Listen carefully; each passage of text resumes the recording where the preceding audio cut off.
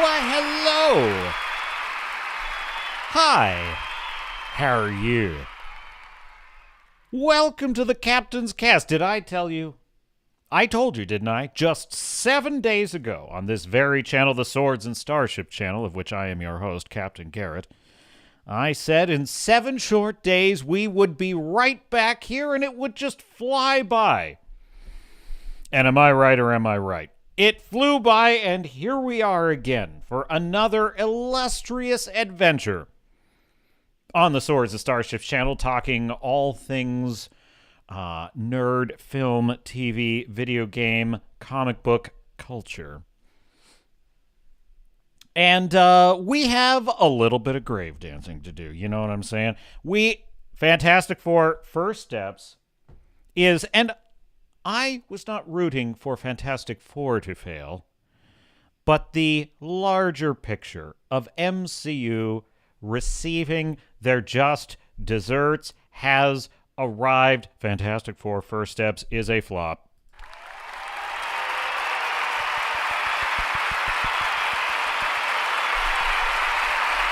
Why are you celebrating failure, Captain?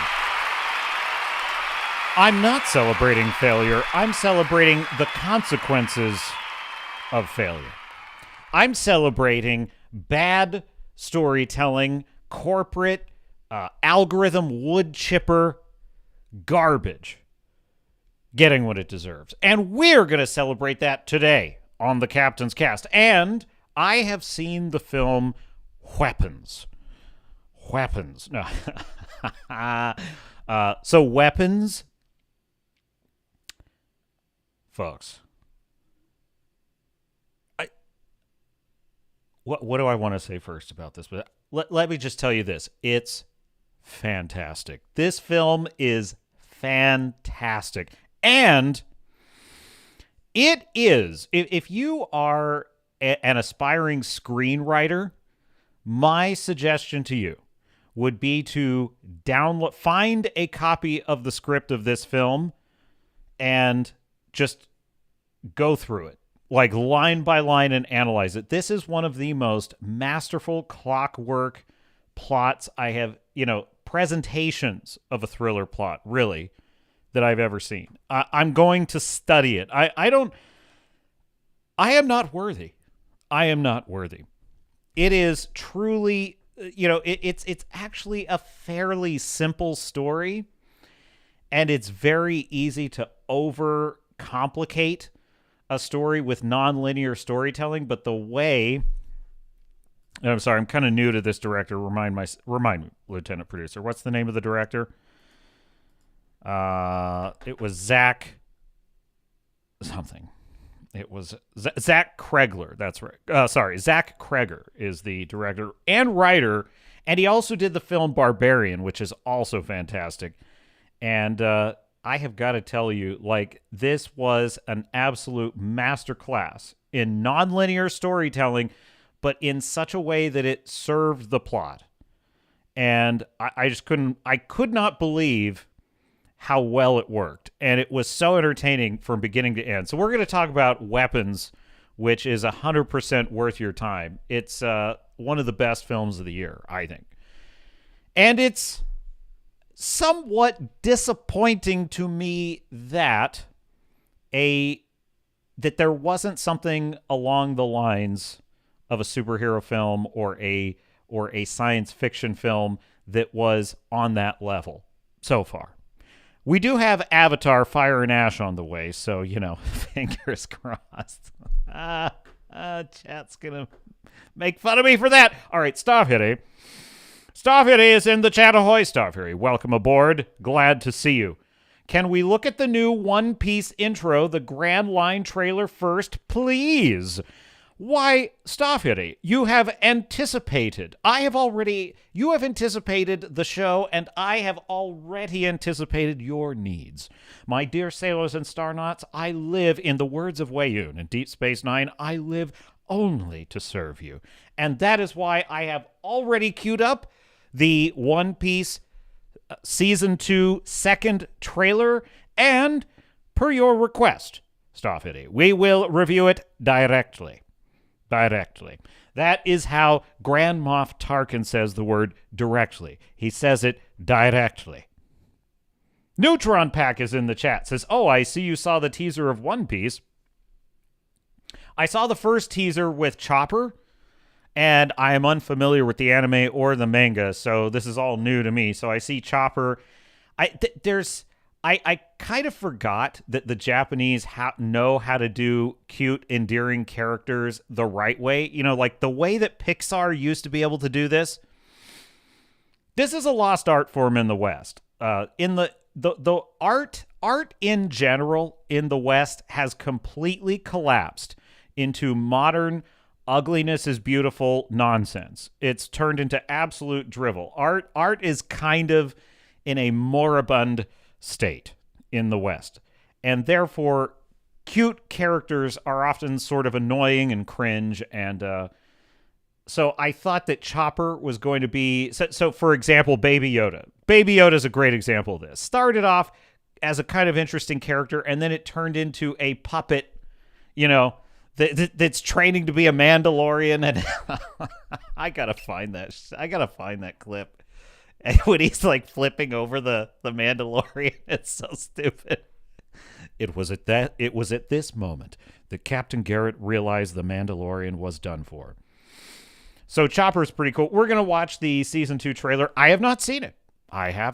Now, Starfury says, just watched Solo Leveling again, and damn, it's good even on the rewatch. Letting the healer Min Byung-gyu go after saving Cha Ha-in gets me every time. I am terrible with Korean names, so forgive my mispronunciation.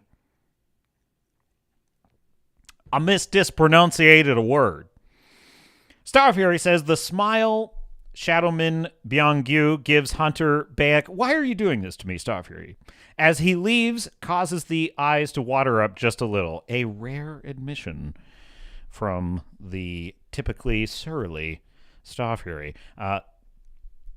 And yes, I would say Solo Leveling for me has three critical moments that make it really pretty excellent. And the first one is when why am I suddenly blanking on his name? The main character. I'm telling Starfy, you got to help me out here. But when he kind of discovers that he has to like take out the miners that are trying to like backstab him, that's a really good scene. And then there's the scene where he revives a certain person, and then I'm trying to think what the other really standout. It'll come to me. Anyway, but there's some really great standout moments in it. I do love how his army is just getting bigger and bigger. Neutron Pack says the showrunner for season 1 left middle of season 2, so who knows? Yeah, One Piece, we'll see. We'll just see. The first season was good. If the second season sucks, there's nothing we can do. Thank you, Genu, that's who it was. Yeah, thank you, Starfury. Avatar fire out of the arse. Really, Starfury? Really? No, I'm just kidding. I won't fight. I'll fight you on Interstellar. I won't fight you on that one. You can hate Avatar as much as you want. And I'm not going to argue with you. It's honestly, I'm kind of, look, at a minimum, Avatar is just an amusement ride I want to go on. Okay, it just is. And even if the story is like, even if this is the crappiest story so far, I'm still going to want to ride the theme park ride, if only once, right? But I will tell you, I have soured a little bit, because when the trailer for Way of Water came out, it was kind of awe-inspiring and epic and wondrous, and it kind of recaptured some of the magic of the original film, but also suggested new things we hadn't seen before. Also, I had read for years, I had been reading about how years. I had been reading about how Cameron was doing all these incredible underwater sequences, and I had all this stuff planned, and so all of that really came together in. I must have watched the Way of Water trailer like 5 times. in a single day. I just watched it again and again and again. And this new trailer for Fire and Ash, I have to admit, I saw it first in the theater, as luck would have it. I was at Fantastic Four, I think, or was it Superman? I can't remember which one. And that trailer came on, and I thought, oh, I'm seeing it in the theater. Great. And I remember thinking, I just, and I put my finger on it. Last week, I put my finger on it as I was reacting to the trailer here. I was like, I've seen this movie. Like, not like I've seen a predecessor to this movie, or I saw the first installment. No, I've seen this movie twice already. I sort of think I want a new movie. I think I want a new Avatar movie. That's kind of what I'm thinking. So anyway, one of these days I'm going to give Interstellar another go. You know what, Star Fury? Progress, not perfection. I salute you for that. I salute you. I'll tell you, when the Interstellar, I'm obsessed with interstellar travel. And I was already a huge Nolan fan. That was it. That was at the time when Nolan was he had just crushed it with The Dark Knight and The Prestige and Inception.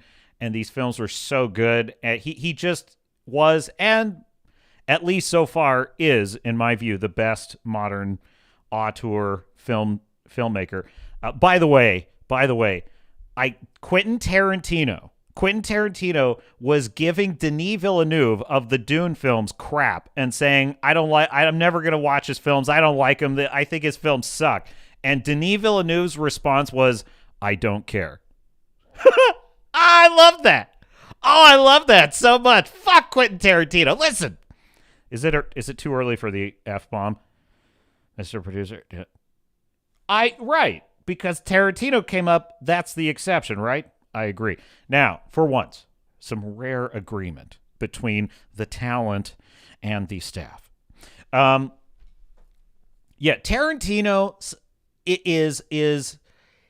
he's like Taika Waititi, but if Taika Waititi had talent and vision to go with the arrogance and self-entitlement. However, he's still probably one of the most annoying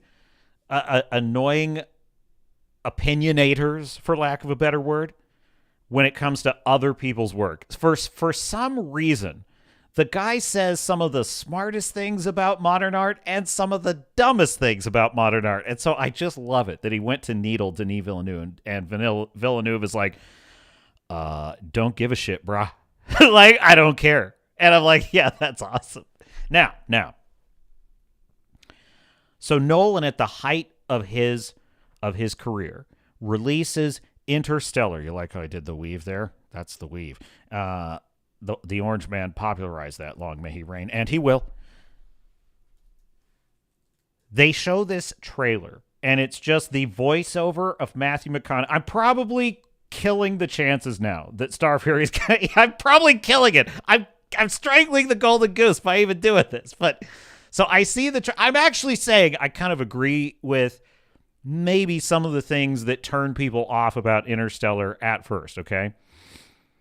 I see the trailer, and it's Michael Caine's voice, and it's McConaughey's voice, and it's like, we have to reach far beyond our own lifetimes, and it's like the impossible becomes necessary.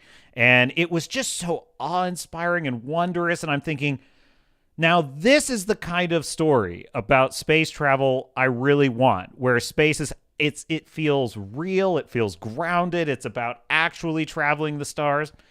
And I remember at first when I was watching the film, the story is basically a dying Earth apocalyptic tale, right? Now, I will argue it's actually an apocalyptic tale that's uplifting and inspiring, and it's actually about how humans overcome challenges rather than just like everything's going to fall apart and we all just eat each other, like in The Road, for example. So at first, so what I'm saying is the story was not the story I sort of expected, but that's also part of what I ultimately came to really love about it. Because, You just go on this journey that goes in all these directions you just could not have predicted, but by the end of it, it feels like it just feels so right that it all went that way. You know what I'm saying? So anyway, give it another go. Okay. Yeah. Star Fury says, who knows? I may have an epiphany or a brain aneurysm. What do you think the Odyssey's going to be like, Star Fury? Are you excited for this? I am legitimately really excited for that film. Yes, I know that they've casted Ellen/Elliot Page for a character, and it's super annoying. And yeah, whatever. I think, assuming it is up to Nolan's regular standards, which on a bad day far exceeds most filmmakers' standards. Like this could be one of the greatest films of all time. I just rewatched Oppenheimer.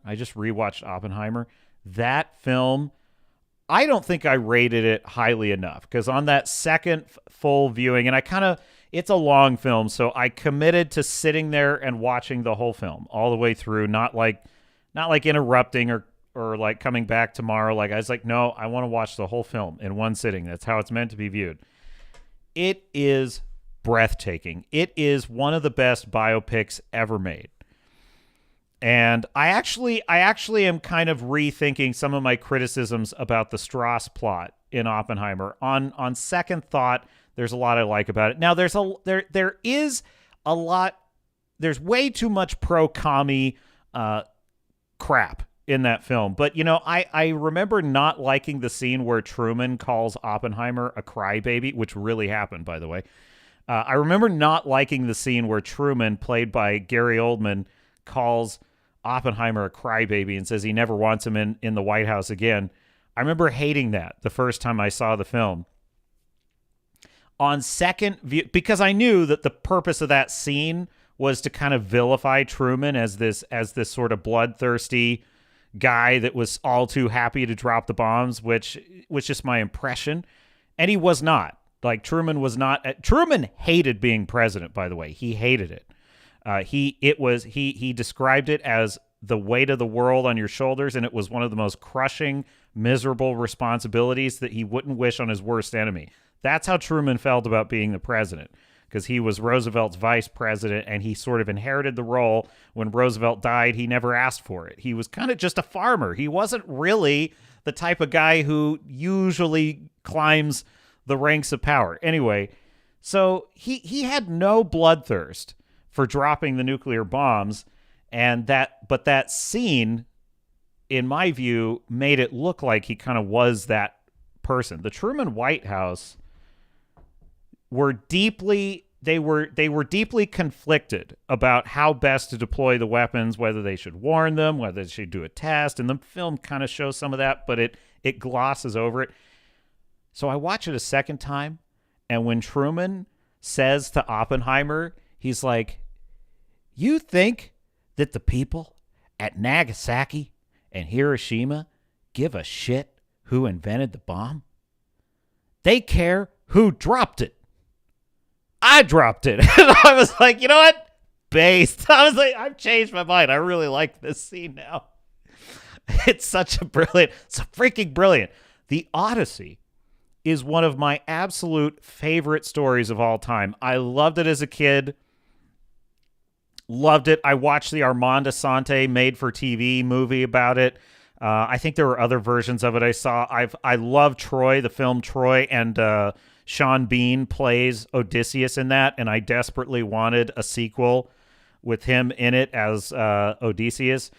And I will just tell you that if we can combine like peak Nolan talent with the greatest story ever told, it's going to be incredible. So here's hoping. Here is hoping. The has returned. Modern movies spreading their propaganda in the movies. That's why people don't like these, I think you meant to say. Modern Snow White, Black Girl became Iron Man, and many more. Yeah, I think what we're tired of is the films are not being made for who they were made for. Asmongold had a great reaction video, and it was about how video games like Call of Duty and Halo and whatever, they used to just be masculine and awesome. And why? Well, because they were made by guys for guys. That's the target audience. That's who made them. That's what they were made for. And now they're made by a bunch of wacko leftists with an axe to grind. And it's miserable. And it turns out that those are also pretty stupid people that make this stuff. Like they're really, they're really dumb. Dumb. Like you have to be an idiot to write some of the dialogue. Do I have this, Mr. Producer? Do I have this? Let's just Control F this bad boy. Maybe it was dialogue? Yes! Yes, I found it. I think I found it. I did find it. Just for fun. Don't let me forget. Gotta share audio. Yeah. This is a great example. Share screen, Mr. Producer.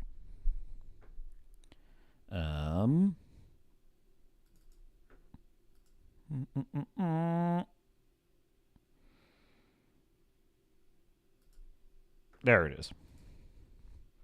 Okay, yeah, this was from Andy Pants Gaming, and this was modern dialogue in video games. This smells amazing. Does all coffee smell like this? Or just the stuff you make?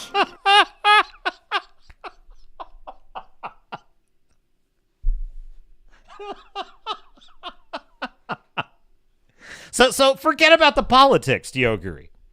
Forget about the politics for a second. Stupid people write this way. Like, really dumb.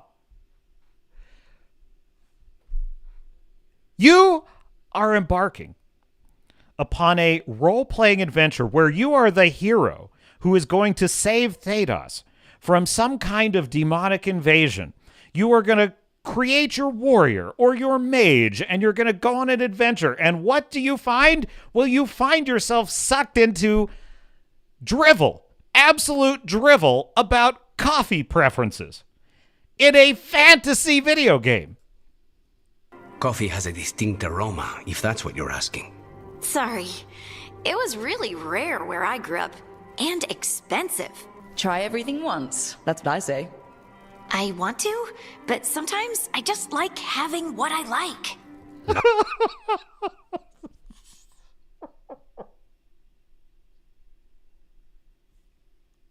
I can't get through 30 seconds of it. It's so stupid. I just like having what I like. These are 9-year-old. These are these are fully grown adults. Ostensibly credentialed. Experts in their field. They have earned the role of writing for a video game studio, which implies that they have some kind of resume. And this is what they're writing about.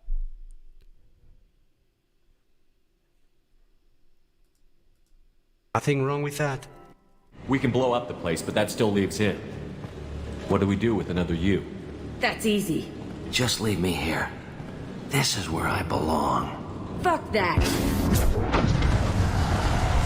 The writing in the first 3 Mass Effect games is so freaking brilliant. It is so remarkably... So it accomplishes several things. They give you moral choices in the Mass Effect video games that, A, are in the best traditions of highbrow science fiction like Star Trek, for example, where the captain is forced to make difficult moral choices where there's no easy answer. And the second thing that this writing accomplishes is it puts you in the driver's seat where you have to weigh the pros and cons, right? It's such an incredible contrast. He's basically saying this is 2010 dialogue, 15-year-old dialogue versus dialogue today. He deserves it. I decide how to deal with my past, not you. I gave you an order. Killing him isn't gonna fix Jack, if you can't, I will. How did I miss this dialogue option? I still can't figure out how I missed this dialogue. I'm going to have to go back and get it. Okay, well, anyway, so that's just my point there. All right, let's get to the first thing in the stack of stuff. Stav had a request, which was let's react to... we're going to do the One Piece Season 2 trailer. And we also have some other trailers to react. So we're going to... This is the trailer reaction segment of the show.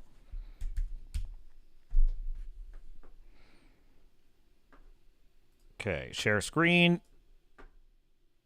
So this is the second trailer for One Piece live action.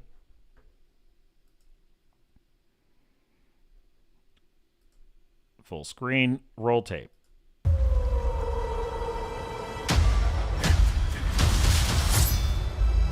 Everything I've done, everywhere I go, is for the One Piece. What is that?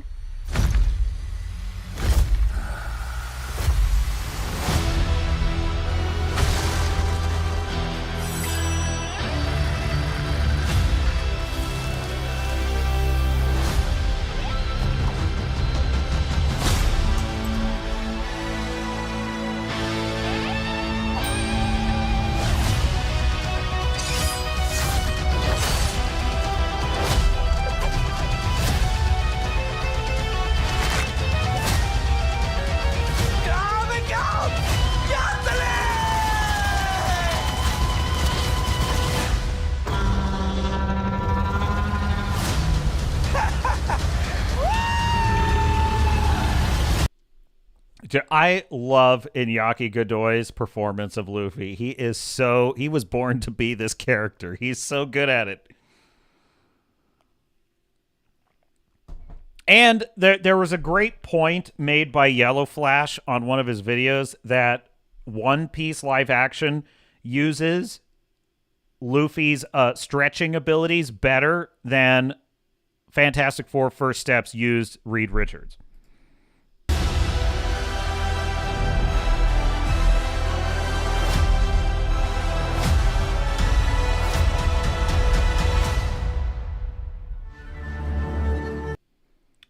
It's looking pretty good. I mean, there's definitely like some oddball stuff in there that under other circumstances I'd be like, that's kind of a red flag. The thing is though, One Piece is a wacky fantasy world where you're just gonna have to go with it, you know. So we'll see.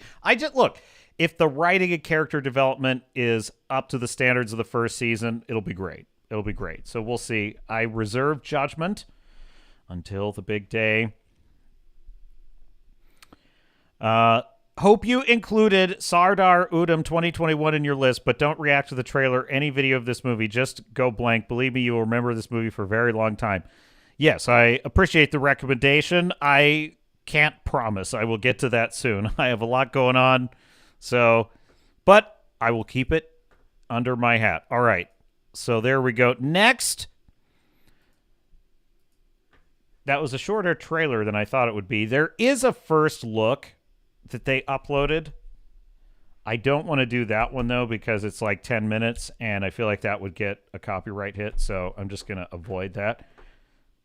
Now, I went to the cinema, and I saw the film Weapons, and it was great, and we're going to talk about that a little bit later.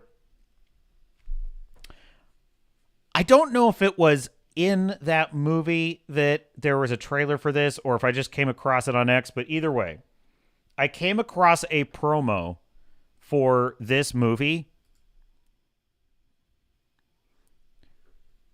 Listen to this concept, chat. Are you ready for this?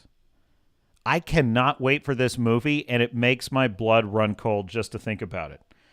First look images from Good Boy.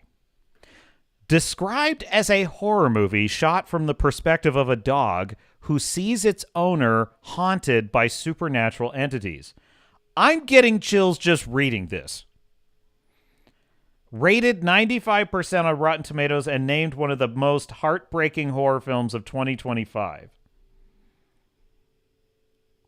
Look at the pupper. This is a terrifying idea for a film because you know how often, like in The Conjuring, like one of the first things that happens is the dog senses the evil in the house and won't go in. And all the people are like, what's up with that? Come into the house, girl. What's wrong? Dude, this is a brilliant idea for a horror film. And I don't know if people are going to be able to handle this movie. I don't know if I'm going to be able to handle this movie.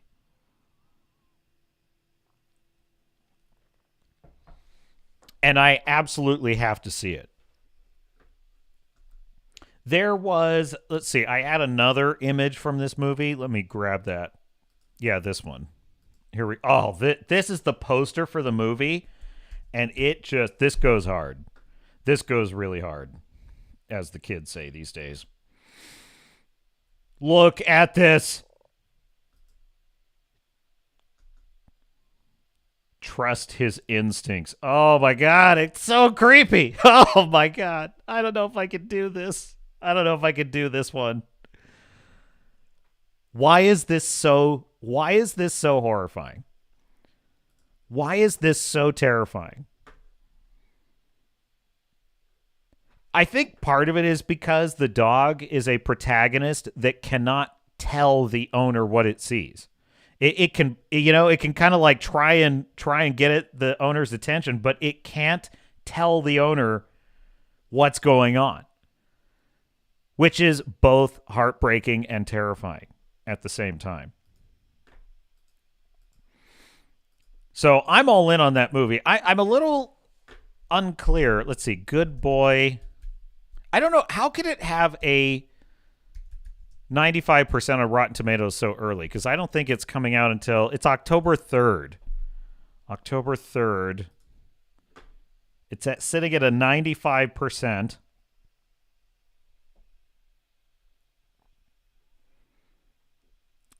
It's an indie film. How many critics reviewed this already? 20 critics. Man, they love it.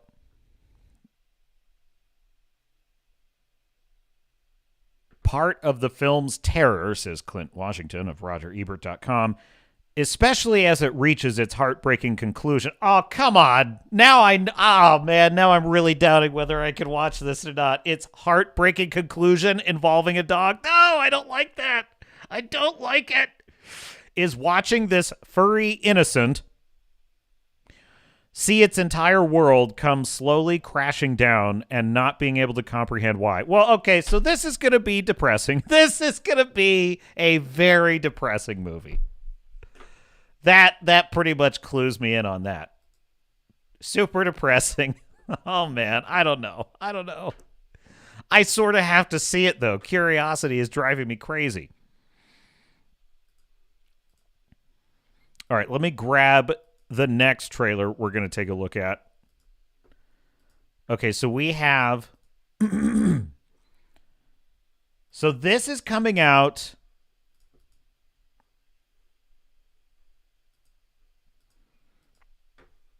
I guess it's coming out very soon. It's called Aliens Earth. I have not seen the trailer for this. It's a...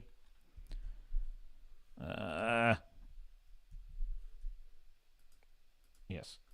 There we go. This is a television series in the Alien universe. Now, most of what's been coming out regarding aliens is complete trash. Complete trash. So, well, complete trash. Romulus was almost interesting until it just evolved into a complete rehash. A cover band of Aliens' greatest hits. But all right, let's take it. So it's an FX series. When's it coming out? We'll see. I'm sure it'll say in the trailer. All right, roll tape, Mr. Producer. 10, 9, 8, 7, 6, 5, 4. Well, I love the retrofuturism. That's cool. 3, 2, 1. Neverland Research Island. What was the date? 2, 1. Earth 2120. Neverland Research Island. Earth 2120. Have they ever actually given like a date, like a timeline? I'm going to Google this right now. What year did Alien take place? I don't think it's ever been stated.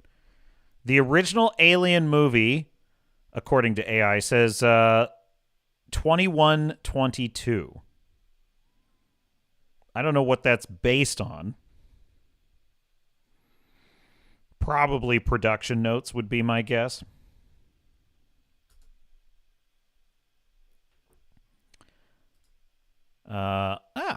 Well, I did find an interesting post here. Let me grab this. Let me just grab this. We'll just go over it together. How about that? Alien timeline. All right. So assuming you count all of these as canon. All right. Alien timeline 2093 would be Prometheus. 2104 would be Alien Covenant. 2120 is going to be this series, Alien Earth. How can you have the aliens on Earth in 2120? 2122 is Alien with Ripley. 2142, Romulus. 2179, 50 years after the first Alien film, is Aliens. 2179 is Alien 3, which is that is the worst of all Alien films in my view. I still think Alien 3 is the worst Alien film. I'd rather watch Alien Romulus than Alien 3. Alien Resurrection, which is roughly crap, but I love it anyway. That's a great example of a film I fully acknowledge is a bad film, and I love it anyway. 2381 is Alien Resurrection. Jeez! I didn't realize that one leaped so far in the future. Okay. All right. Well, that gives us kind of our bearings, so let's roll tape here. How's our girl? She's ready. You're gonna be the first person to transition from a human body to a synthetic. Because I'm special. That's right. Transition. Trouble is brewing, chat. Trouble is brewing. You're very, very special.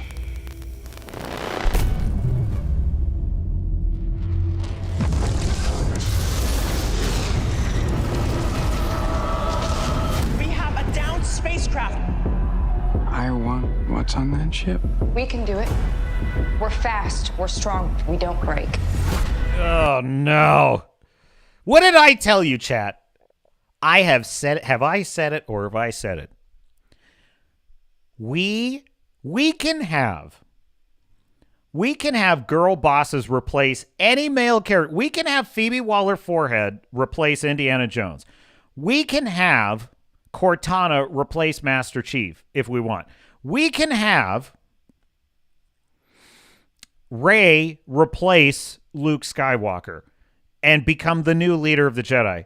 But you will never, ever see a male protagonist in Alien ever, even though the original script of Alien 3 had Michael Bihn's character as the lead in the original draft of the script before it got hacked all to hell. So we are obligated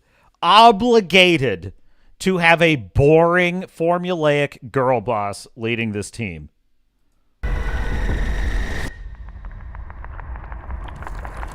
It's like a zoo, but the animals And got she looks exactly like every single one that's preceded her. She looks just like the forgettable chick in Prometheus. She looks just like the chick in Alien Covenant. She looks just like Kaylee Spaney, the default human, as I call her.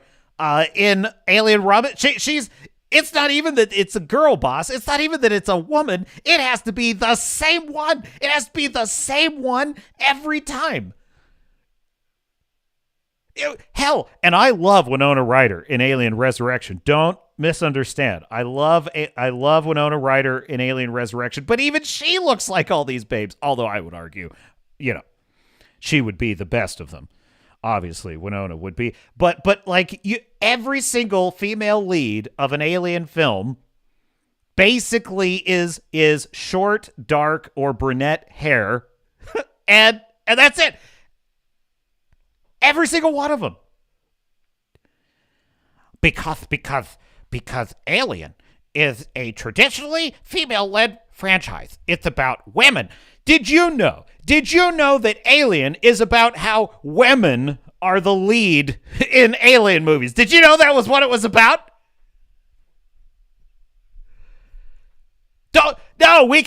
There's no such thing as a male-led franchise. We are going to replace James Bond with a woman. They are so desperate to do that. They cannot wait to have a female James Bond. They're salivating. They're so excited for it. The Reddit wackos are constantly agitating for this.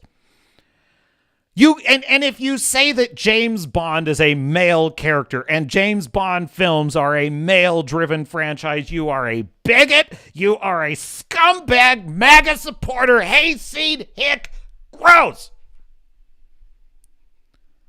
But if you dare suggest that maybe just one time, just as an experiment, we could have a man be leading the charge against the alien monsters, why, you have just sinned. You have sinned against humanity. I don't even know what the rest of this trailer is. I don't even know, what else I'm going to see. All I know is I'm so sick of this stupid double standard, this stupid one-way slide that everything has to go down. Every single thing created by dudes for dudes has to be taken away. It has to be stripped bare and deconstructed. But meanwhile, one time you have a female-led franchise. Oh no, now we can never have one that's not. Terminator 1 had Michael Biehn as Sarah Connor's protector. Terminator 2 had Arnold Schwarzenegger as John Connor's protector. But when Dark Fate came out, they were all too happy to have it be a girl Terminator protecting him. That's fine. You can always do that. There's never a problem with that. But you can't do it if it was a woman. This ship collected 5 different life forms from the darkest corners of the universe. Monsters.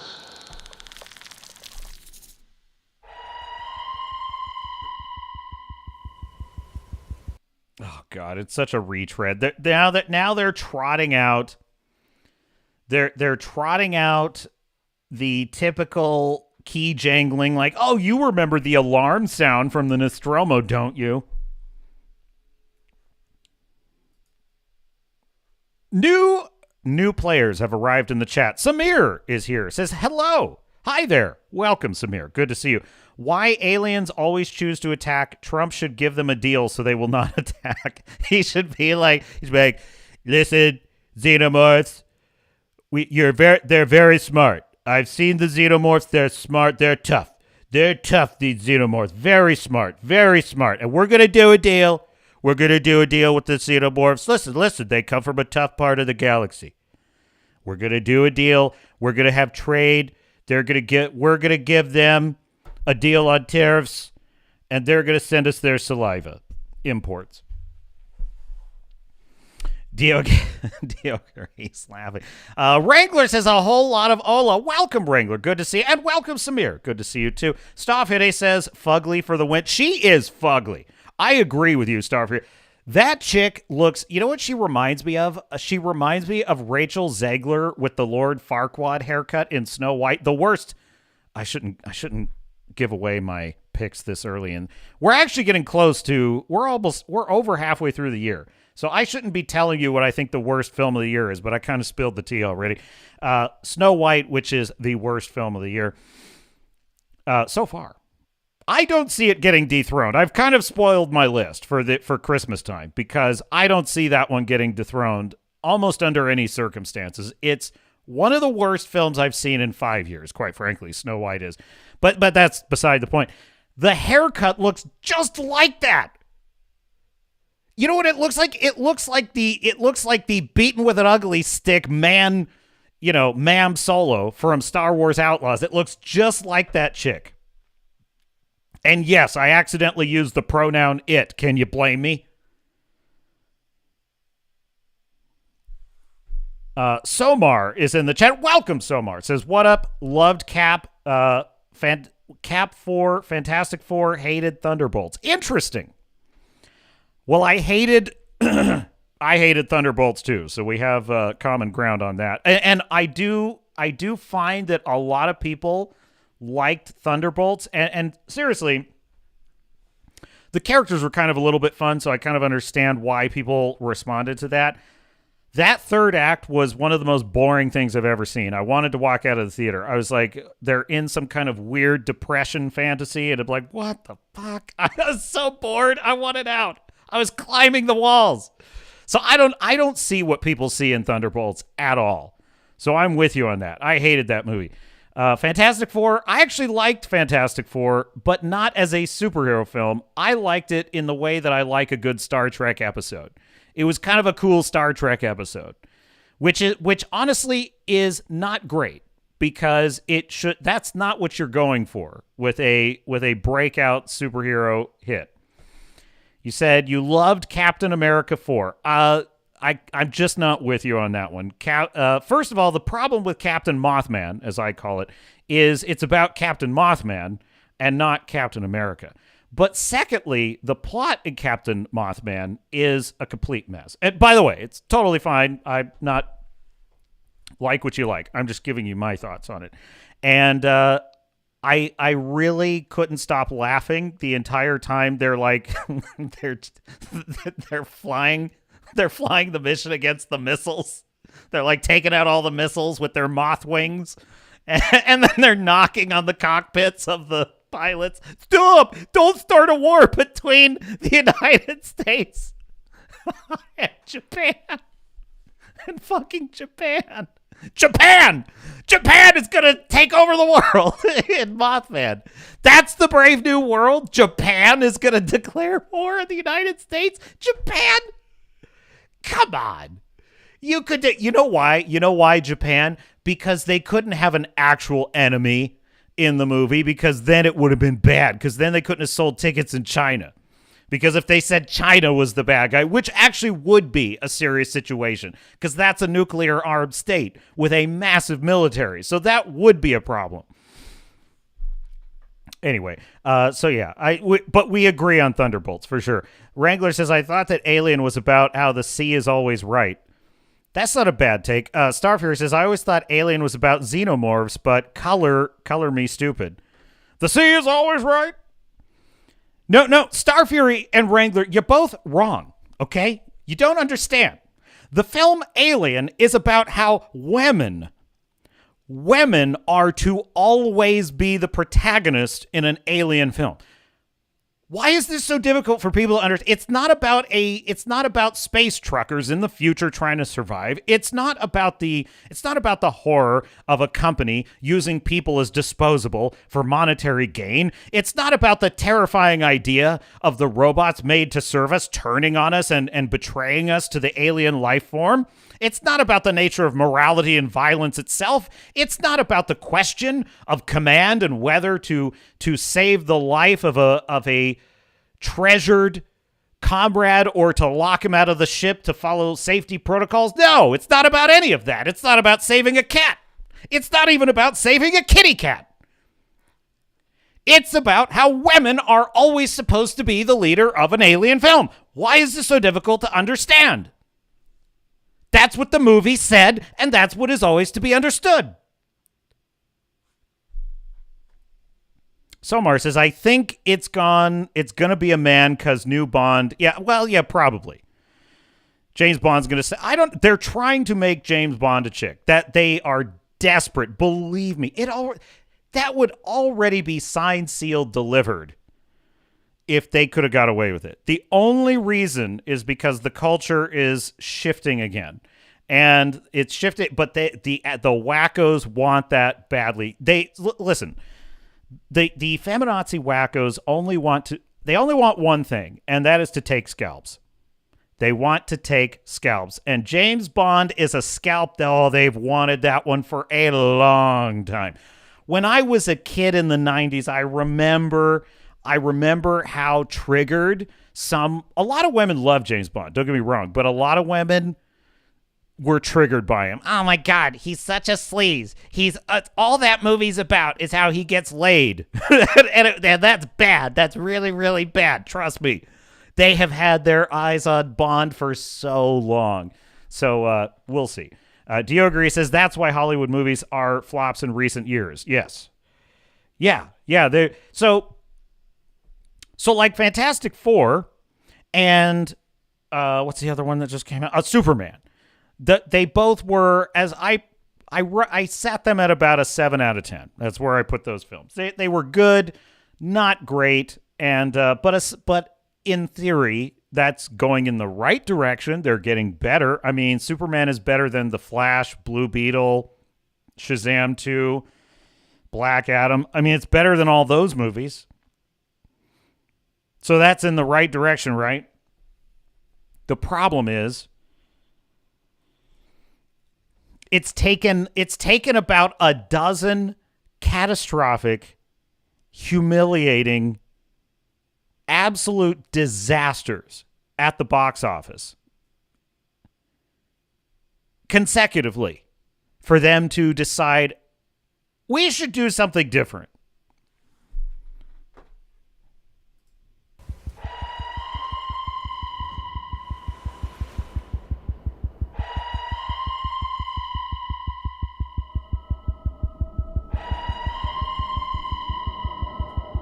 Invasive species.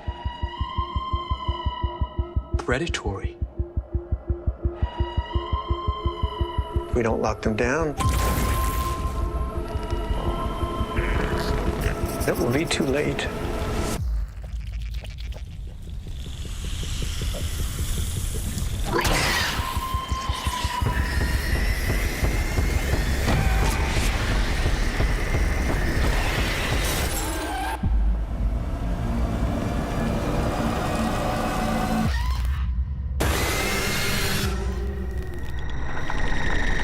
August 12th, and it's Disney. It's Dibney. What are you going to do?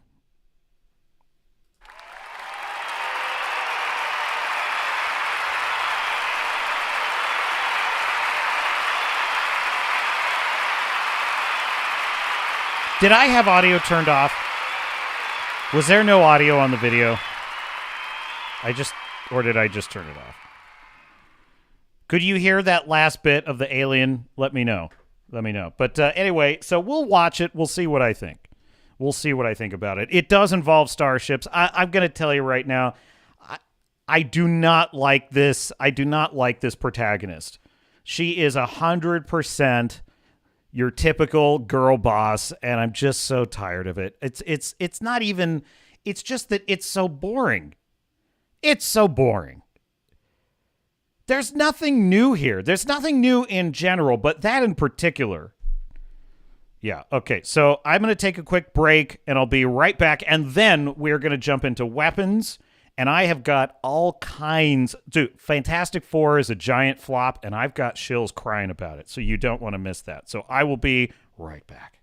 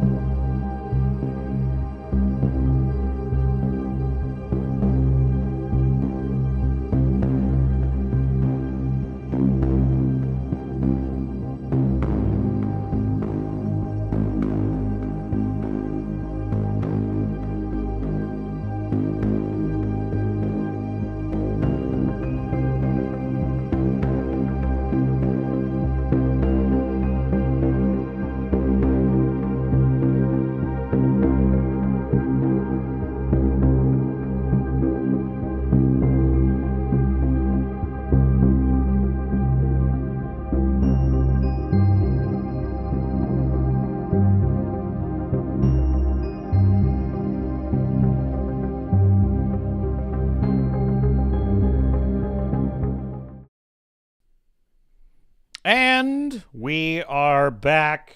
Yes. Another thought occurred to me while I was away. The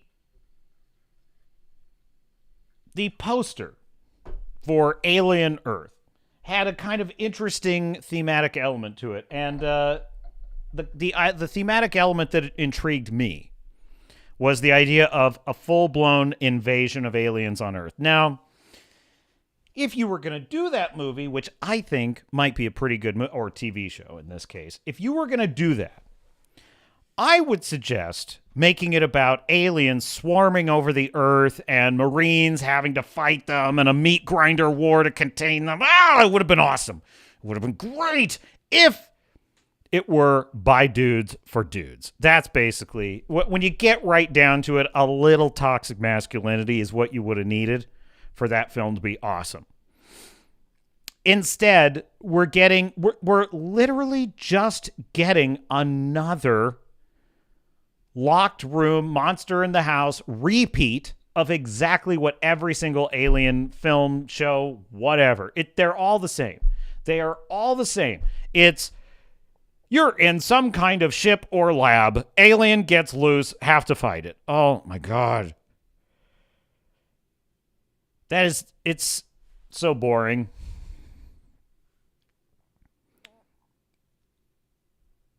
Why are they so afraid to just open up this world and explore something more interesting? Why are they so afraid of doing that? I don't understand that. You know, directors and producers, especially like Quentin Tarantino or Taika Waititi, they whine about how they need unrestricted freedom. Zack Snyder, perfect example. Zack Snyder's, you just want to see the same stuff over and over again, or do you want something new? Here's Rebel Moon. And it's like they whine and they bitch and they moan about how they need their artistic freedom and how you need to have vision and originality. And they need to have their freedom to do that. And they just give us the same shit over and over and over again.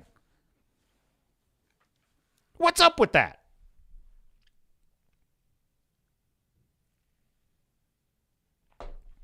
Why not do an alien film that takes place after the events of the latest Alien film, and it's about these things get loose on Earth and we have to fight a war, and it would be like a Band of Brothers kind of thing. It's almost like Starship Troopers meets Band of Brothers, and it's just a war. It's just a war of attrition. And you know, personally, I think part of the problem is this.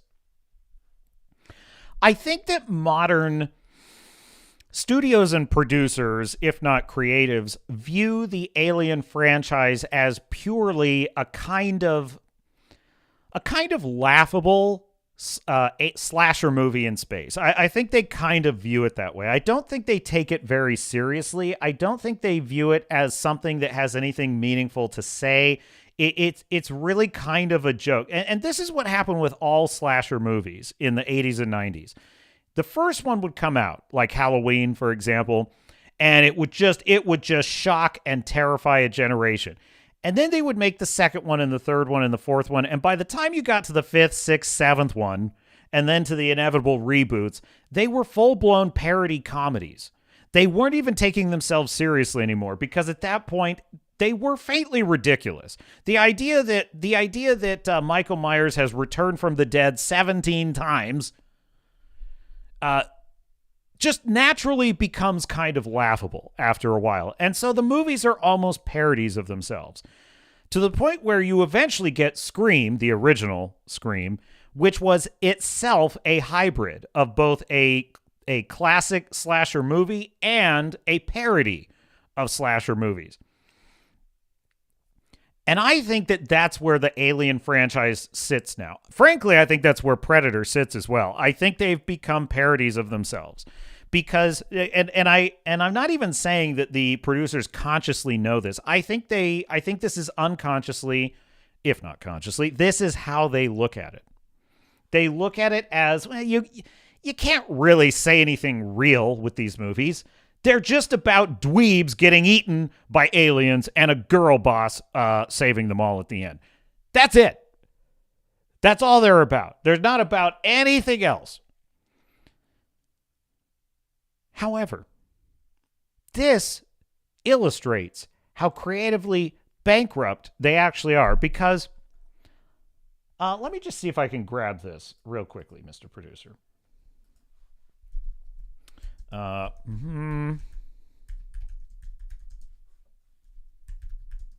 think I should. Yeah, here we go. The first Alien film had brilliant sort of moral, had a brilliant kind of moral parable quality to it.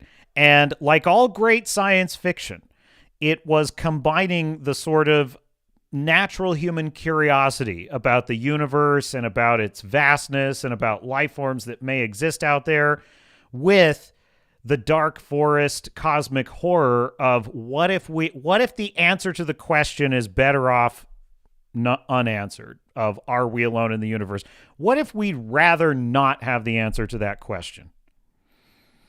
And if we discovered a dangerous life form, would our human greed overpower our natural self-preservation instinct? Like these are the kinds of deep moral questions that you explored in the first Alien film, which I think is best exemplified by this scene where they're interrogating the android, Ash, because they're trying to figure out why the company had him betray them to give them over to, so they could get the alien on board. And they also want to know how to kill it, right? So they're interrogating him. You hear me? Ash!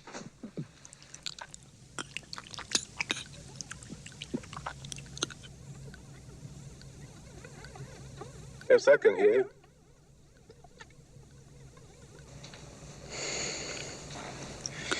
What was your special order? You read it. I thought it was clear. What was it? Bring back life form. Priority 1. All other priorities rescinded. And a damn company. What about our lives, you son of a bitch? I repeat, all other priorities are rescinded.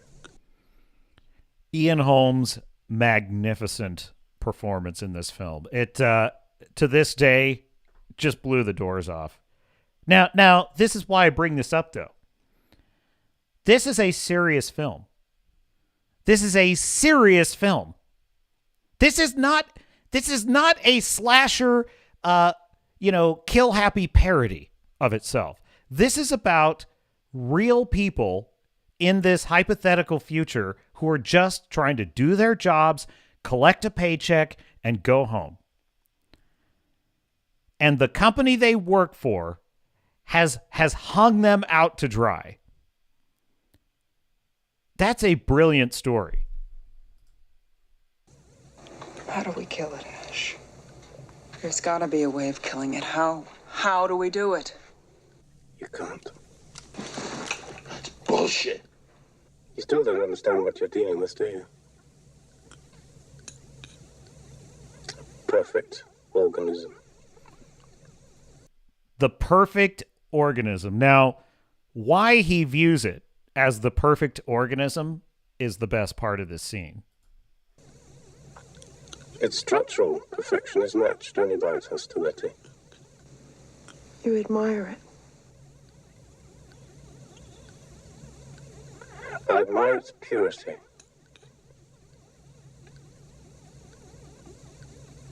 A survivor. Unclouded by conscience, remorse, or delusions of morality. A survivor unclouded by conscience or delusions of morality. It's so, and this is a android's opinion of why it's the perfect organism.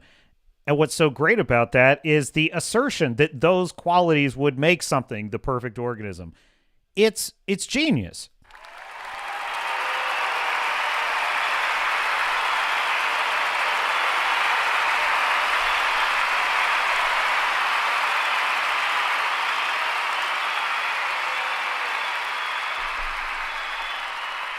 trailer for that FX show. That just seemed like more parody slasher bullshit to me.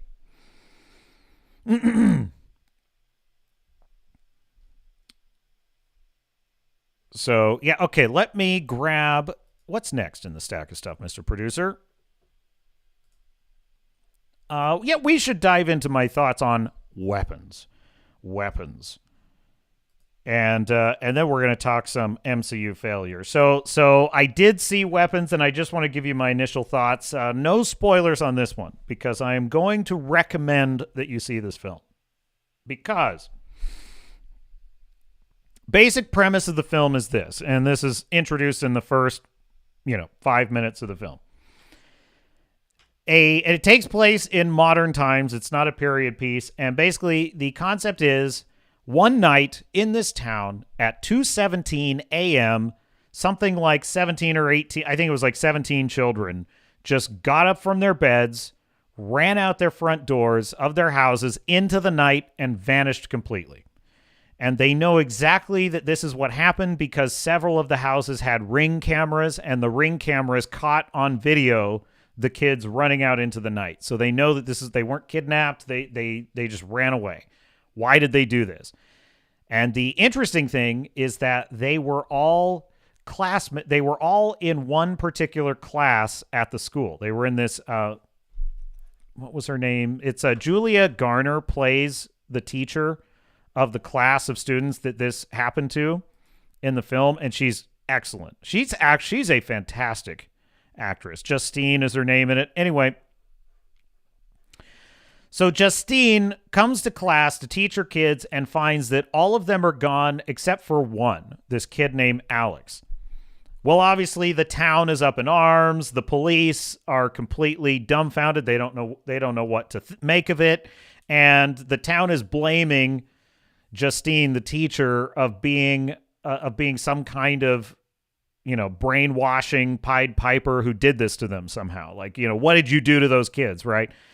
She, of course, claims that she's completely innocent, and people are like painting witch on her car, and so she's trying to kind of like figure out what happened. And there's another, Josh Brolin plays one of the parents in the film. He's trying to he thinks the police aren't doing anything, so he's trying to find out what happened. And it's advertised as a horror movie, and it definitely has elements of horror. I tend to think it's more of a brilliant mystery film, and with a lot of good little scares in it and a lot of spine-tingling stuff. I would say,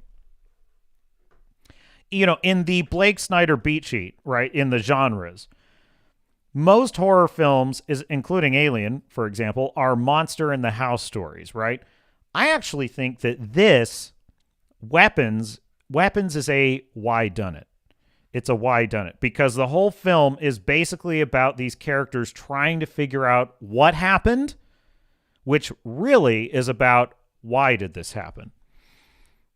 And one of the excellent qualities of this film is it tells a story that takes place over the course of basically a couple of days. The main action of the film takes place over a couple of days. And they tell this story several different times, but through the eyes of different characters. So they rotate through different perspectives throughout the film. They start with Justine, the teacher. Then they tell the story of the father of one of the kids. And each story kind of reaches a sort of cliffhanger, nail-biting moment.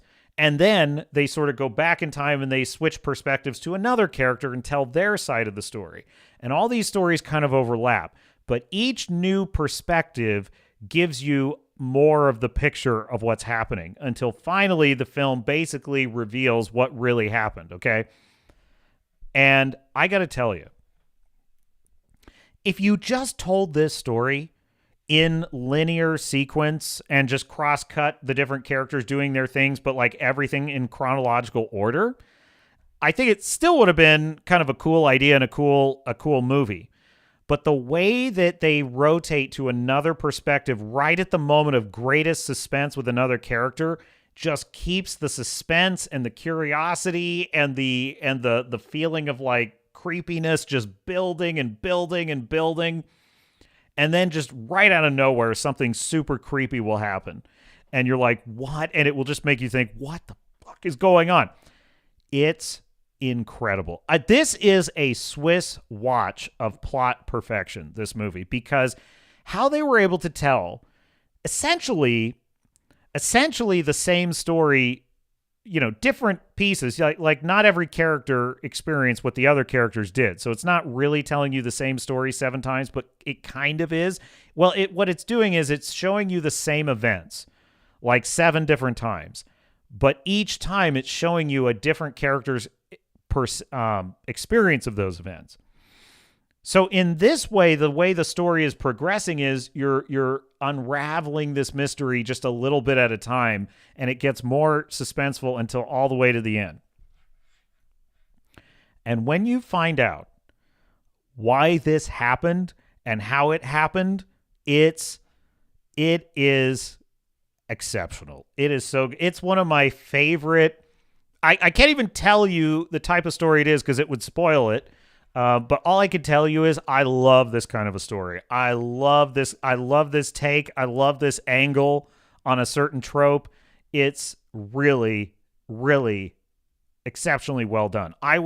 So there's moments of the film where not a lot of jump scares are happening. There's no monsters coming out of the woodwork yet, but you still feel this sense of dread and building terror. And the most driving thing about the film the whole time is I was glued to this story. It's like, I have got to know what's going to happen next at every scene. So this movie was a pleasure to watch.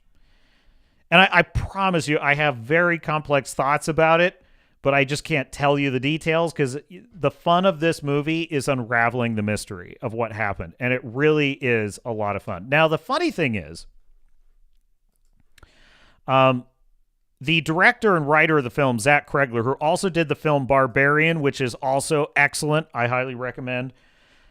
Cregger is a comedian by trade, and which I did not know before seeing this movie. There was a little featurette before it where he talked about how many great horror filmmakers, like John Carpenter, for example, started out as comedians, which is kind of an interesting correlation. So he was a comedian. And what is interesting about this movie is even though it's a deadly serious movie and it's very much a thriller, it's very much a creepy horror movie, if you will, it's also really funny. Like there's amazing comedy in this movie, and it's not like MCU humor where it's like ruining the tension or anything like that. It's just naturally there are these funny situations that happen in the movie because of how these characters are interacting. Every character in this film is unique and interesting and has a very particular reason for the perspective they have and a very particular reason for where they wound up where they are. You follow the father of one of the missing kids. You follow this teacher who's basically wearing a scarlet letter like she's the town witch. You follow the kid who is the last one left in his class. You follow the perspective of a cop, right, who's chasing a junkie. Then you follow the perspective of the junkie, and all of these stories intersect at the end to reveal what happened. And when the film got done, I sat there thinking, that is one of the best executed plots I've ever seen. Like, I can't even believe he got all of those characters and all the different elements, all the different threads of their stories so perfectly, neatly interconnected and created this almost effortless momentum to the end of the movie. Really, really excellent film. Weapons for me, 9 out of 10. 9 out of 10 movie. Definitely go see it. You're going to have a great time. It's not like the most horror movie of horror movies. It's more like a very creepy mystery movie. It's kind of there's jump scares in it for sure, but it's much more on the level of like Seven, if you've ever seen that movie, or just creepy kind of like movies about hunting a serial killer, for example. Like that would be kind of it's more similar to a movie like that than it is to something like Saw or, Halloween or something. But it's no less creepy for that. So Weapons, fantastic movie. The title The title is perfect. The title is perfect. I just love everything about this movie. This movie, if you're into writing, it's a Swiss watch. Just ticking along, because how he was able... So there's two really incredible elements. There's his name escapes me. The great screenwriting teacher. He was in the film adaptation. If I could just remember what it was. Mr. Producer.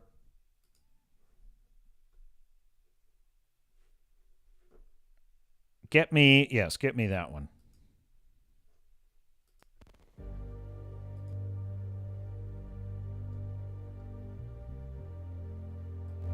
Yeah, that's the captain's thinking music.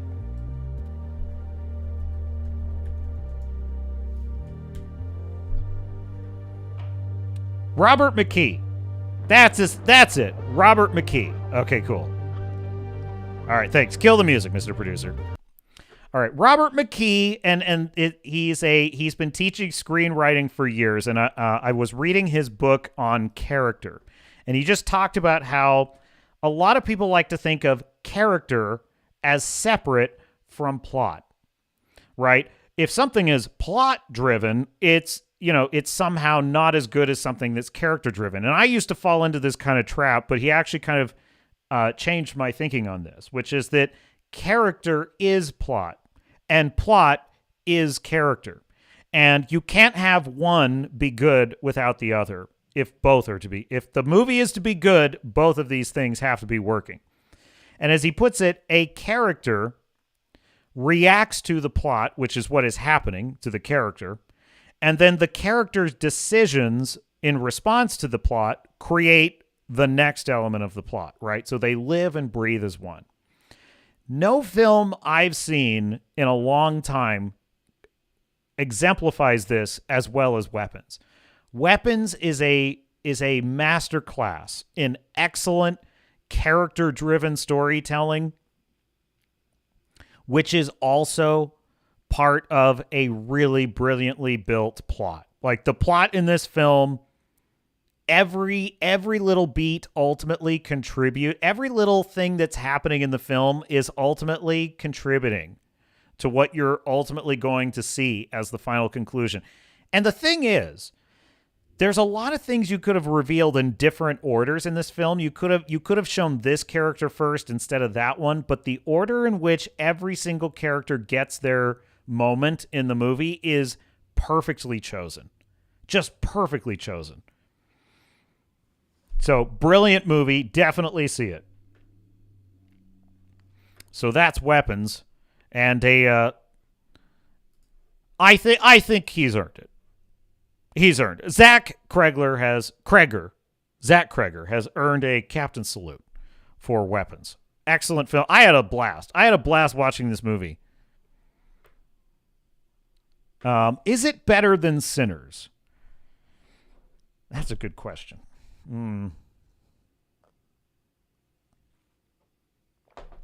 I think I gave Sinners a 9 out of 10 also. About equal, I would say. As horror movies goes, I will say this. The pacing is better in Weapons than in Sinners. Sinners suffers from a couple odd moments in the film where the pace starts to drag, but sort of unnecessarily. I can't really put my finger on it, but there's moments in Sinners where it felt like the plot was kind of spinning its wheels somehow. And I'd have to watch it again to really put my finger on what's accounting for that. But in Weapons, it just breezes through. Like that. Clearly, Zach Cregger is a talent that is on the rise and one to watch. Like I'm a fan. I'm a fan now. If I hear that Zach Cregger is making another movie, I'm going to be excited, just like I am with Christopher Nolan. So there are good things out there, chat. Definitely go see it. Okay. Now let's pivot to a little bit of grave dancing. Would you like to do a little bit of grave dancing, chat? Metaphorically speaking, of course. Here we go.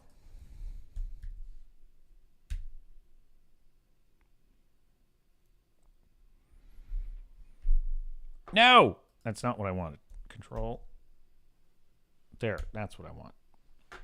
Hat tip comic book news. Fantastic Four box office facing another huge drop, worse than the Thunderbolts. I will say this. Somar in the chat saying did not like Fantastic Four. I will say this. They barely used their powers in this movie. They used... Reed Richards uses his powers mostly in the movie to reach for things. He reaches for things.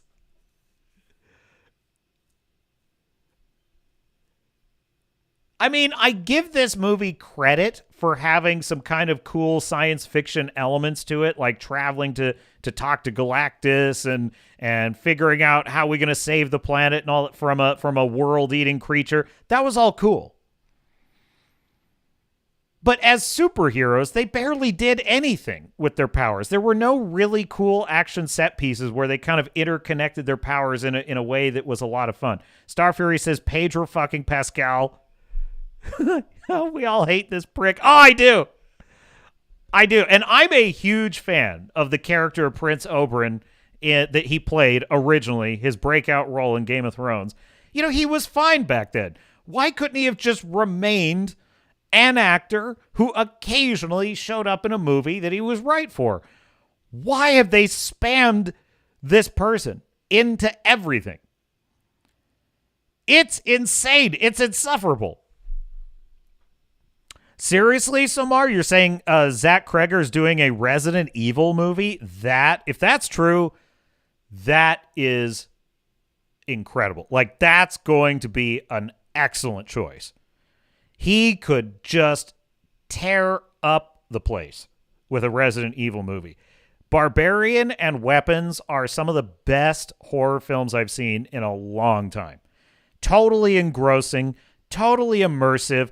And not only that, just putting aside just the storytelling and the character work, they're brilliant films. Like the way he shoots scenes, his choice of how to use the medium. Really excellent. Really excellent. Okay, continuing with this article. So yes, if he's doing Resident Evil, I am there for it. Marvel's Fantastic Four First Steps is heading for another rough weekend at the box office, with early numbers pointing to yet another steep decline. The third Friday brought in just $4.5 million. Oh. Another big drop of 61% from the previous Friday. That puts the film on track for an estimated $16 million to $17 million weekend, and this follows the second weekend plummeting 67%. This film lost 2/3 of its audience on the second weekend, and then it lost 2/3 of that audience this weekend. Translation, this film is dropping like a stone. Why do stones sink and a boat floats? Estimates are offering only a $15 million weekend for which is lower than Thunderbolts, along with Captain America 4. It's now possible Fantastic Four could fall short of Thunderbolts, despite opening much higher at $117 million originally. And again, I mostly liked Fantastic Four. I liked it. It was a good Star Trek episode. I haven't seen one of those in a while, you know? That means Fantastic Four may slightly edge out Thunderbolts, but that depends on how the weekend goes. And again, it's not saying much if it barely beats Thunderbolts. Scratch that, it says a lot. James Gunn's Superman by James Gunn continues to dominate Marvel, but Gunn's DCU Launchpad by James Gunn also happens to have its own struggles by James Gunn. Still, James Gunn's Superman by James Gunn, third Friday, brought in $7 million with a third weekend total of 24. That's nearly $9 million more than Fantastic Four is expected to earn this weekend. So, in other words, Superman's James Gunn is beating Fantastic Four, and James Gunn's Superman by James Gunn came out a full week before this one.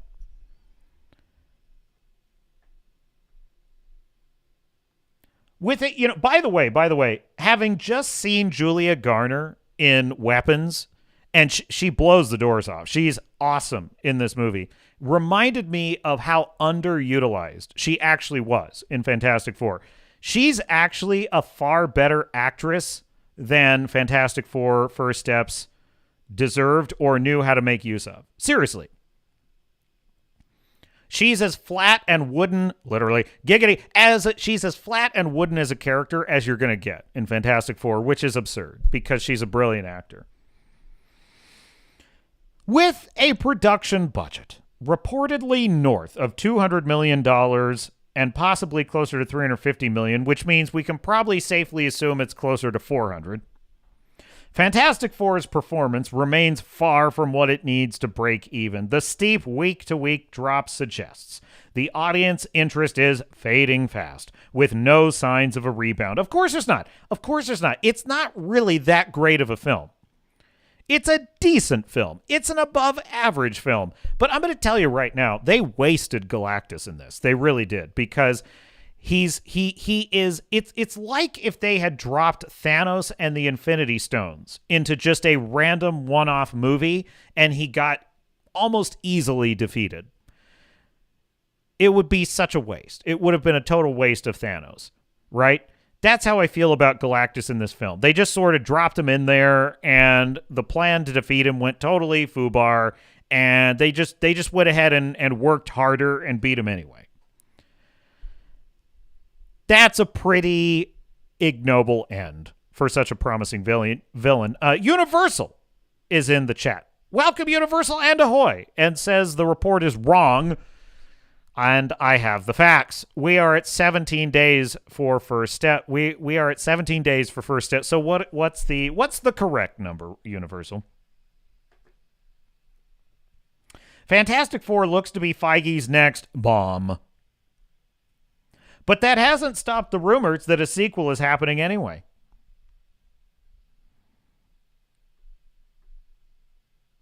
So there you go. So shall we tally up the bill, my dear sailors and star knots? Thunderbolts, failure. Captain America 4, I think it maybe broke even, which means failure. Fantastic Four, failure. Now, the interesting thing about it is, I don't know that Fantastic Four deserves to be a total failure. Actually, no, I do. You know what? It does. They spent way too much money. They overplayed their hand, and they have shat on their audience for about 4 years straight. It deserved to be a failure.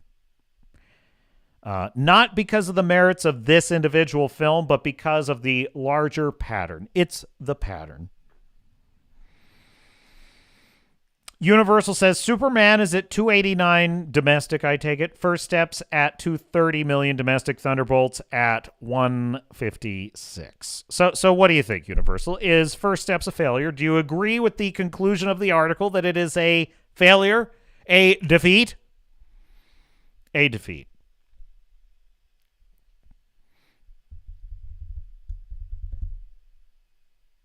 So we're doing a little grave dancing.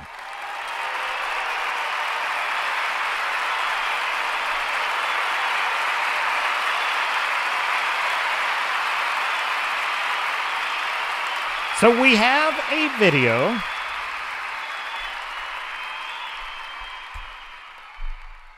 which explains how Marvel was always doomed to fail. And so, hat tip, Nerdrotic, take it away. You know I loved it, but it seems like right now, a lot of people seem to be loving it. As of this moment, it's got an 88% certified fresh Rotten Tomato critic rating. What a fun movie. This is absolutely the sweetest film I've ever seen in the Marvel Cinematic Universe. Now, it's the #1 movie in the world. 2 weeks in a row. Yes, hell yeah! Is it though? There's something about this film that feels extra special. It all started with Fantastic Four, and the Marvel fans know that. That's what created what we know as the Marvel Universe, were these characters. And the fact that there have been many attempts... There's a handful of fascists that I would just throw into outer space. That's what I would do. Everything they're working on is terrible and is not very good. This concept of superhero fatigue in one way is real because there have been a lot of superhero movies that maybe haven't been up to what they should have been or what the audience wanted. I think there's, mediocre movie fatigue. Nerderotic.com. Friends, it's been said that July of 2025 will decide the fate of the superhero film, and now that the month is over, we can definitively say it's not looking good, particularly with Disney Marvel, who just received another earth-shattering wake. Yes, I know, Samar. So my video is lagging. I'm aware of that. The reason why is because I'm using a software. It's just when I'm sharing video through browser, it just doesn't. It's too slow. The reason I do it this way, though, is because if I use StreamYards, the audio is not as good. So I chose audio over the video. So sorry about that, but yes. Up call. Some might argue that it's time for Kevin Feige to hit the panic button.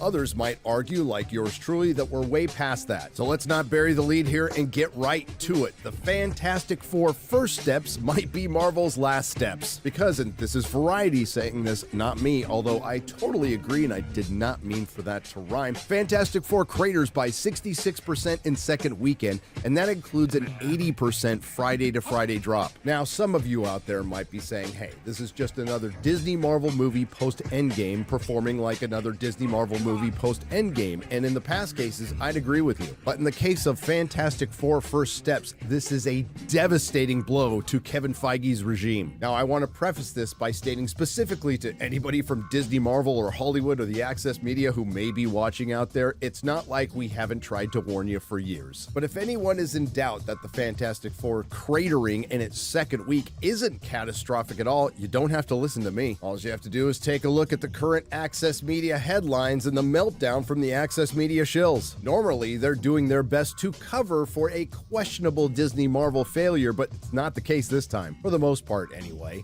Admittedly and unapologetically, I got a great deal of enjoyment watching the corporate legacy media and the influencers struggling to come to terms with the truth that they have been denying for years. Marvel is a damaged brand, and it was all self-inflicted, and this has already had a negative effect on DC, superheroes overall, because it's not just Marvel and DC, the theaters and Hollywood. Just let this sink in. The 7th Dinosaur movie is going to soundly beat James Gunn's Superman and a Fantastic Four that is made and distributed by the company that actually owns them, Marvel. And now questions are openly being asked like, how did we get here?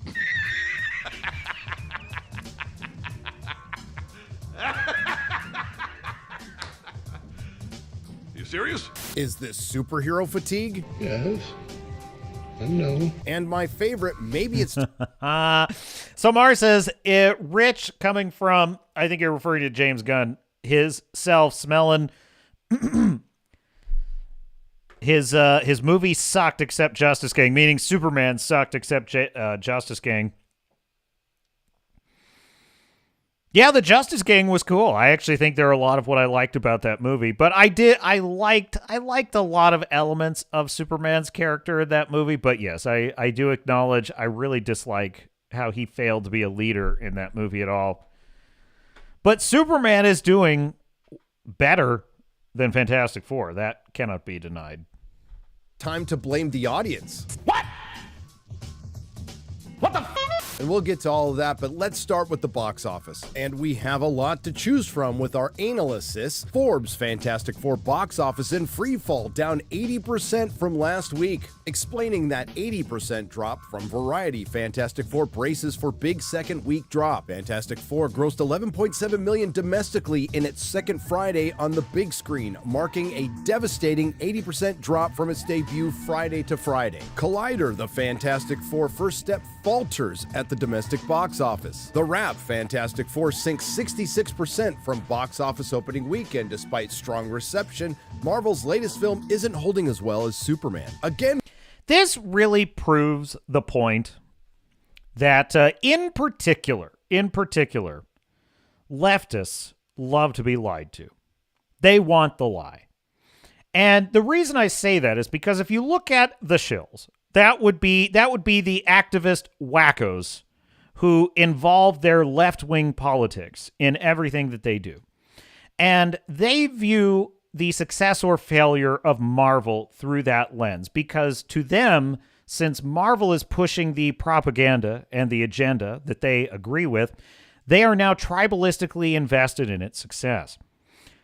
However, it has been obvious and clear for years that propaganda storytelling is crap. That making Marvel films that are no longer aimed at their core audience, that would be men, was a bad idea and was going to sink the brand.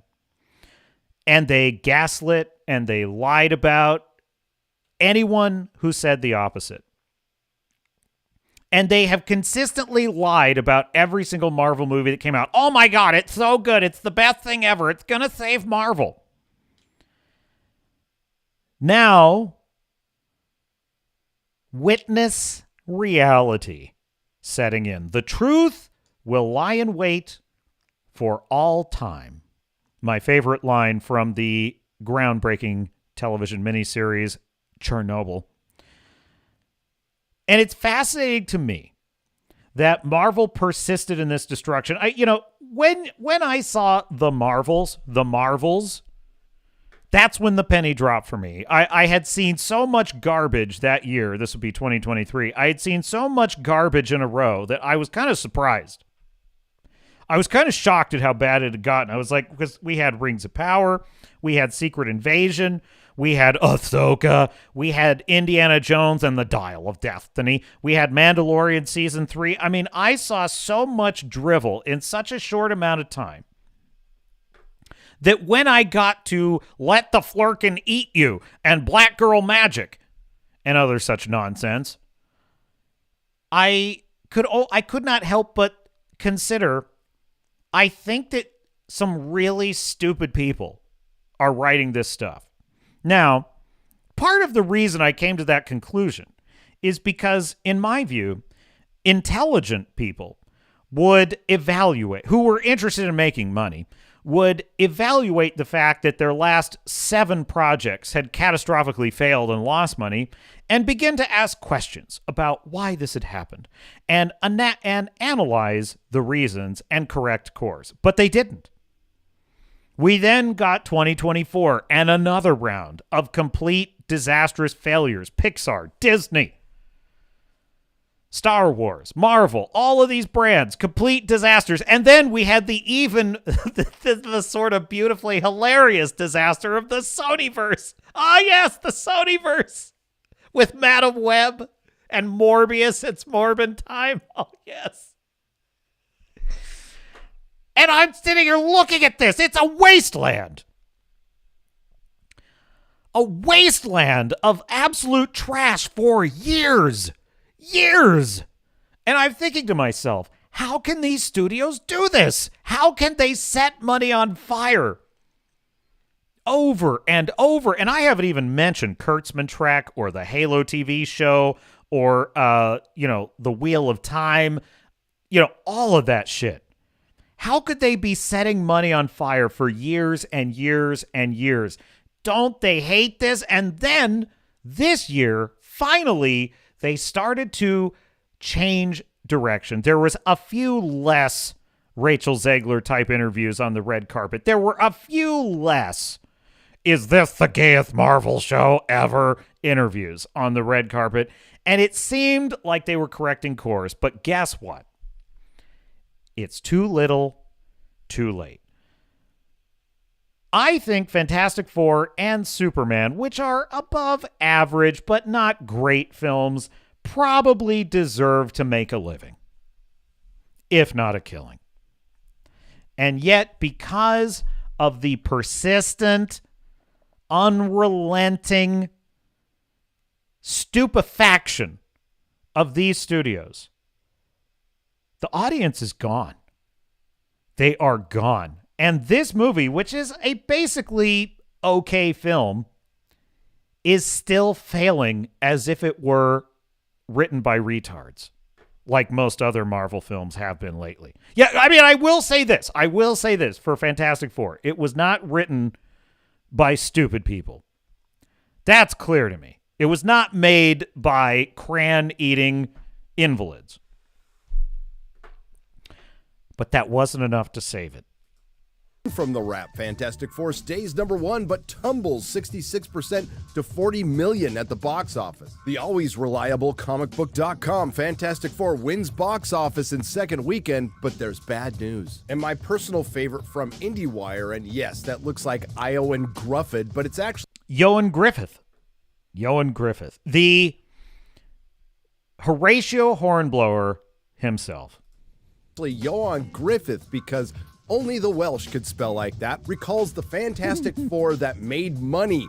We were being true to the comic. While First Step suffered an unexpected blow at the box office this weekend, 20 years ago, a quartet of superheroes found success with audiences. But we're going to go with Variety's Fantastic Four craters by 66% in second weekend. Heavens to Murgatroyd, they use the word crater. How hyperbolic. Marvel's first family might not save the day after all. The Fantastic Four First Steps is quickly losing steam in its second weekend, signaling the comic book adventure isn't connecting at the box office beyond the film's core demographic of superhero fans. And apologies for stating the obvious, but let's make this clear distinction now. There are superhero fans and comic book fans, and while there's still a little crossover, they are now, strangely enough, two separate entities. Heading into FF's second weekend, the box office analysts were projecting a 40 to 45 million.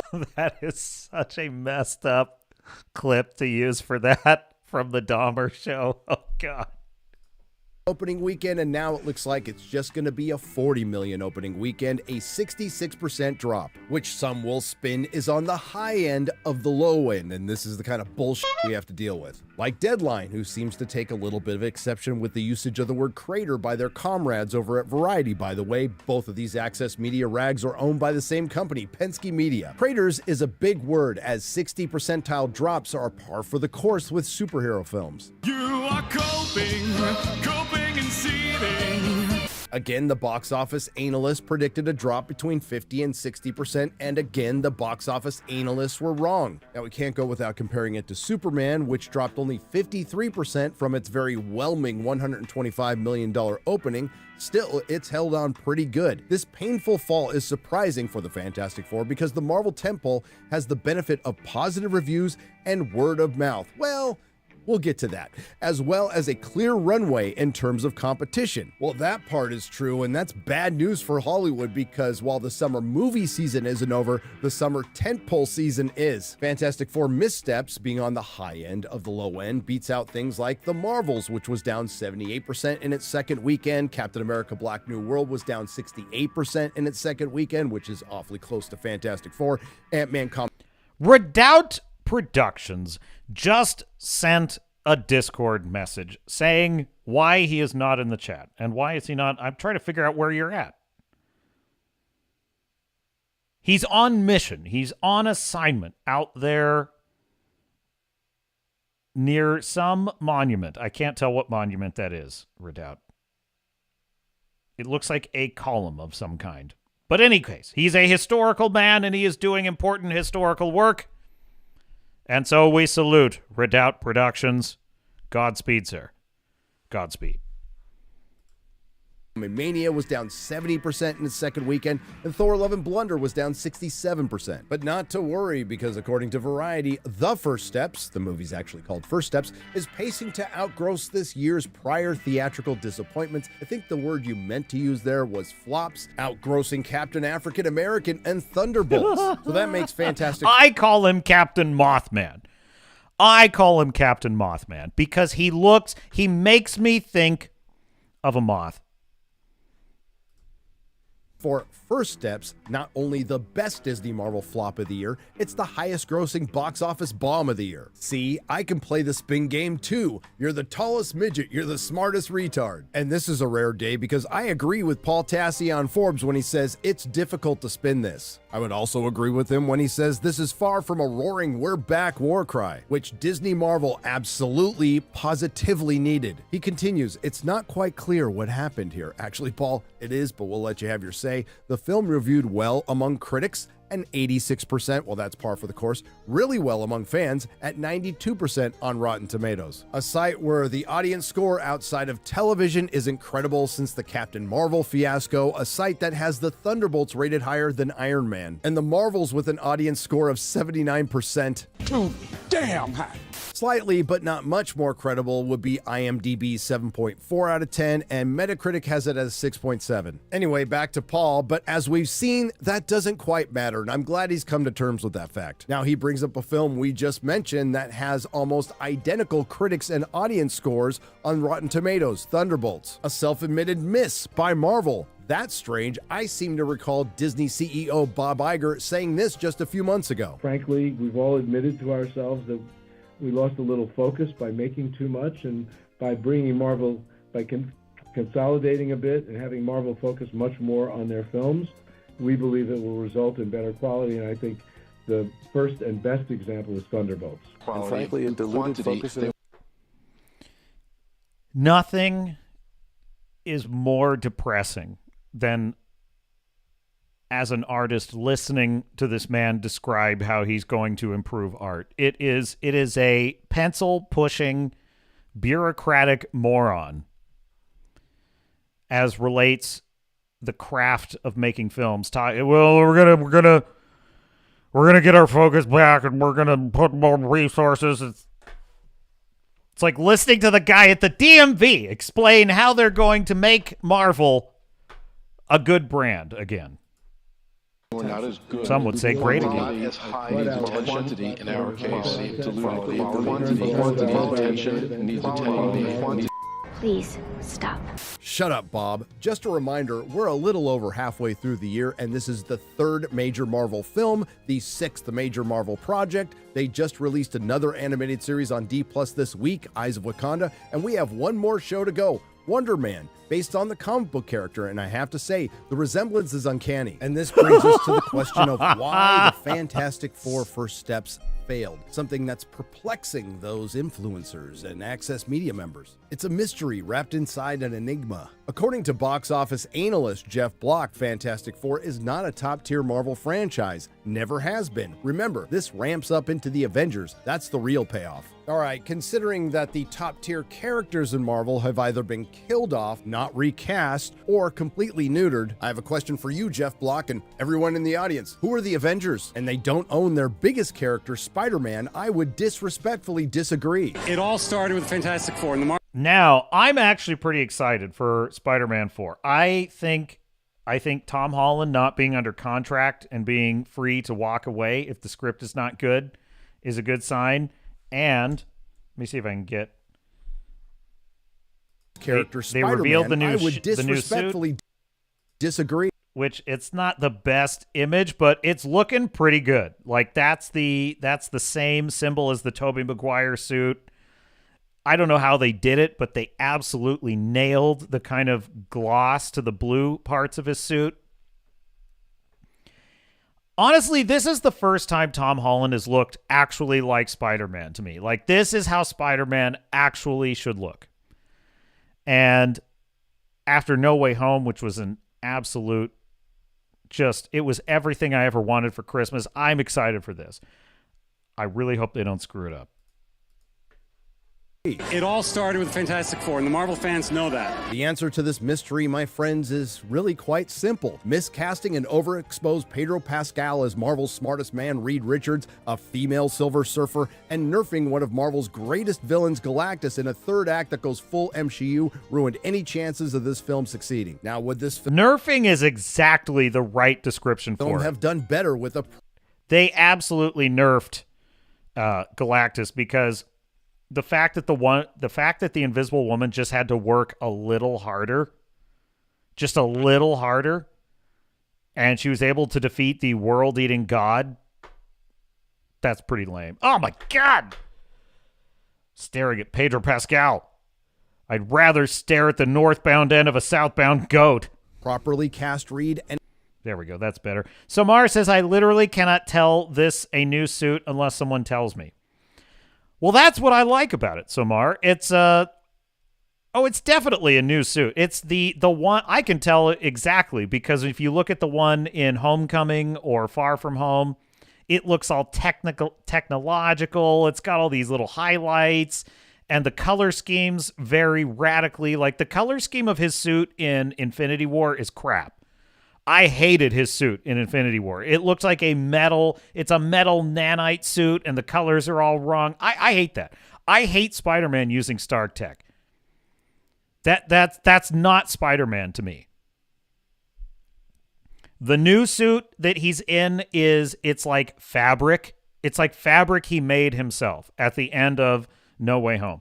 And it looks, the color scheme, the color pattern is pretty much identical to the Tobey Maguire suit. He just doesn't have the kind of metallic webs that Tobey Maguire's suit was the best one. Like from the first Spider-Man film, that's the best one they've ever had in film for me. A properly cast male Silver Surfer, yes, with some obvious tweaks to the script. And no, I'm not going to give Marvel credit for lowering the bar so much that we're just happy Johnny Storm isn't gay. As far as ramping up to whoever the hell the Avengers are, it's clear not that many people care anymore. And as far as that good word of mouth is concerned, well, that 66% drop says otherwise. And it's not like that drop was off a good first weekend. It was off a very mediocre one. And no, I'm not going to let this particular subject go because it ended up to be true. Gender swapping the Silver Surfer was an incredibly dumb decision made by a lot of highly paid people, including Kevin Feige, who should be... Yes, and also, I don't think it would have made a difference if it was a male Silver Surfer either, because just the role that the Silver Surfer character played in the film was small, it was kind of forgettable, and pretty boring, honestly. Pretty boring and generic. I don't think it would have mattered who they cast for the Silver Surfer, because the Silver Surfer in this film was just not a very interesting character. Fired for it because they should know better than anyone else that one bad casting decision can kill your project in the crib, and here we are. Again, now, was it a big reason this movie failed? Yes. Was it the only reason? No. Pedro Pascal fatigue is real, especially when we're talking about a guy who's never been a box office draw. I don't think I'm going out on a limb by saying he immediately turns off a large portion of the potential audience, and to think otherwise is just naive. Although when we see him again in Avengers Doomsday, I think it will be unintentionally hilarious and meta if they show the Council of Reeds, which will be the Council of Pedros. And while I credit Disney Marvel for finally giving Jack Kirby the credit he deserved decades ago in your films, with that tribute at the end, I would say you would show him more respect by actually adapting his characters as he intended. Garrett, roll out Peter Jackson. We didn't want to put any of our own baggage. I mean, we had no interest in putting our messages into this movie, but we thought that we should honor Tolkien by putting his messages into it. Words every single creative should internalize before taking on somebody else's work. But there is another theory out there put up by social media influencer John Roca the Outlaw. Kindred spirit. I used to be one of those. Some people might not want to hear this, but it might be time to stop putting all the blame on the studios or creators for underperforming movies. Well, who is there left to blame? It might be time to start looking at the intelligence level of the moviegoers. Oh, what an idiot! Wow. For a minute, I thought he was going to say the intelligence level. I thought he was about to say the intelligence level of the creatives. And I was about to say, oh my God, I can't believe it. This is what I've been saying.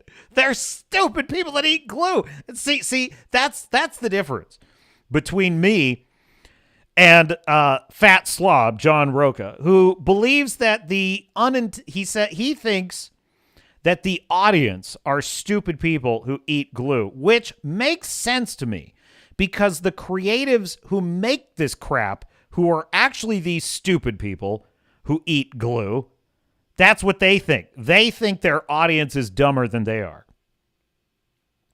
It's like that meme. It's like that meme where it shows Obama and he's thinking to himself and the caption says, I need a vice president dumber than me. And then it shows Joe Biden. And then Joe Biden is thinking to himself, and it has a caption that says, I need a vice president dumber than me. And then it shows Kamala, and she's thinking, I need a vice president dumber than me. And the last one is Tim Walz, and he's just like, bleh.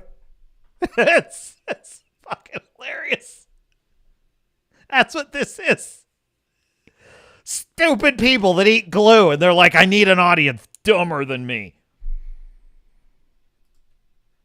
Oh, what a loser! Now, Johnny boy, it looks like you're frustrated because a large portion of the public doesn't agree with your opinion. But it seems you, well, maybe have never known or at least forgotten the same thing the studios have in Hollywood. The customer is always right, whether you like it or not. As far as the bigger picture is concerned, and again, this shouldn't surprise me, but it does, social media influencers are asking, how did we get here? My time to shine, hello, queries. Fantastic Four First Steps is expected to have a huge drop this weekend despite great reviews and cinema score. What is going on with Marvel? Uh-oh, retard alert! Retard alert, class! With respect to the returning subscribers who've probably heard this all before, but for the new ones, welcome who haven't, I'll recap this, but try to keep it brief. It turns out it wasn't a good idea to kill Tony Stark and kill or age out Steve Rogers. Turns out it wasn't a good idea to make Thor a himbo, turn Hulk into Mark Ruffalo, and not recast T'Challa. Turns out it wasn't very forward-thinking to bypass decades of comic books that sold in the millions to adapt canceled comic books that sold in the thousands. Turns out it was downright retarded to bring Kang into the MCU, and everything that preceded his appearance was his will canonically. And then you can the character, making it all for naught. Turns out it was ill-advised to spam a bunch of crap content for which even if half of it was good, you wouldn't have this problem. And it turns out that was due to casting directors and writers based on their identity rather than hiring them based on their ability. But I'm not without solutions. Marvel Studios, maybe you should consider mixing in a couple of straight people to your marketing team. So what I love about being a part of this universe is the diversity and the inclusion, and like, so people can recognize that people who look like you are out here. For all the young black boys and girls out there, I'm here. So. Ew, that's nasty, man! Can you imagine how many lives this is going to be saving?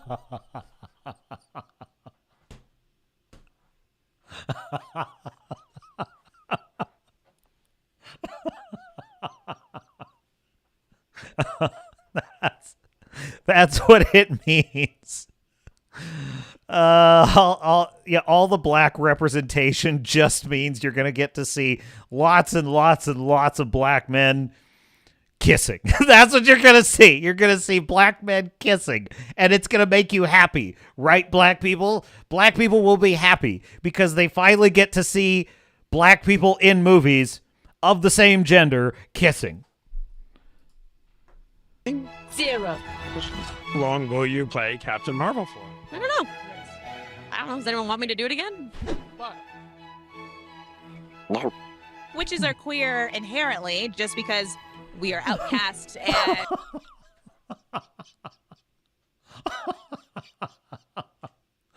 Which, fucking obviously. Obviously.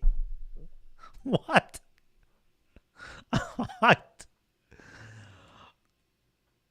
You see why I call them wackos? Like wackos. Out of their minds, unhinged lunatics. And what's so funny to me is that look at how truly stupid leftism makes you. Look at how dumb it makes. It rots your brain. It turns it into mush. It literally is like it's like constrictive rubber bands shrinking the size of your neurons until you say things, you state quote unquote facts such as witches have always been queer coded. What? What?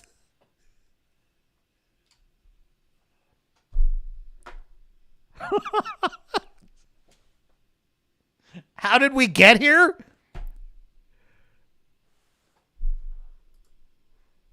and like set aside for many reasons. That's not how it works. El niño sin amor. Por eso le dicen namor. ¿En serio? El niño que creció sin amor. Namor. Mi amor.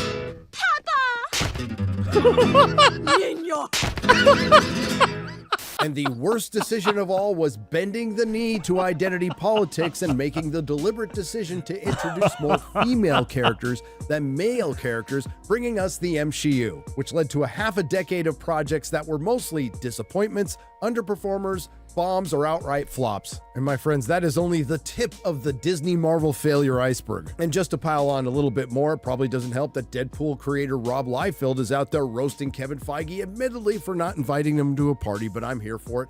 Marvel used to make films that expanded the base with excitement that picked up the general public. The cast was poorly served, it was also poorly cast by a poor script and dodgy FX. Galactus' second act is far superior to the third act. Then he says Marvel is suffering from Feige fatigue, which he got from my buddy Paulie at Latino Slant. And I'm guessing it doesn't help that the one guy who's created something pretty good in the last few years for Marvel, Bo DeMeo, who was ousted from X-Men 97 for, among other things, clapping back against the VP of Marvel Animation, and big surprise, she's got a hyphenated name, Dana Vasquez Ebahar, who asked him to turn off his comic collector brain because that's the last person you want doing your comic book adaptation. Bo DeMeo is saying Marvel Studios has a major leadership problem, an even bigger brand issue, and is just generally out of sync with its core audience. And I couldn't agree more, because the House of Mouse subsidiary Marvel Studios is now facing the very harsh reality that they do indeed have catastrophic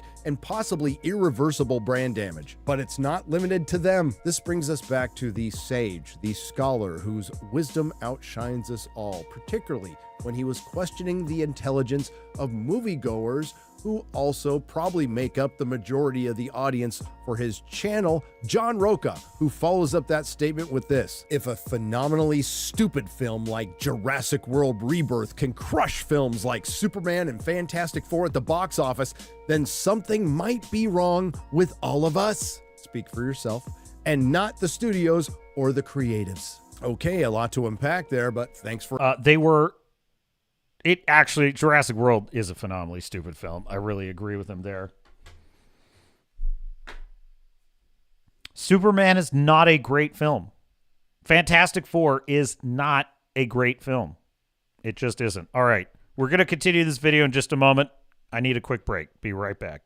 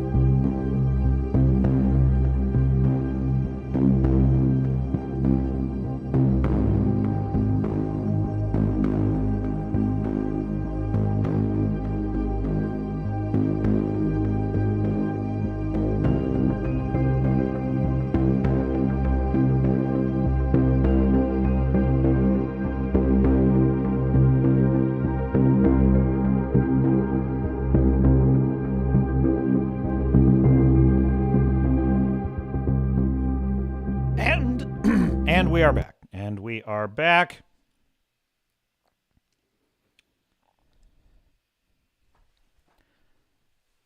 That is really the problem with these new films is they're too little too late. I think audiences' attention span has been really abused by corporate slop. I actually am quite happy. I'm quite happy to see that audiences are finally demanding more. I talked to a lot of, lately, I just have been talking to a lot of Gen Zers that are watching these films, and I kind of hear the same thing often, which is, oh, I just like Marvel films. They're pretty good. I just like to enjoy them. I just like to enjoy them. I'm not too worried about this or that. And the conversation always starts out that way. I liked that movie. I liked Fantastic Four. I liked Thunderbolts. And I'll just be like, yeah, I'll give my thoughts on it.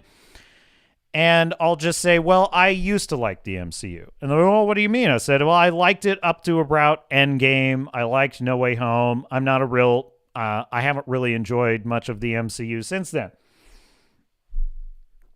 And they'll always kind of nod. And they'll kind of half agree with me. And they'll just be like, oh, yeah, that was definitely better days. But I just like Marvel. I just like it. And I said, well, I also like Marvel. And that's why I don't like these movies. And then I'll start asking questions. I'll start talking about the specifics of certain series. And I'll say, well, what did you think of the Marvels? What did you think of Secret Invasion? Oh, I didn't watch Secret Invasion. And, well, what did you think of this plot twist and that one? And inevitably, they start admitting that certain elements of it are not that good. I was talking to one guy who said he liked Fantastic Four and he liked Thunderbolts, and he said She-Hulk was one of the worst things he's ever seen. And I just started pointing out some of the patterns. And there was another guy I was telling him my concern. I say, if you enjoy these movies, watch them, enjoy them. Nothing wrong with that. I just happen to think that if you agree with me on at least the point that the standards are beginning to slip, and yet you go to these films, I believe that these studios, you continue giving your money to these films no matter how low the quality slips in your eyes. I promise you, these studios will deliver exactly as crappy a product as you are willing to pay for. I promise you. They will put as little effort as they need to. They will put as little investment into the quality of these films as they need to in order for you to see them. And frankly, probably a lot less than that if their box office results are any indication. And the interesting thing about all these conversations is they always start to kind of half agree with me and sort of admit that I'm right, because I am. But it also gives me no pleasure. It doesn't make me happy. I actually don't like having to report that I don't enjoy these movies. I wish I could I really miss the days of phase 1 through 3, where you could just talk about, oh my God, Civil War was so good. Oh, and how about the part where this happened? How about the part where that happened? I miss those days. I miss those days so much because now I feel like I'm a party pooper. Let me tell you something, my dear sailors and star nauts. It's a note of caution, really. It's a thing for you to keep in mind as you go forward in this world. You may think that you want to live a life where you are right pretty much all the time, like me. And you may think that that would be a wonderful state of being to achieve, but let me tell you something. Being right this often, it comes at a cost. You pay a price for it. So just be careful what you wish for. That's all I'm saying.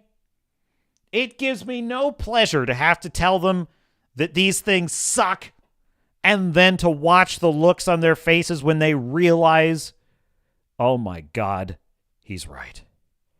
It's terrible. And it's my cross to bear. Resume tape.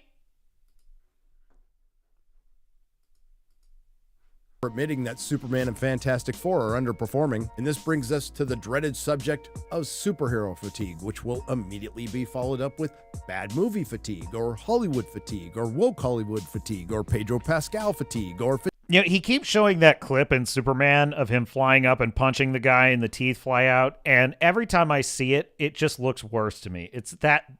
I really did not like the CGI animations, because really that's what they were, the animations of Superman just like spinning his lasers around and stuff like that. Was probably one of the least interesting portrayals of Superman's abilities I've ever seen. I watched Man of Steel again recently, and I have to say, the way that Superman moves and does things in the Zack Snyder verse are so much better than the James Gunn verse. Significant downgrade in that regard. Somar saying these dummies that say they like it, they're not, I don't think of them as dummies. Like what you like. Hey, I like Avatar and I like Alien Resurrection, which are as dumb of movies as I can think of to like.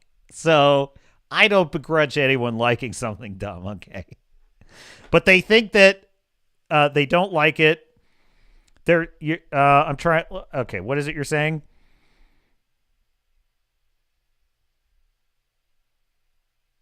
They're saying that I think what I'm gathering is that they're pretending to like it, even though they really don't. I don't know.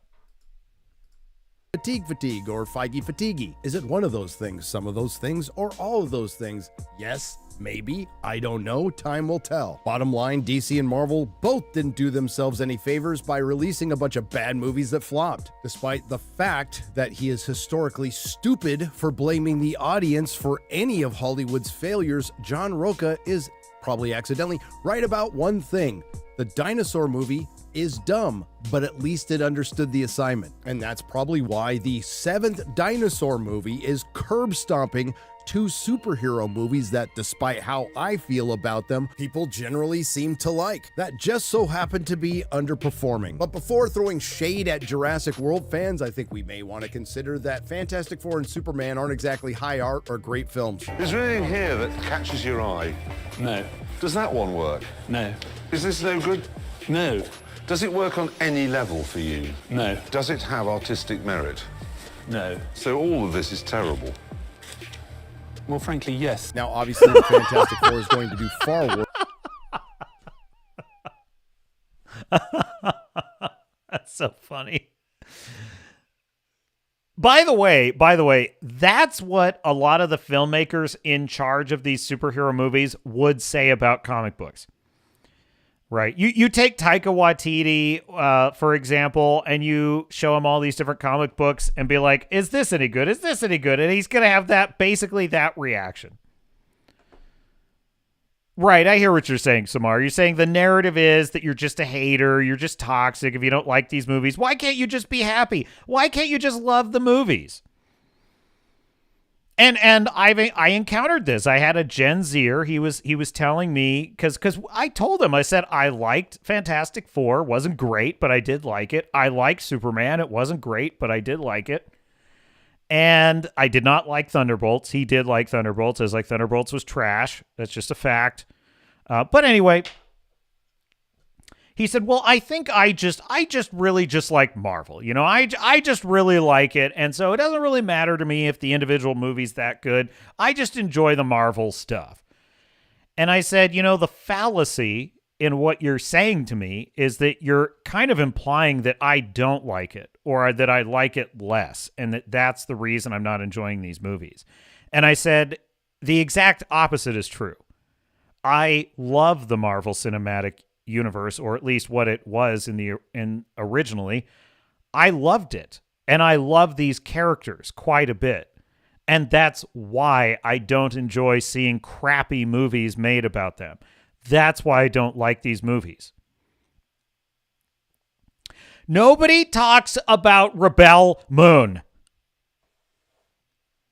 There's no Snyder bros that are out there defending Rebel Moon, like none.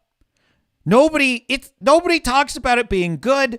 Nobody talks about it being terrible. It doesn't exist. Rebel Moon is what happens when you make a Star Wars movie that sucks like Ahsoka or The Acolyte, but that does not have the name Star Wars attached to it.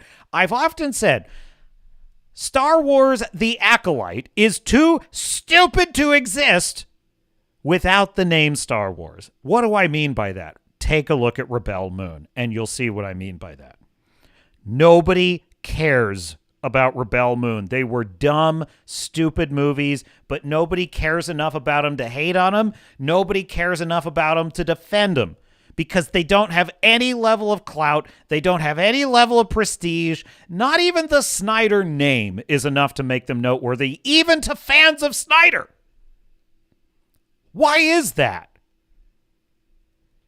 This is why Marvel is going down the tubes, because these movies that Marvel is producing, when they're not insanely stupid, they're still mediocre, which means that if they didn't have the name Marvel, they would be like Rebel Moon, and nobody would even know they exist. Rubble Moon, says Wrangler. Neutron Pack says the Fantastic Four didn't have the rewatch like other MCU. Also, it's a miracle when MCU in the past making an average of $1 billion for 22 movies. Yeah, well, I mean, they were quality. Look, listen, the first, this is the thing that kind of drives me crazy about the whole argument. Not you specifically, just the whole argument around this. The first three phases of MCU, not every movie in there was an absolute banger, okay? It's not what I'm saying. Like Thor, The Dark World, not super good.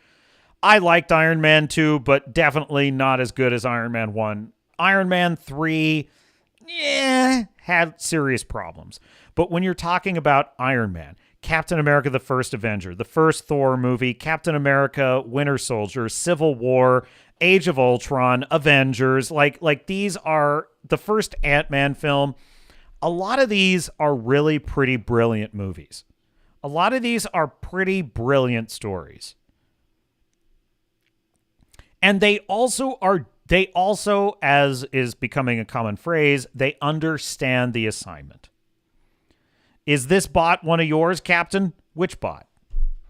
Are you talking about the Twitch? So I'm streaming on Twitch, and Restream pipes in. It pipes in like chats I get from Twitch. It pipes them into the YouTube chat. So that bot is the Restream bot. But unfortunately, the chat from Twitch is a bot. And no, that's not one of mine. No, that's not one of mine. Don't click that link. I get spam links in the Twitch stream. Look, I'm just streaming on Twitch as an experiment, just for the hell of it. Why not? All right. So hat tip, Nerdrotic. Mr. Producer, if you would.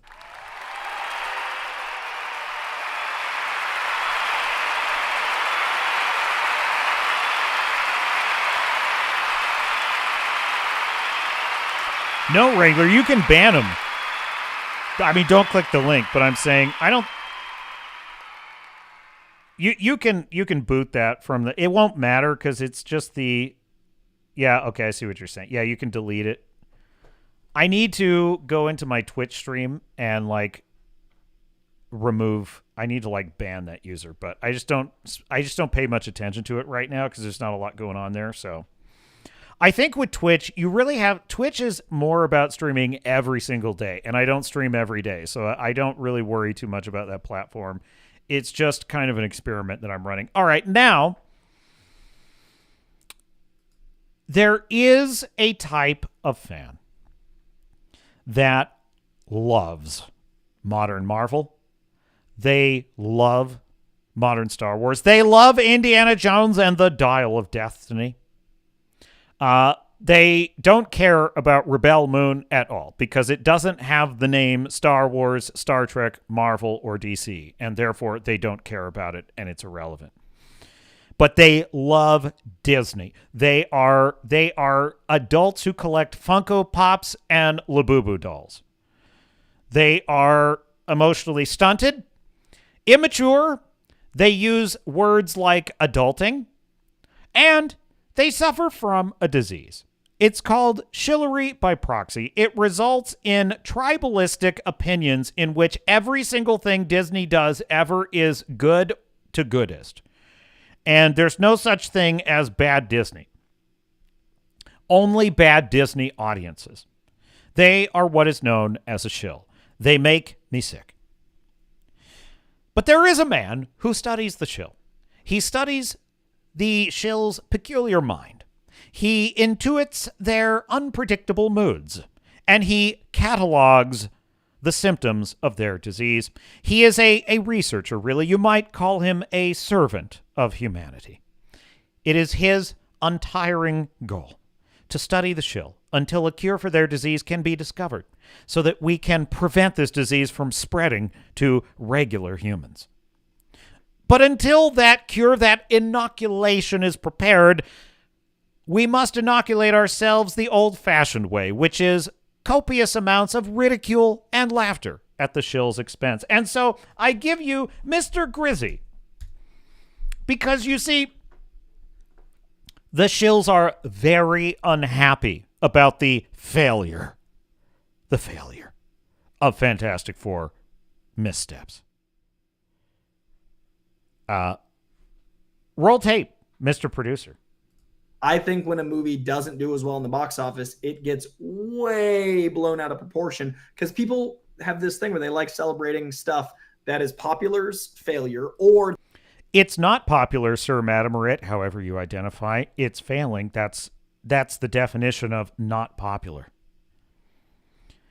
And this is the exact straw man argument I encountered in a non-malicious form in the Gen Z era I was talking. This is exactly the argument. If I hate a Marvel movie, it's because I guess I just don't like Marvel. No, I like Marvel. That's why I hate bad movies that are ruining Marvel. There's a difference. They like celebrating something that makes other people happy that they don't connect with doing badly. You are coping and seething. You just can't accept what you're seeing. So Soy Gendarou of The Real Rejects is blaming everyone and everything for the 2025 box office disappointments of his favorite movies this year. It's a weird human nature thing where we like celebrating failure and we like celebrating negativity. No, we like celebrating deserved failure, loser. There's a difference. We celebrate deserved failure.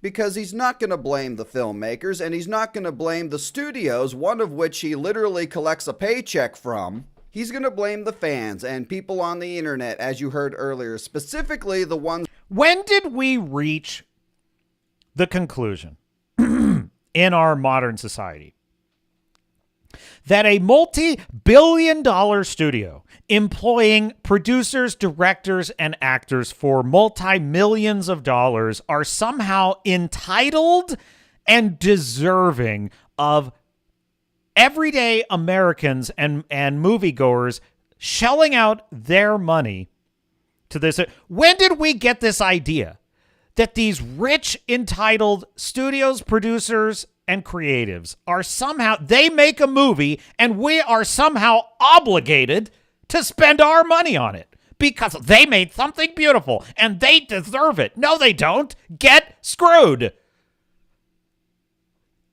This is such a bizarre mindset. It's like, oh, I make millions of dollars making movies, and how sad is it if I don't get my money from audiences because they're mean? What?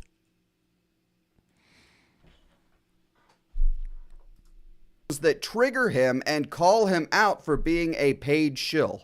I think there's a huge problem with the optics of celebrating movies' failure. That is classic. There is big problems with the optics. The optics. Oh my God, what a fucking dweeb. What a dweeb. The optics. That's all they care about. They are obsessed with how things look. They're problematic. Oh my God. Oh, they disgust me. They're gross. It makes me sick. What an absolute servile, sycophantic slave. What an absolute bootlicker this guy is. It's just that the optics. It doesn't look good. What a fucking dweeb, man. The internet globs onto negativity. The internet, by its nature, is going to have more negativity come to the top. It's going to. Why is it that because you like something, Sir Madam Rit, why does that obligate me to like it? Why is it that you get mad that me not liking something is somehow obligating you to like it, to not like it, which it's not. But also, you liking something means I have to like it. Grow and it's exponential. That becomes a problem. He's also going to blame the pandemic that we're, 4.5, 5 years removed from? We are living in a post-pandemic and post-strike box office reality.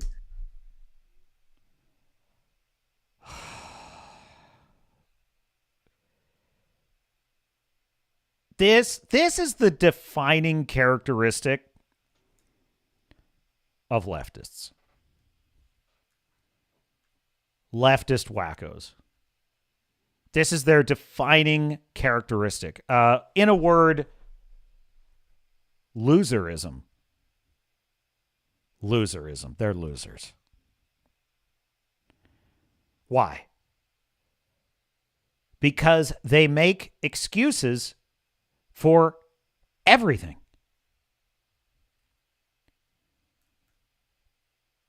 He's literally making fictional excuses on behalf of this major company that failed to produce a product people wanted. This is how they approach everything in life. If crime rates are high in their city, well, there's nothing we can do about it. We're trying to solve the problem, but it's not solving. There's homeless people pooping in the streets. Well, we tried to create social programs to keep them from pooping in the streets, but they're still pooping. And we want really badly to solve it. We want to solve the homeless problem. We were elected to solve the homeless problem, and we're working hard on solving it. It's just that it's not solving. Nobody wants to see our movies, and we're trying to solve the bigotry of the audience, but that's not solving. They take no responsibility for literally anything. That's loserism, folks. Movies will never be as big as they were before. Second quality of leftist wackos, blackpilling. Blackpilling. First, they make excuses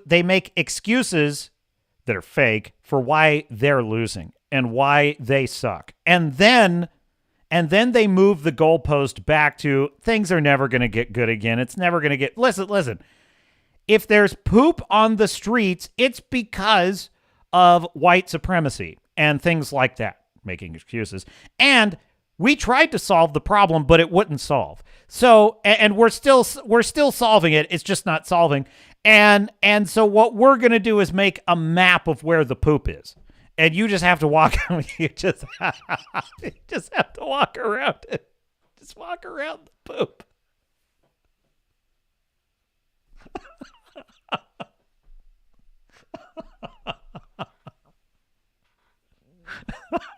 That's how a leftist does it. Is this a political live stream, Captain? I don't know, maybe. But what I would say is, well, left-wing wackoism is how we got... This is what dominates all of our culture and our entertainment. It's just a fact, folks. It's just a fact. And they're very mad because we, in their eyes, are obligated to see their movies and so that they can make a living. Do you know what the purpose of being a journalist is? You might say it's to report the truth and to hold powerful people accountable and to inform readers with valuable information and knowledge, but you would be incorrect. The purpose of being a journalist is to be paid by your readers to be a journalist and to be celebrated for being a journalist. That's the purpose of being a journalist, is you get paid to be a journalist. Do you know what the purpose of being a video game creator is for a wacko leftist lunatic like this pussy? The purpose of being a video game writer, animator, producer, anything. The purpose of working at a AAA video game studio is to be paid to make video games that you want to make. That's the purpose. The purpose is not to make video games that players want to play. The purpose is not to make video games that people want. The purpose is not to make high quality art or video games. The purpose is you get to be paid to be at a video game company. You may not even have to be paid to even be working on the video game. You could be in HR. You could be in the DEI wacko department. You could be in the marketing department where you're putting trans flags over all of the Halo armor, all the Mjolnir armor in Halo. You're stamping all the trans flags on it. That's your only job. And the purpose of all of that, the purpose of even marketing at a AAA gaming studio is not to get people to buy the game. That's not why you have a job. The reason you have a job marketing for a video game company is so that you get paid to go to work at a video game company. The purpose of being elected to public office, I'm saying in the minds of a wacko leftist, the purpose of being elected to public office is so that you are paid to be in public office and say that you're solving things.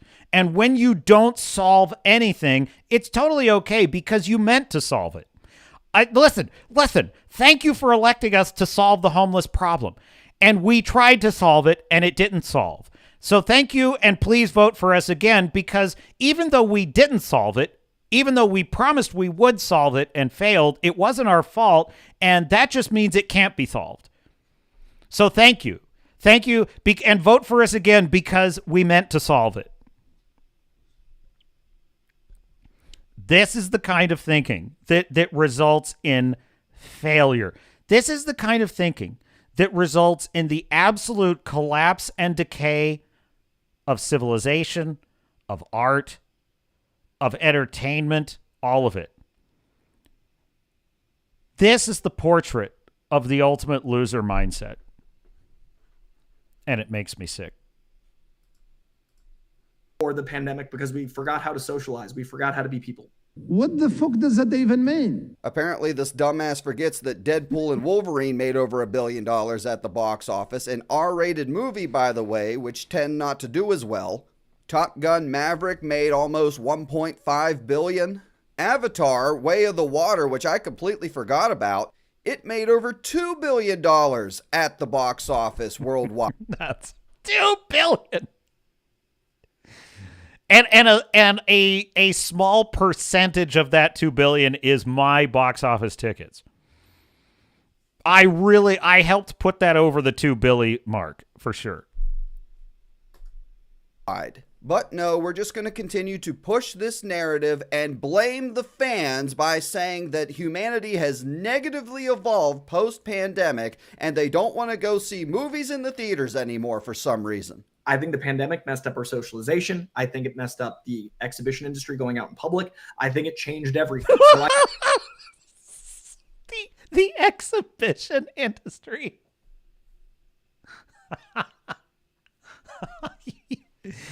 You stupid motherfuckers. You are the reason the pandemic, to the extent that the pandemic messed up anything, it's because of weak-minded wackos like you who put diapers on your face and became terrified of life and living. If I go outside, I might die. That's right. That's true. That's always been true. You are immortal on planet Earth. Life is dangerous. And you being a pussy does not obligate me to be a pussy. It's not that we have to share a society with losers like this that bothers me. It's not that we have viruses spread across the earth and threaten to kill us all. That's not what bothers me. What bothers me is that I have to listen to these wackos act as though we all agree that we all had to be locked in our houses for 18 months, that we had to have doctors deplatformed, debanked, and silenced for questioning anything, that we had to put face diapers on, and that stores had to have stickers on the floor that said, keep a 6-foot distance from each other. Grandma had to die alone because, God forbid, her grandchildren were able to visit her in a nursing home. And the people that imposed this lunacy on us are weak-minded little soy boys like this, pajama boys like this guy. And even that doesn't make me as angry as the fact that now I have to listen to him tell me that it wasn't him that inflicted this on us and people like him.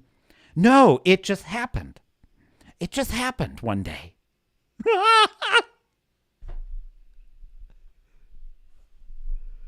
They make me sick. I think looking at movies compared to that year's movies is a more realistic comp than going, well, it didn't do what it did 5 years ago because it was a different time 5 years ago. So what he's pretty much saying here is that we need to start moving the goalposts when discussing the box office for these films so that it doesn't seem as bad as it actually is. That means I don't think we're going to see as many billion-dollar movies as more. And I think that being the barometer and the base at which we judge a movie by is short-sighted, and it makes things that aren't failures look like failures. How much are they paying you? I think we need to compare movies to their own year more than we compare them to years past. Oh, this is great. Oh, that's classic. That's classic loser mindset thinking. If you're failing at something, just move the goalpost closer. The purpose of being a director is not to direct a movie that people want to see. That's not the purpose. The purpose of being a director is to be paid to be a director. That's the purpose of it. The purpose of being hired to make a video game is to be paid to make the video game and to be celebrated when your wacko video game comes out. That's the purpose of it. And if audiences don't fulfill that purpose, it's because they're mean. When a movie like Thunderbolts loses money at the box office, it's not a failure because it cracked the top 10 domestic box office for 2025. With all that being said, I wanted to talk about this year's domestic box office with all of these failures of superhero films. That is the argument he's about to make. Guys, out of the top 10, I'm not fudging numbers, this is today's box office. Out of today's top 10 at the box office, we have not one, not two, not three, but four of these so-called superhero movie failures. By the way, everyone, as you can see there at number 7, Captain America Brave New World, I guess, according to Soy Gendaroo, is not a failure. This is insane to me that everyone thinks these are failures when, yes, the money they cost is a lot. But if this is what...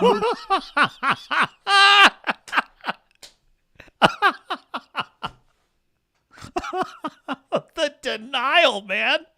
The absolute denial of this guy. It's like, yes, okay, fine. Admittedly, the film cost $1 billion gazillions, and that's a lot. And it didn't even make a tenth of that. But who's to say that that's a failure? Who's to say that that's not instead stunning and brave? These are doing. How can we possibly see 40% of... Listen to me, loser. You're the reason. You want to blame me for the reason these movies fail? Idiots like you are the reason that they fail. Because you won't face reality. 2023 and 2024 was nothing but failures and flops for Disney and Lucasfilm and all these. They failed again and again and again. They weren't just little failures. Indiana Jones and the Dial of Destiny was a catastrophic bomb. And it was one of many. You know what's funny is, I think it was one of the Gen Zers I was arguing with. He said, and no offense to Gen Z, as I've said to Gen Zers in person when I've occasion to meet them, I've said there's many things about the Gen Z generation I quite admire. But it just so happens that they see it's not really their fault. They've only really grown up with they kind of got the tail end of good Marvel, and they've mostly actually kind of come into adulthood with garbage Marvel. So it's not totally their fault that they lack a little bit of perspective here. But, one of them said to me that Marvel's doing pretty good, really. I said, really? Marvel's was that was their biggest failure of all time. They lost tons of money on it. They lost money on Captain Mothman. They lost money on Thunderbolts. Well, other than that, they're doing pretty good. I said, no, they're not. No, they're not. You don't know anything. The first half of the year, we have covered through July. Ooh, I got a thing from Tipsy Scoop. As a failure, you lovelies. Because, as you know, Soy, you do this yourself, these superhero movies are the most hyped movies every year. And even your own cohorts who know people that work at the studios are admitting that this is a failure. I know from speaking to people connected to Marvel that they internally felt this film was going to do gangbusters at the box office. So don't insult us by saying, well, 4 out of the top 11 movies worldwide is comic book stuff. So I think we really need to reframe what it is that we're comparing to. I think we really need to look at numbers more realistically for today. You got to remember that it's just ramping up to these other things. And this is a good way to save the brand. That is all Sunday morning or Monday morning quarterback. They never update their arguments ever. They never update every single time this happens. It's the cycle. Mahler had it down pat. It was basically like, this is going to be great. It's going to be amazing. It's just online trolls and bots and review bombers that don't like it. Then it comes out. It's amazing. It's really good, actually. And then a month later, it's like, well, it wasn't as good as it could be, but it's ramping up to something. Every single time, it's the same thing.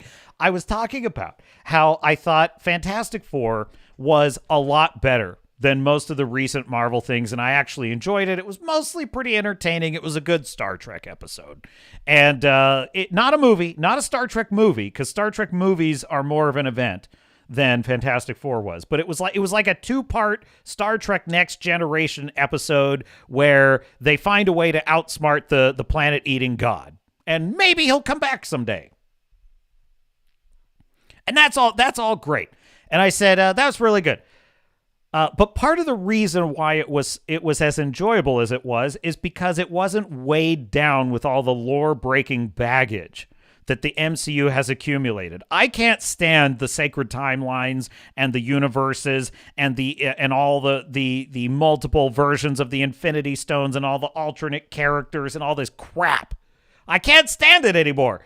And so I was kind of refreshed by the fact that Fantastic Four just existed in its own little world. It's got its own little technology and history, and it kind of allowed me to just enjoy it for what it is, and it did a lot of the work for the movie.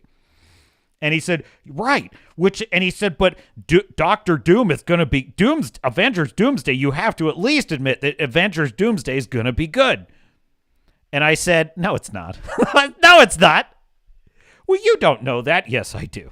Yes, really, truly, I really do.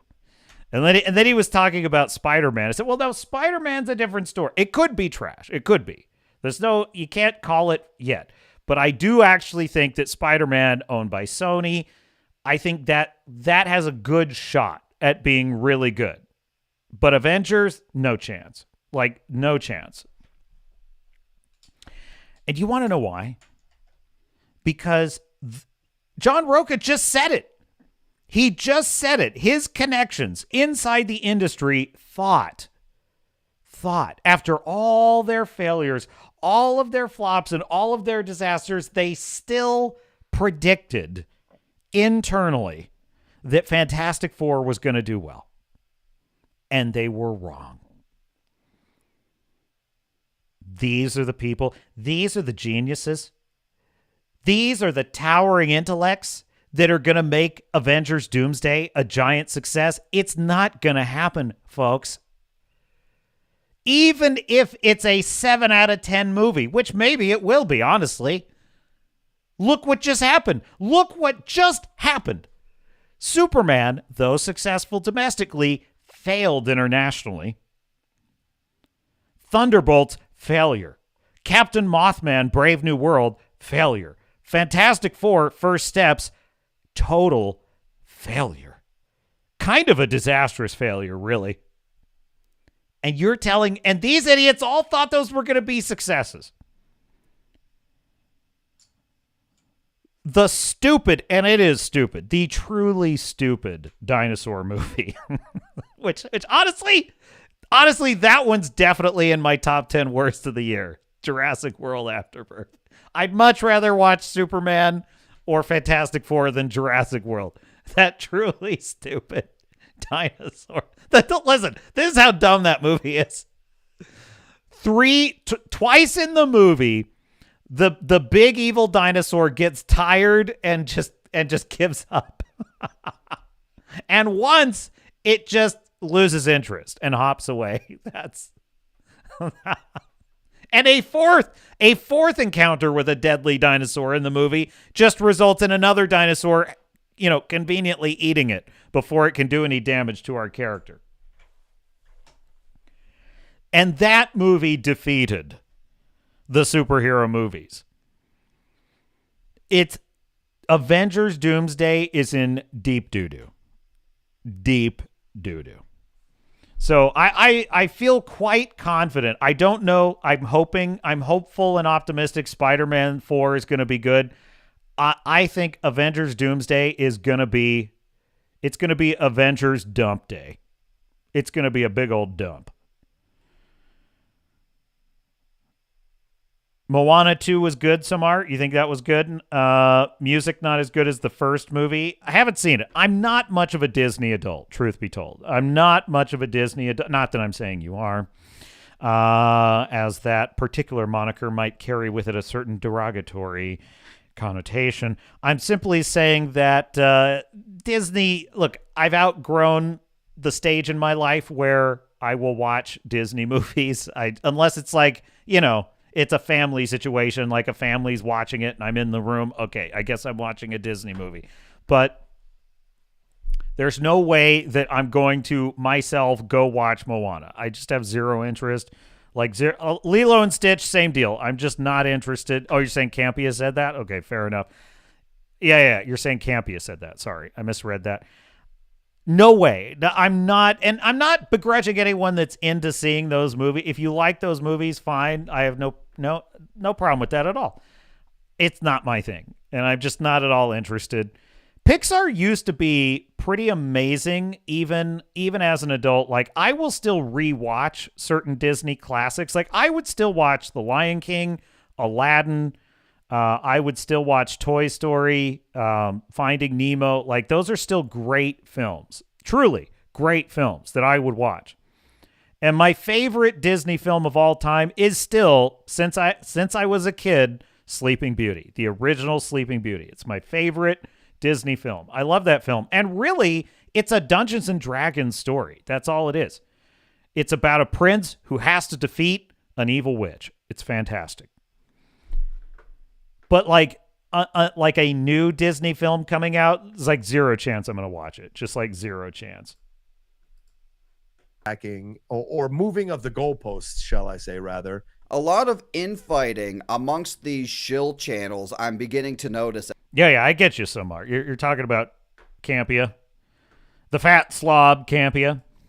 As of late. And Soy Koi even admits here that his goal is to move the goalpost, change the optics. Expectation of box office. The optics? Who the fuck? I feel like Bruce Willis in Die Hard. Who gives glass? Who gives a shit about glass? Like, that's what optics? Who gives a shit about optics? What are you even talking about? This isn't a political campaign. It's a movie. Who cares about optics? The optics of people not liking it. That's what he's talking about. He's saying it's bad optics for the people not liking it. Who the fuck cares? Unbelievable, man. I cannot imagine thinking this way. Oh my God, I could say that I don't like Thunderbolts, but that would be bad optics. It's really bad optics that so many people don't like it. It's a fucking movie, loser. What are you talking about? Someone doesn't like it? I can't even understand optics. These people are weird, man. They're weird. This is weird. So the optics are different. And redefine what box office success actually is. Fantastic Four, rough second weekend. But if the optics are things are failing, they're going to start failing for real. If we want to focus on negativity, it's going to stay negative.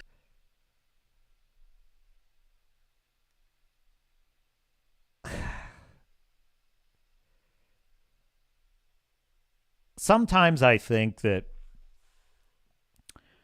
when I say that these are truly stupid people that eat lead-based glue, sometimes I think that I am being far too gentle. Sometimes I think I'm being too easy on them. And it's going to... These people live to be lied to. They live for delusion. They live in a state of total self-imposed denialism. Don't you care, Sir Matamorit, whether the film is actually liked or disliked? Don't you care if a movie is able to earn its audience regardless of the conversation? How can you only care about how it looks? That's the way people react to it, how it looks for the movie. If we just fake that enough people like it, more people will see it. And if we fake that we don't like it, people won't see it. These people are so stupid. It's unbelievable. Like here's the classic example. The trailers to Wicked. And well, not really the trailer actually was pretty good for Wicked. However, it definitely looked like a movie I was not going to enjoy. But the articles about Wicked looked terrible. And I will say this. If you just look at the trailer, you're pretty much expecting Wicked is going to be the wokest piece of trash that ever woked. And I went in to see the film Wicked thinking I was going to absolutely hate it, that it was going to be miserable, it was going to be one of the most difficult. And I came out of the movie, and what did I report to you, my chat, my dear beloved chat? I told you it's actually a pretty brilliant film, and I loved it.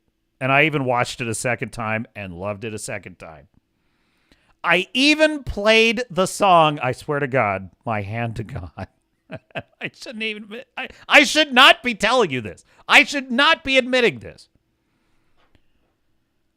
But I listened to the song Defying Gravity on my way home after the movie. Now, if I were committed to just being a toxic negativity hater, how could that be possible? How could I tell you that I enjoyed a movie I fully expected to hate if I were committed to hating movies?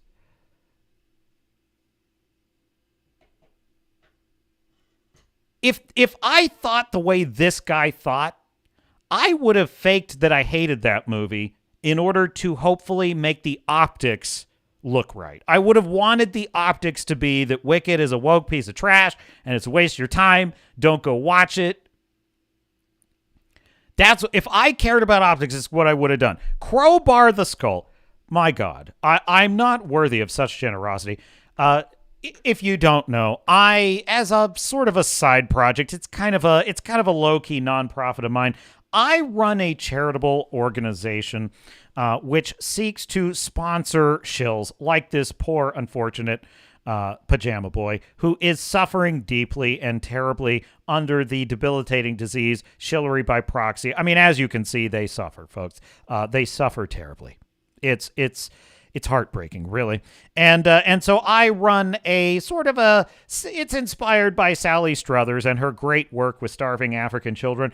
I take donations on behalf of the shills in order to support their daily living needs. And, because they would folks, they would starve. They could barely feed themselves without your donations.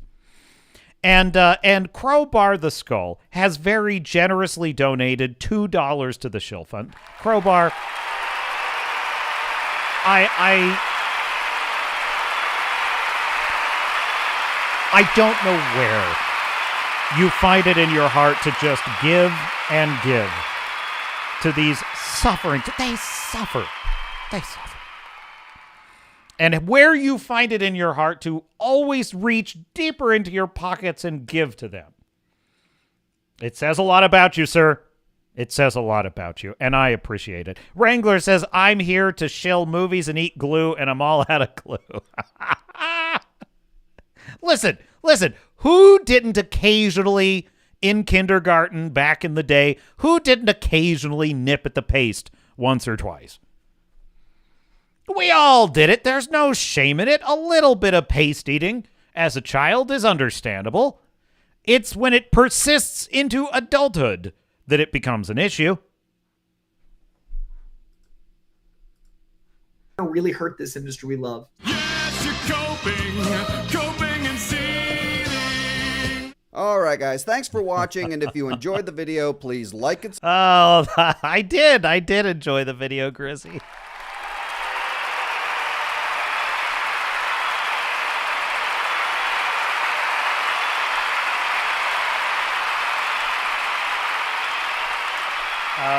What else has Mr. Grizzy got?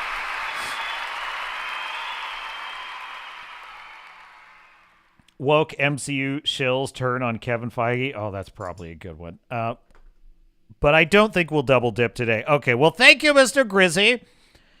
Thank you very much indeed. Now, we're going to wrap up our exploration of the fall of Marvel with a video I have been very eager to watch, but I've been saving it for you, my dear chat. I have become very much an Asmongold fan. I just have. I love his dry sense of humor, and he's reacting to a video that is about how it's over for Marvel. And we're going to check it out together. So, hat tip Asmongold and... What? I'm trying to read the name of the channel. Penguin Zero, I think, is the name of the channel that he's reacting to. Okay, roll tape, Mr. Producer. It sure looks like Marvel movies are pretty much falling off. I don't know if you guys have noticed this yourselves, but I certainly have. Marvel movies are really not doing very well at all. Here we go. I had a piece of stubborn lip skin that I ripped off right before starting this recording. So That's right there. I can see it. Lip might bleed a little bit. Yep. Don't be concerned.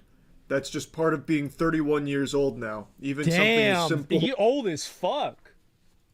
as Damn. taking a little bit of chapped lip skin off is enough That's to bad. have me bleeding profusely, it seems. But you know what else is bleeding? Marvel 34? at the box 35. office. This guy is basically Asmongold's twin brother. Can we not agree on that? They're basically twins. It's freaky. This is a conversation in cinema that happens more frequently than people debating whether or not Sam and Frodo were gay. So many people... Not gay. They were not gay. Absolutely not. Not gay. I know the end of Return of the King. That's not gay. That's brotherhood. Okay? Since the Very end of different. Endgame have Yeah, talked So regular humans understand this. Regular humans understand that Sam and Frodo were close friends because that was possible in platonic friendships back in the day. Only Reddit, Tumblr wackos have to make absolutely everything a narrative about their lunacy. Crowbar the Skull says Penguins is a derpier version of Asmon. Perhaps. Perhaps indeed. A reaction to a reaction. We're YouTubing at 3 levels deep. Welcome to the modern grapevine. Yes, Wrangler. I am reacting to Asmongold, reacting to Penguin. And my hope, my great hope, is that one day I will see Asmongold reacting to me, reacting to Asmongold, reacting to Penguin, reacting to me. about how Yes. Marvel is dead and dying, and that superhero fatigue had finally reached its molten core where everyone was done with MCU and how bad the quality was. But despite all of that hoopla, pretty much all of the MCU projects did decently well for the most part. Like, even unanimously hated stinkers like Ant-Man Quantumania still generated... Yes, quantum nausea, as I call it. Like $500 million. But the quality did significantly decline, and a lot of people were getting tired of it. And so this is what happened. So this is the same thing that happened with WoW, is that, like, for example, I think that WoW expansions kind of went downhill with Warlords of Draenor, actually, like, really with BFA. And so, but, like, you didn't really see that happen until Dragonflight. Like, Shadowlands was a shitty expansion for all intents and purposes, but it didn't really matter because people were going off of the high of Legion, or they were going off of the high of original WoW. Back-to-back, Thunderbolts and Fantastic Four. But they're not exactly doing the billion-dollar nut-busting that the MCU was known for. Fantastic Four is... That would be a toroidal reaction field, says Wrangler, if I were to be reacting... If Asmund were to react to me, reacting to Asmund, reacting to Penguins, reacting to me. You're probably correct. Experiencing your math checks out. 80% drop from its debut, so going into its second week here, shit. it has declined significantly. Jesus. It had a great start, and it had incredibly strong word of mouth, but it doesn't seem like that's translating to asses and seats. And it's just that people are I think that it's not really superhero fatigue, because the Superman movie immediately proves that not to be true, right?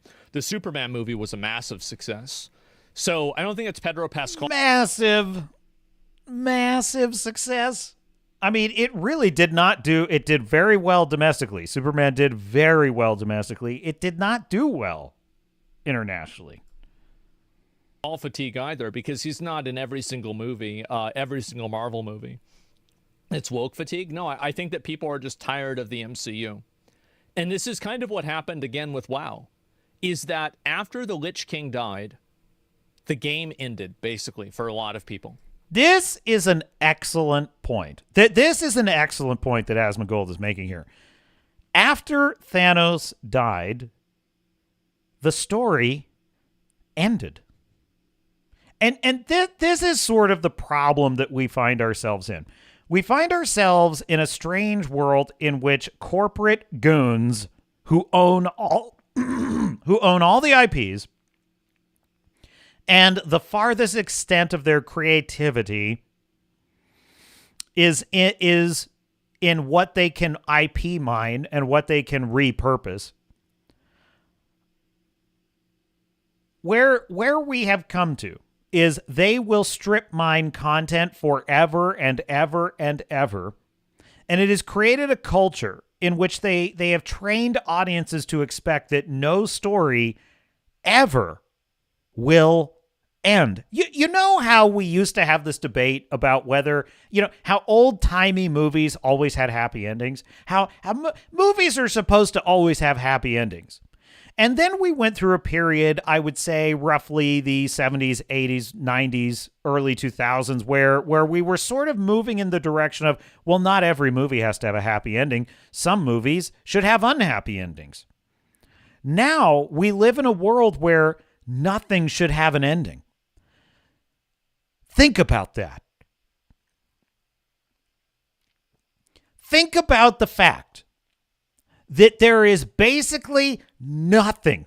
There's no movie that is just its own one-off self-contained movie, never to have a sequel. There's no such thing anymore. There's no such thing as a multi-movie story arc that ends with the character dying at the end. Even that's not guaranteed to be the ending. Nothing can have an ending anymore. That's where we're at right now. And that's part of the problem with the MCU. Thanos and the Infinity War was the end. And it needed to be allowed to end. Christopher Nolan, I was always very disappointed that Christopher Nolan ended the Dark Knight series so quickly. I was hoping that he was going to make, at least 2 or 3 more Christian Bale Batman films. I to this day, I regret that he didn't. When he announced that The Dark Knight Rises was going to be the conclusion, I was super disappointed. And his whole rationale was that he just wanted to, he didn't even know he was going to make a second one. So then he decided, well, I'm just going to conclude the story. And I personally think that when Heath Ledger died, that's really what led to Nolan deciding to end it. I seriously think there were going to be more movies with Heath Ledger's Joker. But I think that because Heath Ledger died and that performance of the Joker just sort of died with him, I think that Nolan made the decision, well, better to just end it on a high note then. Fu Man Blue is in the chat. Welcome, Fu Man Blue. Good to see you. So my feeling was, it's too early to end The Dark Knight. I want more of these, but you know something? Say one thing for the Dark Knight trilogy. Say it had an ending. It had an ending. And there's something about that that's kind of beautiful. And it's a huge look at how many superhero stories now don't have an ending. Because they tried something and it failed, and now it's just left hanging. And now they're just repurposing all of these failed franchises as multiverse, cameo stories. This is definitely the problem with Marvel. It needs to end. All things end. It's natural. It's part of nature. It's the truth of our existence. Because this was the storyline. Everybody, whenever World of Warcraft came out, every single player who started that game probably played Warcraft 3. And every single one of them knew that Illidan was coming. They knew that the Lich King was coming. They knew it was going to happen. It was only a matter of time. And with Warcraft 3, it ended on that. That was the main antagonist of the entire Warcraft universe. Deathwing, Sargeras, the Void Lords, these are all abstractions that people don't really care about in the same way that they care about the Lich King. And you can compare it to Marvel, is that Thanos is an individual person, and he's not an abstraction like the Celestials or like Galactus. These are forces of nature that you can't really personify and make good villains out of. And because of that, it makes it way harder for people to relate to them and make them compelling enemies.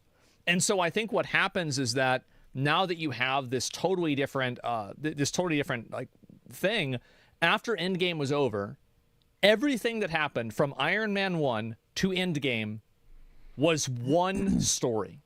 100%. In my opinion, that, the Harry Potter movies, Lord of the Rings, and maybe 2 or 3 other like cinema series, nothing is a larger cinema accomplishment than having a 2008 to 2018 10-year run of massively successful movies that all culminated with the climax being amazing.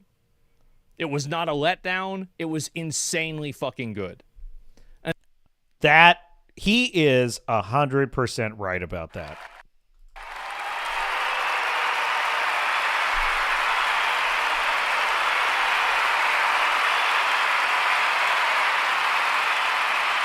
It's really as simple as that.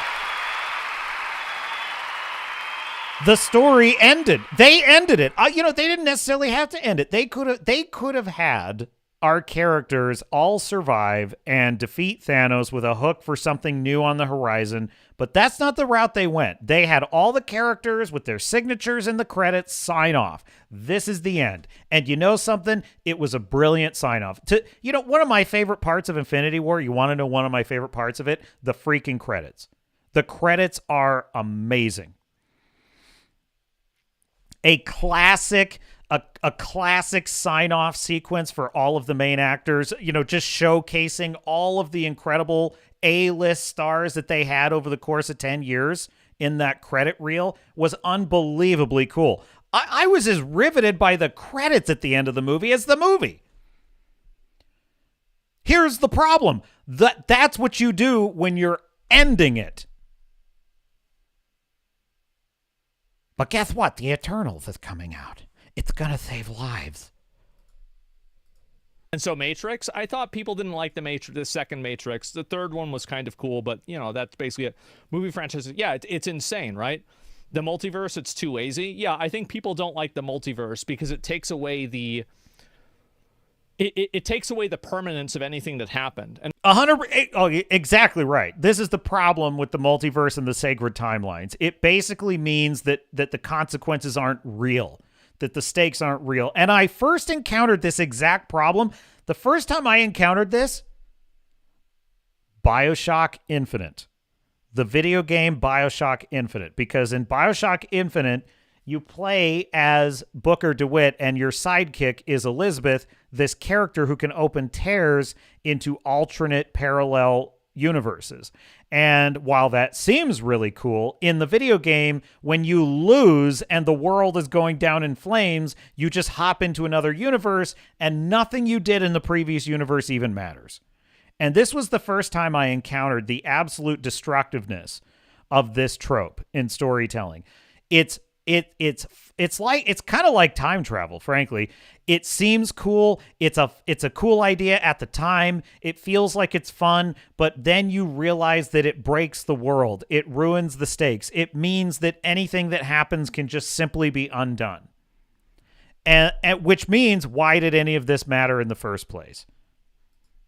And that was something I complained about with Endgame even. But you see what I'm saying is that whenever the Lich King died in World of Warcraft, the game was over for a lot of people. Because this was the main antagonist for every problem in the known universe of the game, right? And then the same thing with Thanos, is that Thanos had been the villain in maybe not the direct villain, but he had been the villain by abstraction, or he had been the big bad guy for a very long time. When he's over, there was nothing else really to replace him.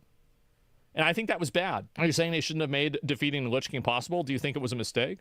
No, I don't think it was a mistake. I think it was inevitable. Sometimes stories end. Not having... Again, my point exactly. Sometimes... Well, no, it's not sometimes. Things end. And they need to. They need to. It's the cycle of existence. Strong box office performances when these are finally some decent... Yeah, I'll tell you something. The reason Breaking Bad is one of the greatest series of all time is because it had an excellent ending. And the ending came at the exact right time. And it resolved all of the arcs. And I did not want the show to end. That's the beauty of it. I didn't want the show to end. I wanted more of that show. It was so fun to watch. But I wouldn't have the memories of it that I have if it did not end. It needed to end. Films from Marvel again. Because they've trained people to ignore their films. Because they've made multiple bad films previously. So when you make 5 bad films and the 6th one is good, don't expect people to show up for that. Because you've just trained them for 5 times. I know. How is this difficult? See, this is what that pajama boy doesn't understand. You have trained people that your film is going to be garbage. Yeah, it's even worse than that, really. Marvel, Disney, Star Wars, they have trained audiences that you are going to see garbage. It's going to be crap. And when you leave the theater, you're going to see a 90% on Rotten Tomatoes. You are going to see article after article after article telling you that you're wrong and it was brilliant. You are going to be vilified and demonized for not liking it. You're going to be discouraged from speaking out against the film if you disliked it and criticizing it. So not only are you going to be treated to a shitty experience, you're going to be treated to all the actors and creatives telling you you're a bad person if you didn't like it, and that you're the reason we can't have nice things. And then the expectation is you're going to see the 9th film in a row that we make. That's how dumb Kevin Feige and Kathleen Kennedy and all these losers, these pencil pushers, these absolute pencil pushers at these companies, this is how stupid they are. your content's bad. It's a pattern. To be fair, which is why I love this argument. I love this argument that the Shills always make, right? They always say, like, you're judging it unfairly. How can you be sure it's going to suck? How can I say with pretty much 90% certainty Avengers Doomsday is going to be crap? The very best possible result will be that it's above average, it's a little above mediocre. That's like my most optimistic scenario. Now, how can I say that? How can I know that? And that's the argument. I'm being toxic. I'm being a review bomber. I'm being unfair. As if to say that patterns don't exist.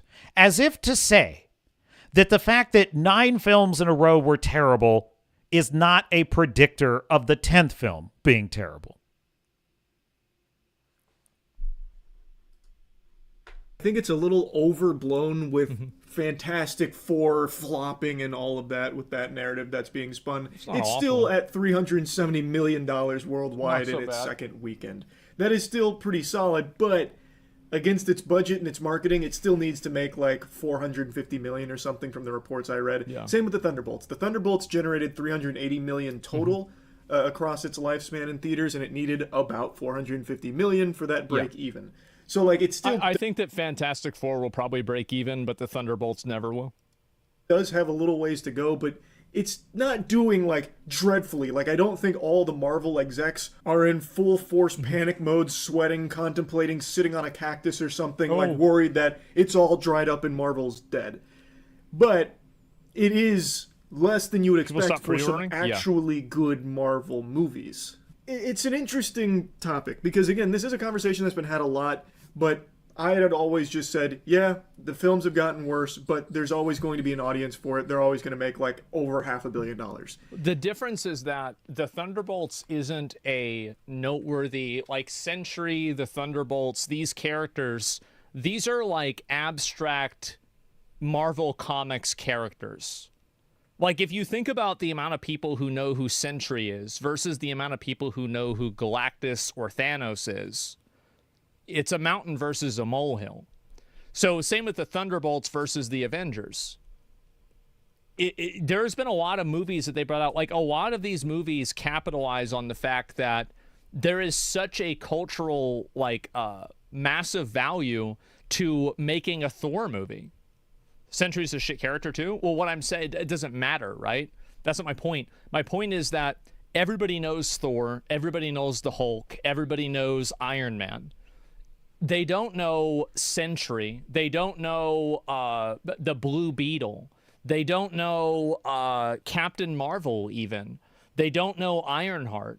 So these characters don't have this massive social presence that everybody's aware of. Which is definitely a contributing factor. But I think we'll leave it there. Thank you, Asmongold and Penguins, for the excellent analysis.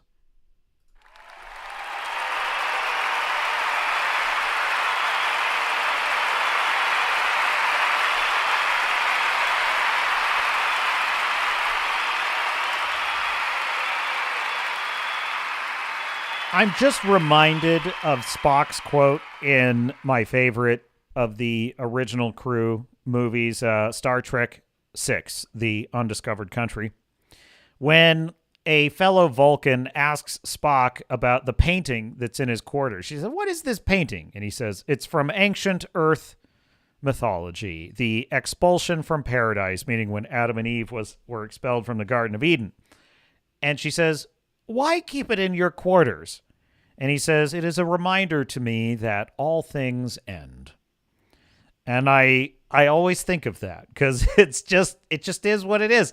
The Roman Empire lasted for over 1,000 years, a millennium of power and dominance, or at least the Roman society. And yet it too ended. Planet Earth will not always be here. It just won't.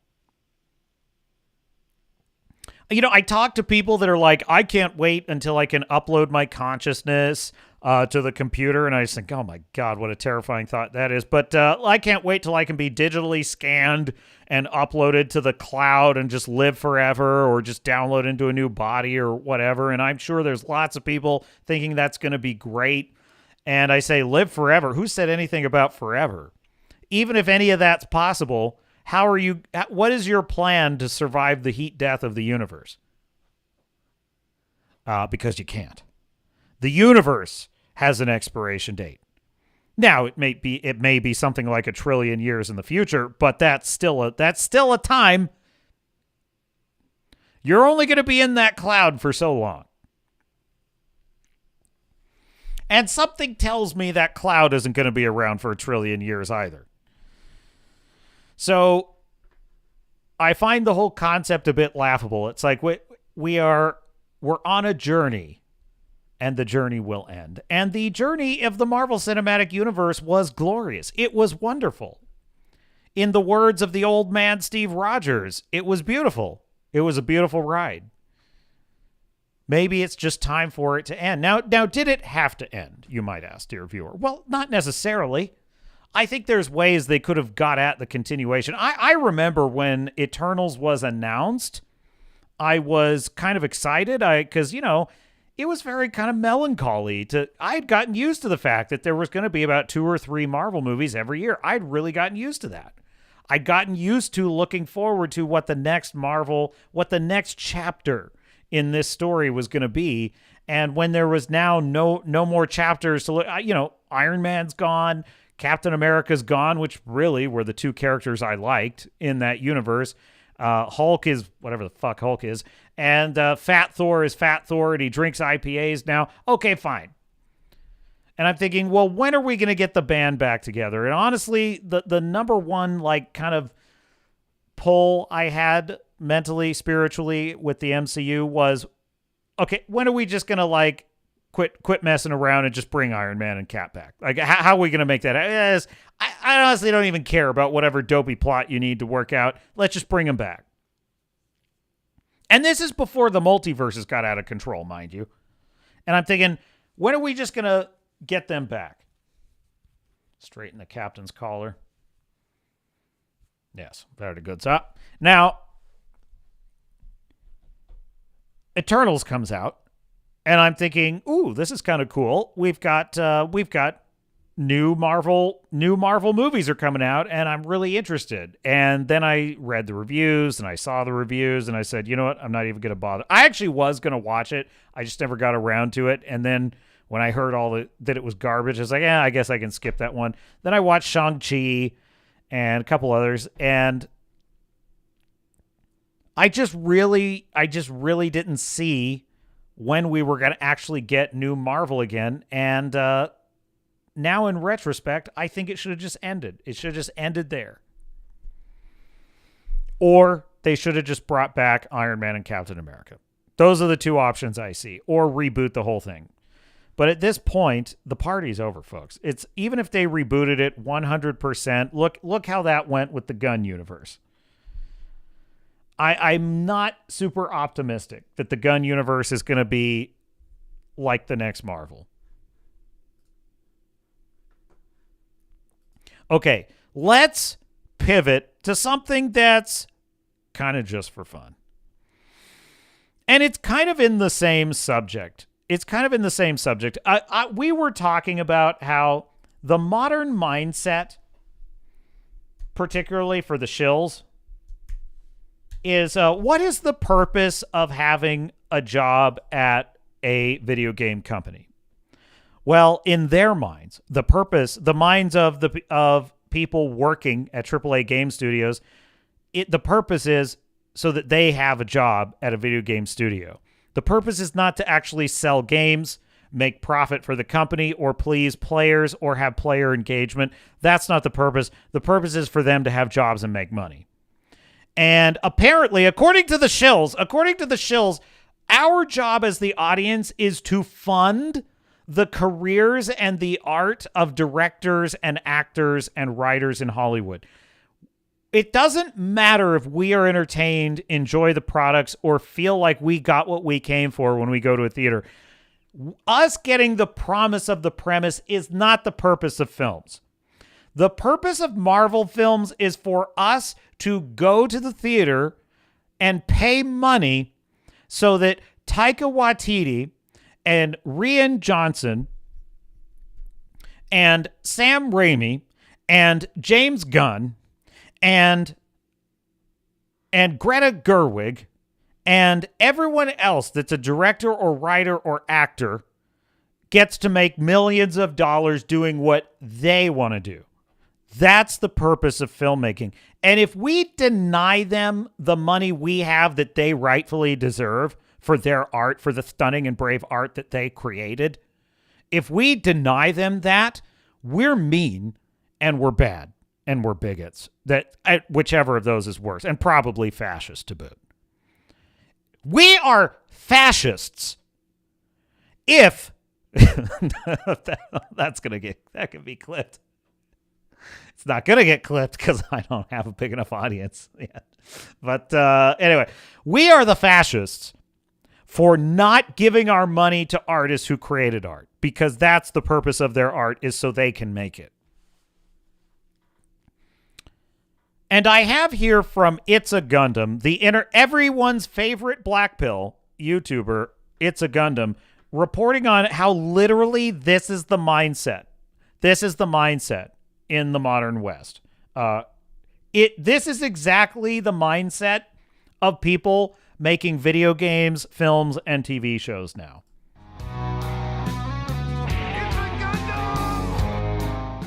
The last year of content creation has been a soul-crushing nightmare on many levels that I can't even tell you without being threatened of being banned from the platform. So I have no choice but to do these things to vent my frustration. Time for Tech Girlies, something we can all relate to. Ever wondered what Roblox employees eat every day? Oh, I certainly have. Oh, it's so perfect. I haven't seen this yet, so I didn't even realize how perfect this is. This is so perfect. This is exactly to make my point. This is why we get things like Concord and Dustborn and Star Wars Outlaws and Assassin's Creed Shadows. This is how we get it. These are the people that think we're fascists for not paying money for their games and their movies. Because we're mean. Because our job is to give them money so that they can do this. Maybe that was on the top of my list of things I was thinking about today. What do people at Roblox eat? Who are these people? In fact, I'm going to go get drunk. Hold on. That's what's up. Okay, I'm ready. Well, today I'm visiting my cousin Gary, and I'm about to experience the tech bro life myself. We started with their in-house cafe, which serves fancy lattes and even matcha, so I ended up getting the strawberry matcha, which was so good. I don't even know what matcha is. That's how underprivileged I am. I'm sure some... I don't either. I don't either. I don't know what it is. I know a lot. I'm a pretty knowledgeable guy. Most of it's self-taught. Because I'm a college dropout. So most of it is self-taught. And I have no earthly idea what matcha is. And I don't care. I don't care at all. Someone will tell me, or Ludwig will edit in a definition of what matcha is. But it's something I'll never have in my life. Wait, is it? No, I know what mochi is. Mochi, a Japanese confection. I've had mochi. Are they the same? Is it matcha or mochi? Mochi is a Japanese confection made from glutinous rice, often pounded into a paste and formed into a cake or other shapes. It's known for its chewy, sticky texture and is enjoyed in many forms, both sweet and savory. A definition of what matcha is. But it's something I'll never have in my life. With all the crap going on in Roblox, it's amazing that they have this spread. But then again, this explains why Roblox is the trash fire it is. I can't even tell you what's going on. There's like pixelated sexual encounters happening on Roblox. I've heard that there's even Roblox porn on the internet. How is that possible? What is happening to us as a society? Roblox. You can't even Dude, it's things you wouldn't expect going on in that platform. It's going on. But at least the staff has matcha. And then we went up to their buffet-style cafeteria, which had the classic salad and sandwich bars, plus house-made soups. Whoa. Hold on, I was drinking. I'm rewinding. Did I just see house soup?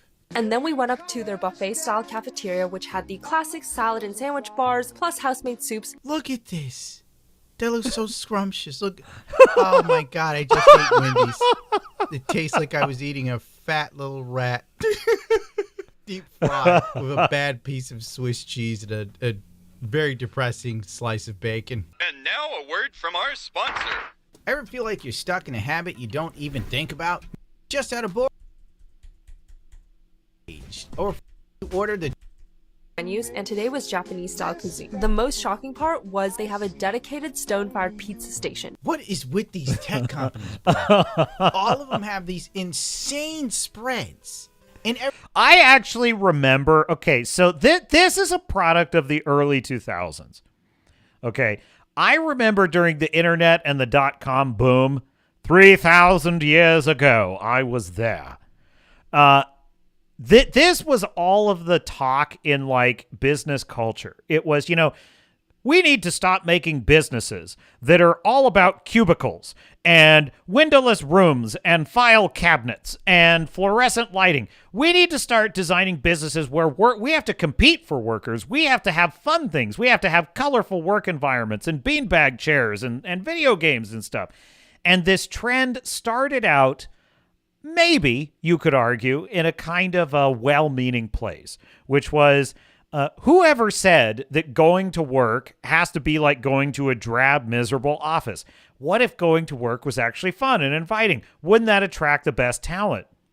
And all it's managed to result in is a weird entitlement culture where now that this is expected in the tech world. You have to make the job about the fact that you have a job, not about the work that you're actually doing. Everything costs us so much. Why don't they get rid of all of this? Like, you know what? My last job, we had nothing. They had a cafeteria which made no sense because nobody cooked. And it was literally like, if you're hungry, you better bring food from home or you could buy something from the vending machine. And they gave you a short break, so you had to run to go buy Wendy's, ironically. Another thing is Roblox is serious about their employees' health, so their drink fridge was packed with tea, vitamin waters, fresh juices, and smoothies, plus snacks like dried... Oh my God. So, I can't believe this. The purpose of making a game. The purpose of making a video game is to talk about trans rights, top surgery scars, and so that I have a fully staffed gourmet cafeteria with health foods when I go to work. That's the purpose of the video game. protein bars. That's the purpose.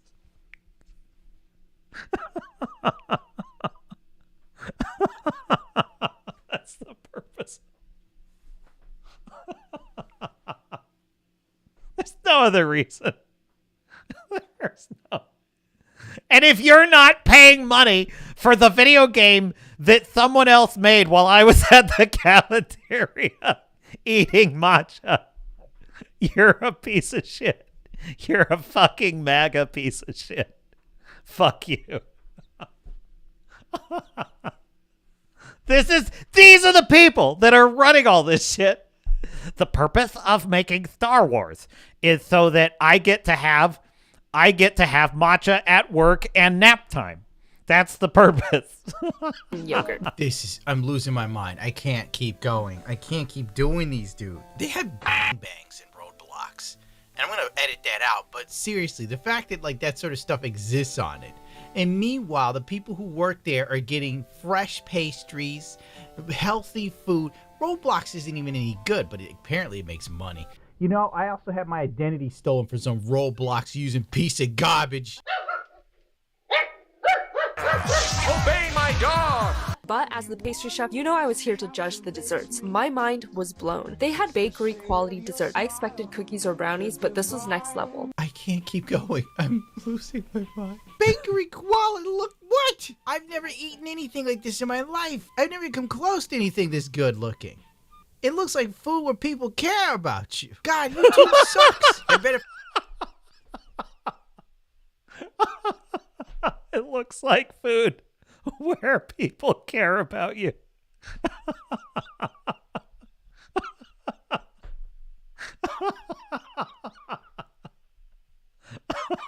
That's the saddest thing I've ever heard. If I went to like the creator's stupid con, they wouldn't give me a dessert mate like this. They probably would have kicked me out. I'd be hanging out with Plain Rock screaming at Dream. Now I finally get why everyone wants to be a tech bro. Roblox is not just for kids, it's for adults too. As I drank myself into a stupor, hoping I pass out again to sleep. It's adult daycare. I'm starting to hate tech workers. This is why they're all so bubbly and they're okay. God. How's your channel doing? It's doing worse with your help. Here's a day in the life working at Google as an account strategist in LA. Oh, yes, an account strategist at Google. I don't even know if I've done this one. There's so many women that work at Google that drive expensive cars, a Mercedes with a Chanel bag in the passenger seat. This is in California, no less. Got to the office at 8:30 this morning. Look how cute my passenger princess bag is. Yes, the bag is so cute.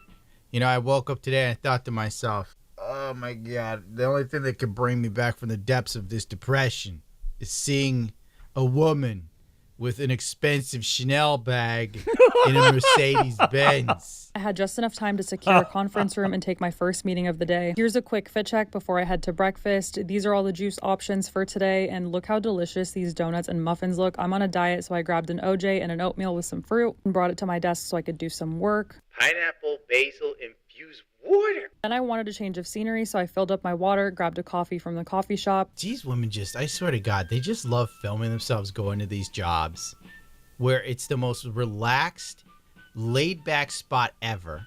And you know they get the job because it's a woman and they want to focus on giving women jobs, women and minorities. So white guys and Asians are kind of screwed. Even though Asians are a minority, but I don't make the rules, right? And then you have these chicks getting these jobs, and they treat the average guy who's pretty much barred from getting the job in the first place like he needs to level up his life. Oh my God, I need a man on my level. I need a man who has a Chanel bag and his Mercedes for the job that he's overpaid for where he barely does anything. And he has vitamin-infused water for free. Which I love that Google has free coffee and decided to do some work from this gorgeous park. Google gives her free coffee. They take 45% of my revenue while treating me like a slave. What a treat. The space is stunning to work from. Then I headed to lunch and it was chicken adobo, which was a 10 out of 10. And now I'm going to use the rest of my lunch break to go on a walk because it's beautiful outside. Chicken adobo?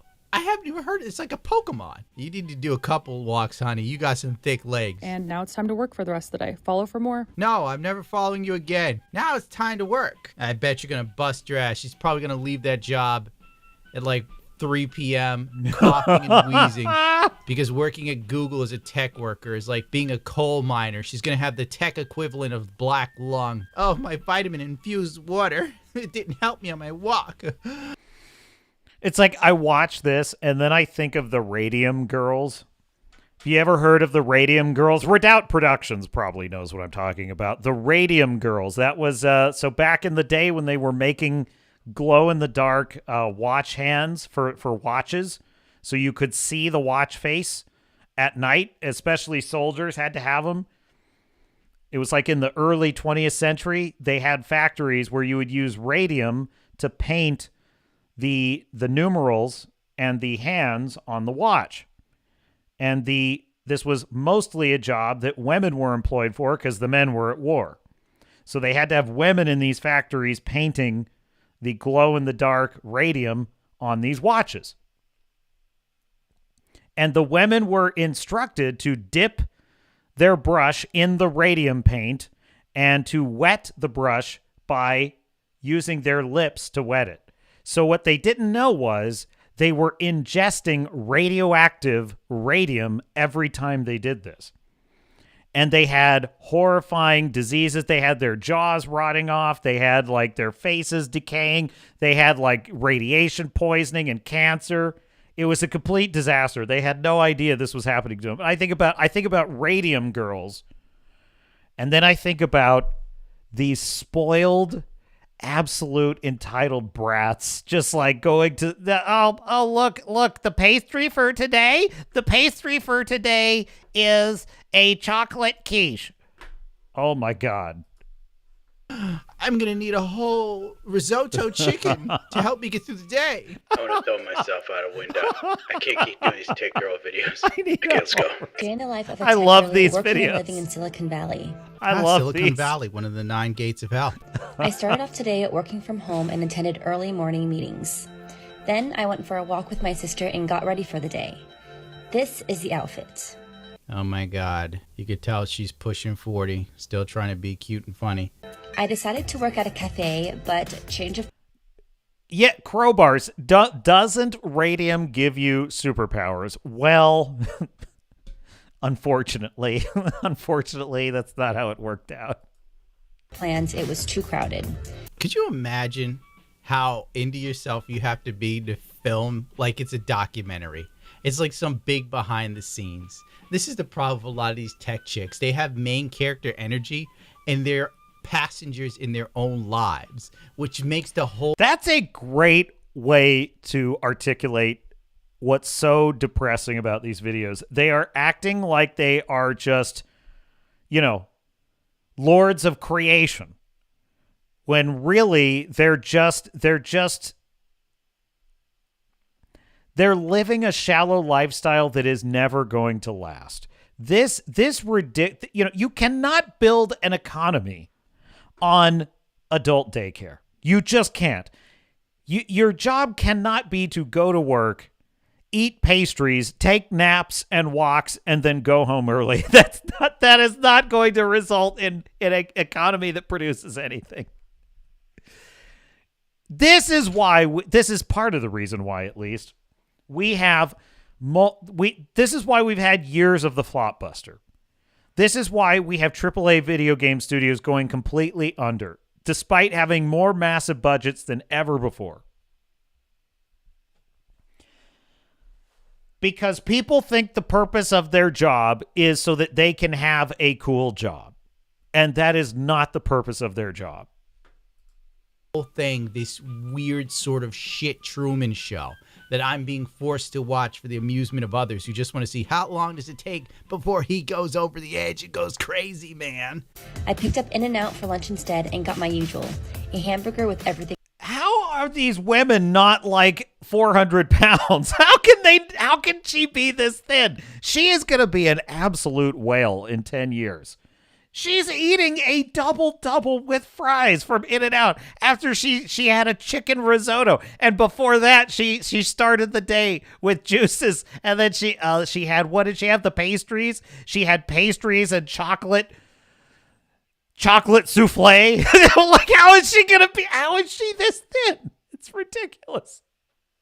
Dude, foodie culture as an ex-fatty, okay? I'm speaking as an ex-fatty here, just for context. It's not so, I'm not claiming an identity. I'm just saying it's for context, so you understand where I'm coming from here. I hate foodie culture. I really do. I think it took until this moment for me to finally realize it. I was going to a restaurant a couple of years ago, okay? We were trying to figure out a restaurant to go to, a family member of mine and her boyfriend. And we were trying to figure out where to go to eat. I'm not a super picky guy. I'm like, okay, here's a couple suggestions. Okay, well, but what are the Yelp reviews on that? What are the Yelp reviews there? Who fucking cares? I hear it's good. I've been to one of them before. It's pretty good. I don't know. And then her boyfriend was even worse. He was like, okay, well, I'm going to go on to Google reviews and I'm going to cross-reference with Yelp reviews. And we even decided we were going to go to one, and he still was second-guessing it on the way there. He's like, you know what? This one only has 4 stars, and this one has 4.5 stars. I'm like, I hear that this one doesn't use fresh seafood. Oh, my God. I can't take this shit. Just pick a place to eat. I don't care if it's a dive bar. And one of the things I hate about foodie culture, and if you're a foodie, fine, you know. I hate it. I really do. You know what? And I'm probably no one to talk because I used to be really into like Hell's Kitchen and MasterChef and all that stuff. You know what? I like food creation culture. But food food aficionado culture, I think, is what I specifically dislike, which is this chick who's talking about, and for today, we have the chocolate souffle, and we have the matcha, and it's just like, oh my God. And she goes to In-N-Out anyway. She goes to In-N-Out. And it's like life is all about eating massive amounts of food. Everything has to be connected to food. And I'm probably just jealous because if I lived that way, I'd be a whale. I'd be a whale if I gave into that. If I gave into that mindset, I'd be a whale. And I can't go there. And so probably it's part of what I hate about it. But the fact of the matter is we are a severely obese culture. We are a severely obese country. It's not good. It's not right. It should be immediately addressed and resolved. It should not be allowed to persist this way. I cannot believe on a daily basis how many people I see that are having trouble breathing, having trouble walking. They're bursting out of their clothes. I'm saying this as an ex-fatty. It was one of the worst things in the world to be fat. I hated it. I'm so grateful I'm not anymore.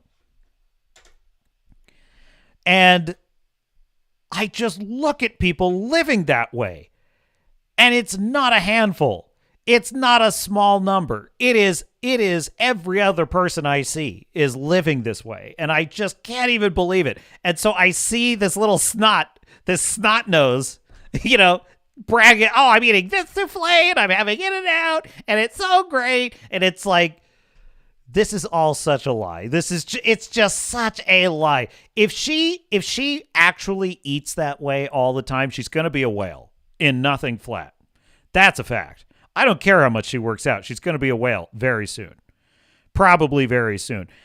Or she's faking it. She's acting like she eats this way. She's probably not had In-N-Out in 12 weeks, but she's doing it for this stupid TikTok video so she can look like she's living it up for the camera. Either way, I think it's pathetic and it's cringe. I don't know which I hate worse. I probably hate them both about equal. About equal, I would say. Look at this. Go back to it, Mr. Producer. I can't believe this. Look at her.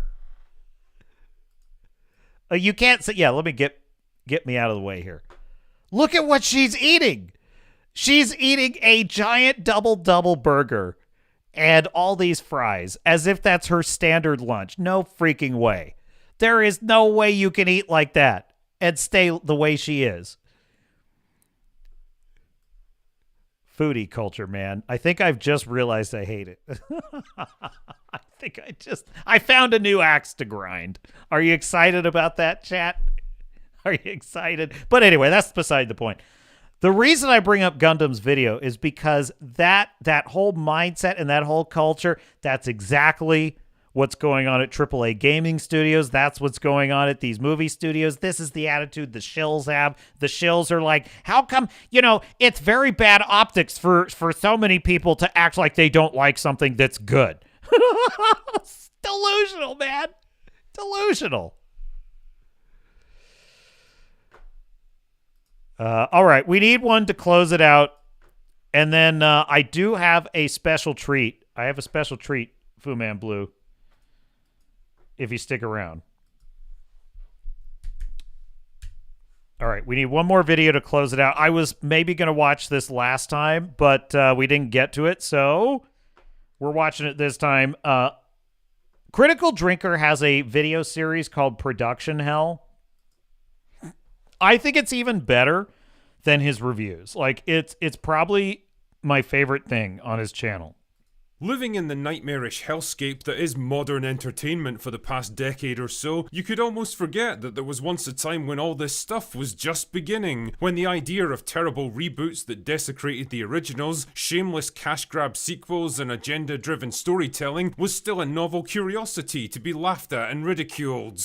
Oh, how naive we were. Well, just like a global plague that goes on to ravage the entire human race, it all had to start somewhere, and these days most people seem to agree that patient zero for all of this was Ghostbusters 2016. Now, I got to tell you something about this movie. As a kid, okay, my heroes, my heroes were the Ghostbusters. The original Ghostbusters. Peter Venkman, Egon Spengler, Ray Stantz, and Winston. They were my heroes, okay?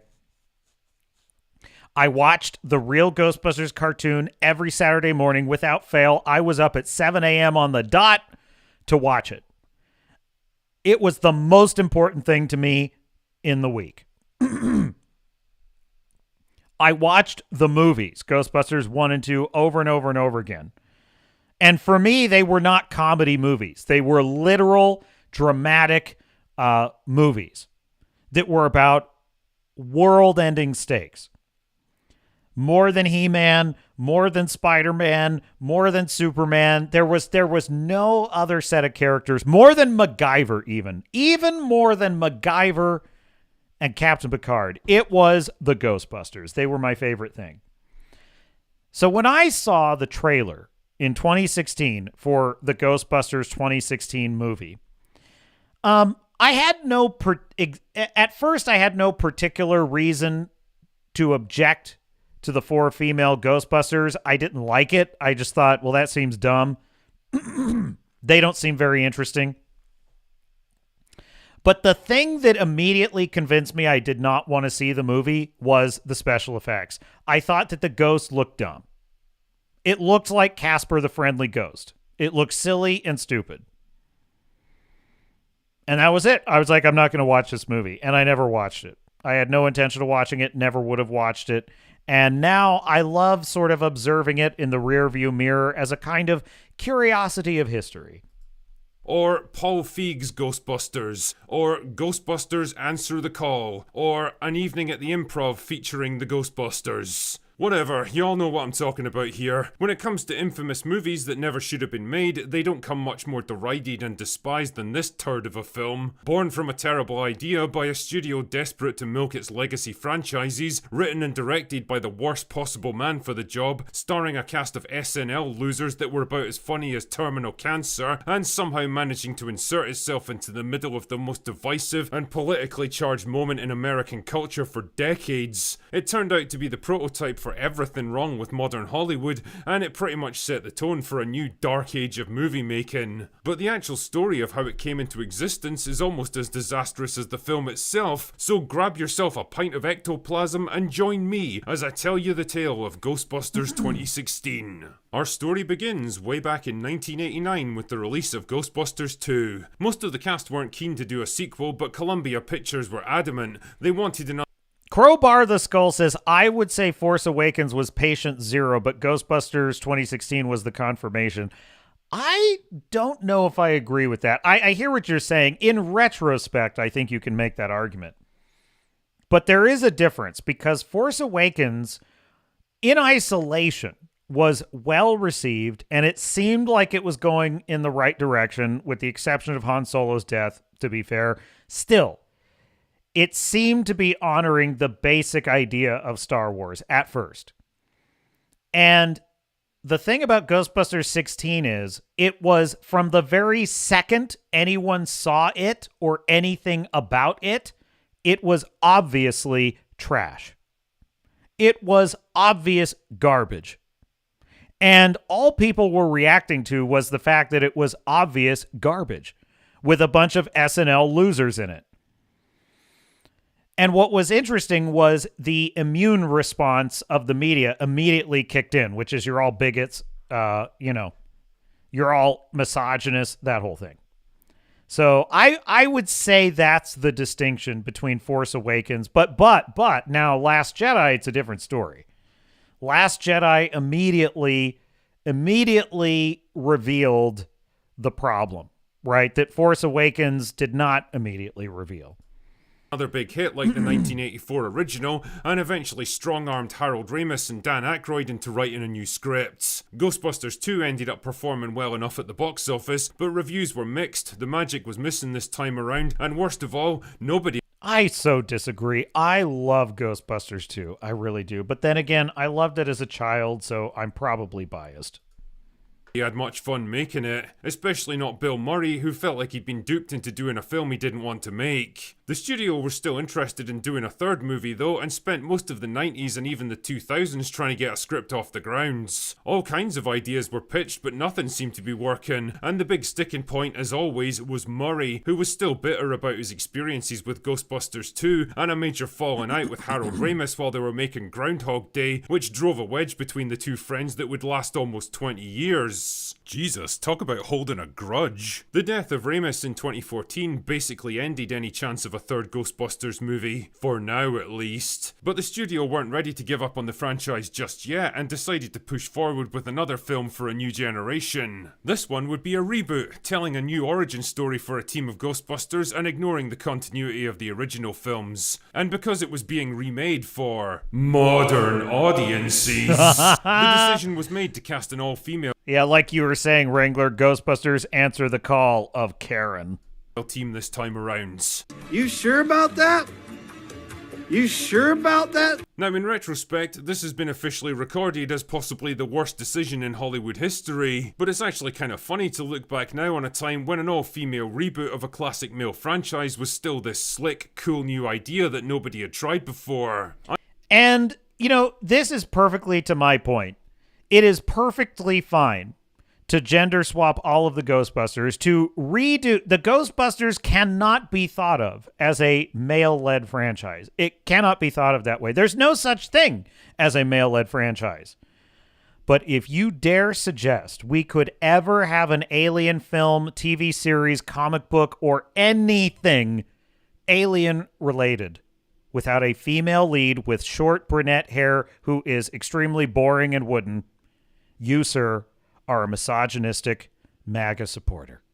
And that's gross. Ivan Reitman was quietly pushed aside, and up-and-coming director Paul Feig was brought in to replace him. Feig had a solid pedigree of working in comedy, especially female-centric movies, so he was a natural choice for a project like this. And he wasted no time bringing in his favourite actresses Melissa McCarthy and Kristen Wiig for the two lead roles. SNL man, it's funny. We talk about Pedro fatigue. We talk about Zendaya fatigue.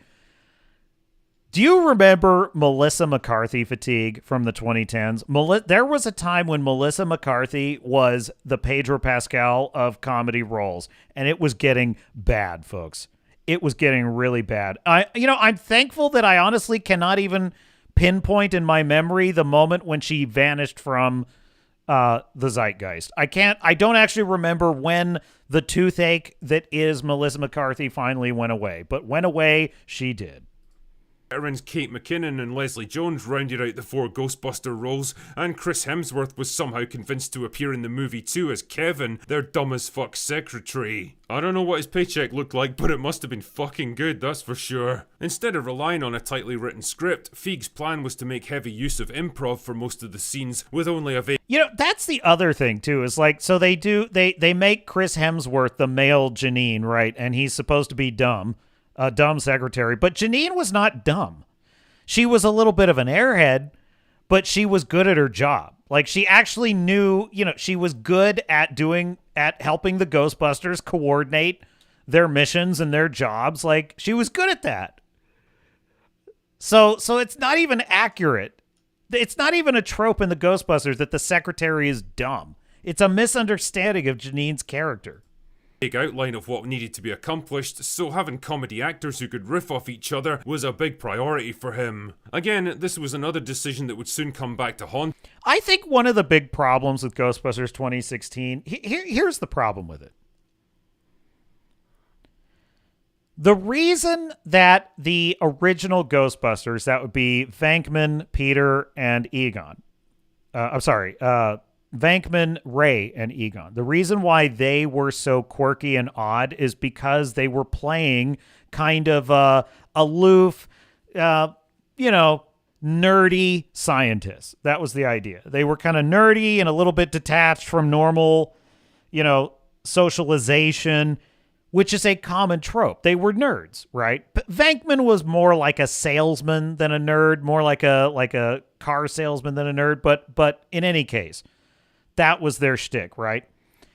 In Ghostbusters 2016, you have the female Ghostbusters attempting to duplicate kind of the same thing. Oh, they're quirky, oddball nerds. But it comes across as so fake, so contrived, so not real. And I think it's because they lack the language to impersonate, to imitate female physicists or like female science nerds. I don't think they actually know how to portray that.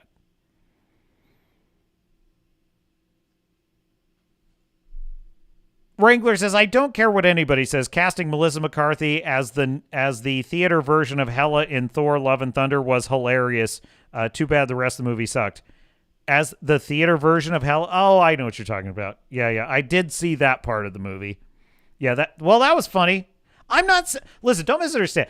I am not saying that Melissa McCarthy's wasn't funny or that she didn't have funny roles. I'm saying she reached a saturation point. That's the issue with Pedro Pascal. The issue is not that Pedro Pascal is this terrible actor that's never good. That's not the problem with him. Hell, that's not even the problem with Zendaya. Well, actually, no, I take it back. That is the problem with Zendaya. She's a terrible actor. She really shouldn't be in anything. I don't know why she's in anything.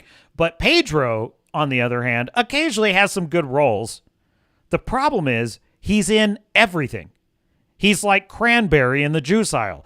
He's in all the juices. And that makes no sense. So the problem with Melissa McCarthy is not that she wasn't funny or that she didn't have like good roles. The problem is there was a point where she was like Pedro. She was in everything. Him big time, but for now there were other problems to contend with. The announcement of the film being a remake, the all-female cast, and Feig as director went down about as well as you might expect online.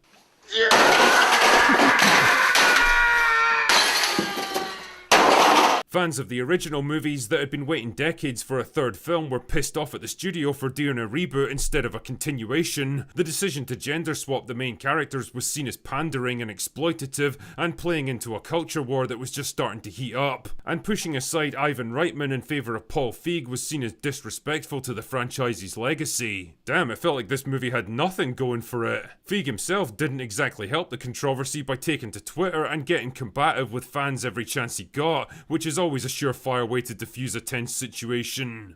Not a great plan. The atmosphere around this movie was already charged with controversy before production even began, and it didn't get much better once the cameras started rolling in June 2015. According to insiders who eventually spoke up about their experiences on set, the problems began almost immediately. Most of the cast had signed on without even seeing the script because they were big fans of Ghostbusters and genuinely wanted to make a good movie. Which is admirable, but it's not exactly surprising. I mean, nobody sets out to make a bad movie. Unless their name happens to be Ryan. But once they actually saw the script and realised the clown show they were committed to, the panic set in big time. The biggest roadblock, both physically and metaphorically, was Melissa McCarthy, who was a big fan of the real Ghostbusters cartoon and expected something along similar lines. When it became obvious this movie absolutely wasn't going to be what she expected, she began clashing with Feig, leading to frequent arguments on set. I did not know that. That's really interesting. So Melissa McCarthy, like me, was a huge fan of the real Ghostbusters cartoon, and she was clashing with the creatives over the direction. You know what? Just for that, Melissa McCarthy gets a captain's salute. I respect that. Credit where it's due. I respect that. Decision to rely on improv to get through most of the scenes wasn't exactly paying dividends either. Yeah, letting actors improvise a scene can lead to absolute gold in the right situation, providing they're actually good at what they do and know how to spark off each other. That absolutely wasn't the case here though, and even in the finished cut, where I assume they cherry-picked the best of the best, the actors still look awkward and uncomfortable, like they don't really know what to do next. Ironically enough, it was Chris Hemsworth who ended up saving the day. His scenes are some of the only ones in the entire movie that actually raised a smile, and you can only imagine the kind of crisis this must have triggered for the main cast when they realised that Hemsworth, who wasn't even a comedian, was by far... Yes, Crowbar the Skull. I do remember the other Ghostbusters cartoon. It's why they called that's why they called it the real Ghostbusters, because so the other Ghostbusters cartoon predated both the movies and the real Ghostbusters. And there was actually a rights issue. There's a great show on Netflix called The Movies That Made Us. and they tell the story of this. So when they were making the original Ghostbusters film, that cartoon had the rights to the phrase Ghostbusters. And they actually filmed Ghostbusters with two different titles in mind. Ghostbusters and like, what was the other? It was like Ghost Hunters or something. I don't know. It was something like that. And they literally had to do two versions of every sign in the movie because they were in the middle of the rights battle while they were filming the movie. So that's the whole reason that the cartoon we enjoyed was the real Ghostbusters, because that's how they dealt with the rights issue. Wrangler says, yeah, that version of Ghostbusters with Tracy the Ape and time traveling vehicle was around before the movie. Yeah, exactly. Exactly. So we're actually lucky that they were able to get the rights to the name in the first place because of that cartoon.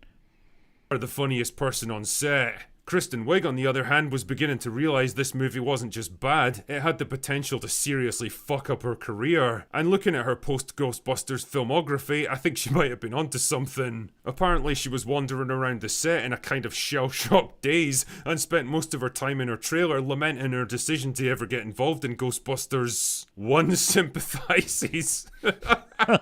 Old Paul wasn't coping too well with the pressure either. The climax of the movie called for a huge song and dance number. What the fuck is it with this guy and musical numbers? Oh, no, Crowbar. That's sad. That's so sad. Said they fooled me into watching. I thought it was going to be Ghostbusters. You know, I swear that just makes me want to... That just makes me want to say they're there. You know, I feel so bad. That's rough, man. I don't envy that. I don't envy that at all. If I saw that piece of crap show when I was expecting Spangler and Venkman and Stantz, and instead I get Tracy the Ape and a time-traveling whatever the hell, you know, I'd have been I'd have been the glummest, saddest little kid of all time. Fortunately, I avoided that fate, but my heart goes out to you. Anyway, with hundreds of extras doing a choreographed dance routine led by Chris Hemsworth. Unfortunately, it just wasn't coming together, and Feig ended up completely melting down about it, crying and yelling at people. Much like Wiig, he was well aware of how much damage this film could do to his career if it flopped. He was very much in over his head, and it was all becoming too much for him. The studio were getting pretty nervous as well, and so they deployed the most tried and tested weapon in their arsenal to try and fix it: nostalgia. Through a combination of bribes and threats of legal action, the original cast were combination of bribes and legal action.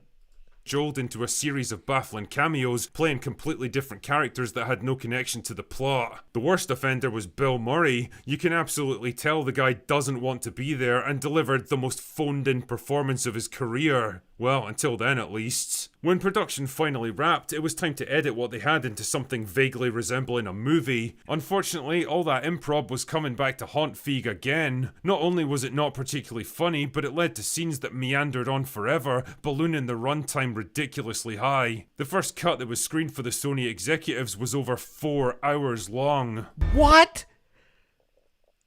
What? 4 hours? For a comedy? Oh my God.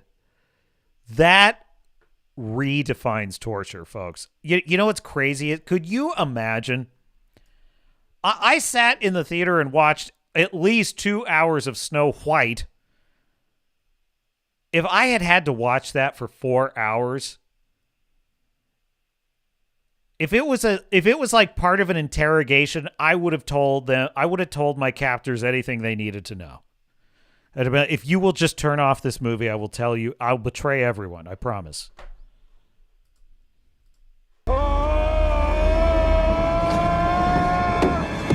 I mean, just imagine that for a second. Imagine having to sit there and watch 4 fucking hours of Paul Feig's Ghostbusters. Naturally, drastic cuts were ordered, slashing the runtime in half, but also cutting out a whole bunch of subplots and character moments and creating major holes in the story. Such as it was. But if things were bad already, they were about to get a whole lot worse when the first trailer dropped like a thermonuclear bomb. The reaction from fans was incendiary. People lambasted the lame jokes, the lack of chemistry in the cast, the oversaturated colours, the obnoxious soundtrack, and the baffling attempts to tie into the original movie that wasn't even part of this continuity. Worse, the movie was becoming the focal point in an online culture war that had been brewing for a couple of years now and was about to explode. Panicked reshoots were quickly ordered to try to fix the plot holes caused by the slashed runtime and address some of the fan criticisms from the trailer. But Paul and the others couldn't resist clapping back at the haters either, which is why we ended up with scenes like this. And you shouldn't be reading this stuff. You're not supposed to listen to what crazy people write in the middle of the night online. Nice one. Crowbar the Skull says, when will we get the 4-hour director's cut on 4K? Oh my God. Oh my God, man. I can't imagine a worse hell. That is an incomprehensible thought to me. How can you be a director who ostensibly has credentials and you can't figure out how to pare down your comedy to less than 4 hours? How is that possible? How can you have a shred of professional credibility after that? I get that it's an early screener, but seriously? That is unreal to me. I can't do that. Listen, the worst thing you can do when you're trying to get the approval of your boss is to bore your boss in your presentation. To waste your boss's time is the worst way to get him on your side. How could you ever think that presenting a 4-hour screening could make any sense? That's insane to me. I can't even believe that. I want to see Melissa McCarthy roll around for 4 hours, says Crowbar. I love your emoji. I love that emoji there. I need to get emojis done for this channel. I need to do that. And we're doing a member stream either tomorrow or Tuesday, I promise. We're going to do a Captain's Ready Room soon. So just keep an eye on the Discord. I'll send out a notification. We're going to do a Ready Room. We're getting back to those, I promise. All right, roll tape. Paul, that'll show them. Ghostbusters finally released in July 2016 to a firestorm of controversy and backlash, and even though the Access media did their best to prop it up with bought and paid for reviews, there was no hiding the fact that audiences absolutely hated it. The movie got weak audience scores and went on to gross $224 million against a $144 million budget, nowhere near breaking even and killing any chance of a sequel or, God forbid, an extended universe. No, thank you, Universal. You don't want the Melissa McCarthy 4K director's cut that's 4 hours long. You don't want with an extra hour of deleted scenes. You don't want that. Why do you hate women?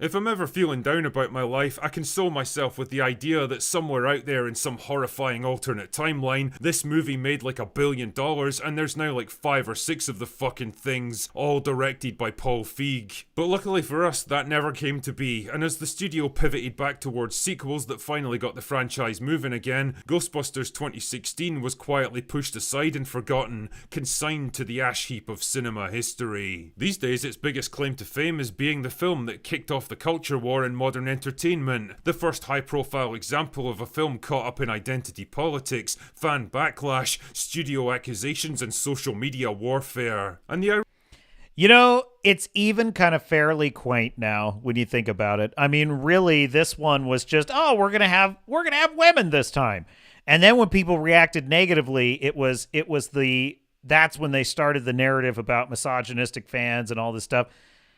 But when you really think about this movie on the woke scale, it's actually pretty low on the woke scale. Other than the gender swap, that's basically it, right? It was that, and then, of course, the reaction to the fans.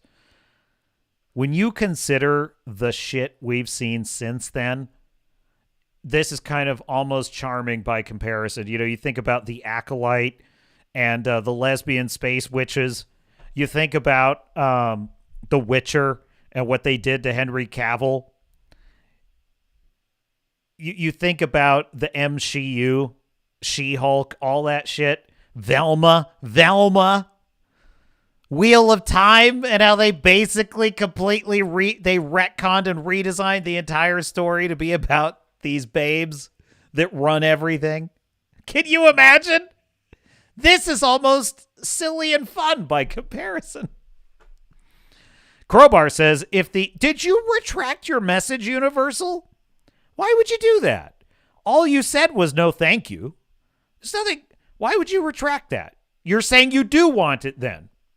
So you do want the 4-hour director's cut of Ghostbusters on 4K. Okay, good. I'm glad we cleared that up.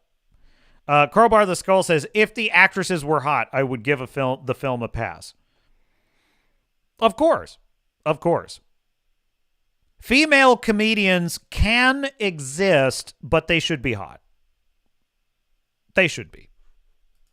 Ironic thing is, I don't think it was really trying to be any of those things. I think it was the product of a more innocent and naive time, a novel idea that nobody took the time to question properly, that stumbled into an online minefield and triggered every single one along the way. Paul Feig probably had no idea what he was getting into when he signed on for this movie, and I can't help but wonder if he would have signed on knowing where it was all leading. Speaking of which, what became of old Paul? Well, his fears about lasting career damage were kinda proven right. Apart from Hemsworth, who mostly avoided the backlash, none of the cast have exactly gone on to bigger and better things. Paul himself is still making movies, but mostly in the low-budget rom-com genre, which seems to be his comfort zone as a filmmaker. Ghostbusters was his big shot at main event status, his chance to become one of the leading creatives in Hollywood, and for better or worse, he kinda blew it. But I think his attitude towards Ghostbusters could neatly be summed up in this 2017 interview. It's not a perfect movie, none of my movies are perfect. I like what we were doing with it. It was only supposed to be there to entertain people.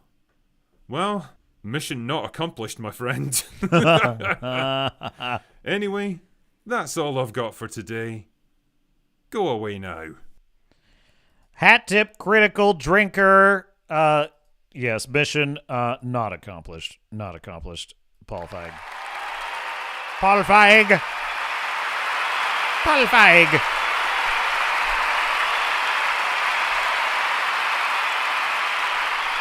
Oh! I almost forgot about this because I was just fixing my Godzilla display, my Godzilla -1 collector's edition DVD, and that I'm not at all bragging about. Okay, check this out. For all my Godzilla fans out there, Takashi Yamazaki, the brilliant writer, director, and VFX director of Godzilla -1, one of my favorite films of all time, he created a custom guitar which he gave as a gift to the Japanese rock band, the Alfie. Are you prepared for this?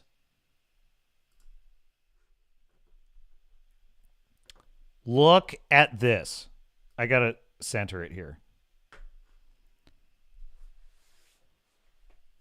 Is that not a work of art? Is that not one of the most incredible? This is a guitar that Takashi Yamazaki custom designed. Holy shit, man. I don't even play guitar, and I would give my left nut for this guitar. This is incredible. It is, how cool is that, man? So he gave this as a gift to the Japanese rock band Alfie.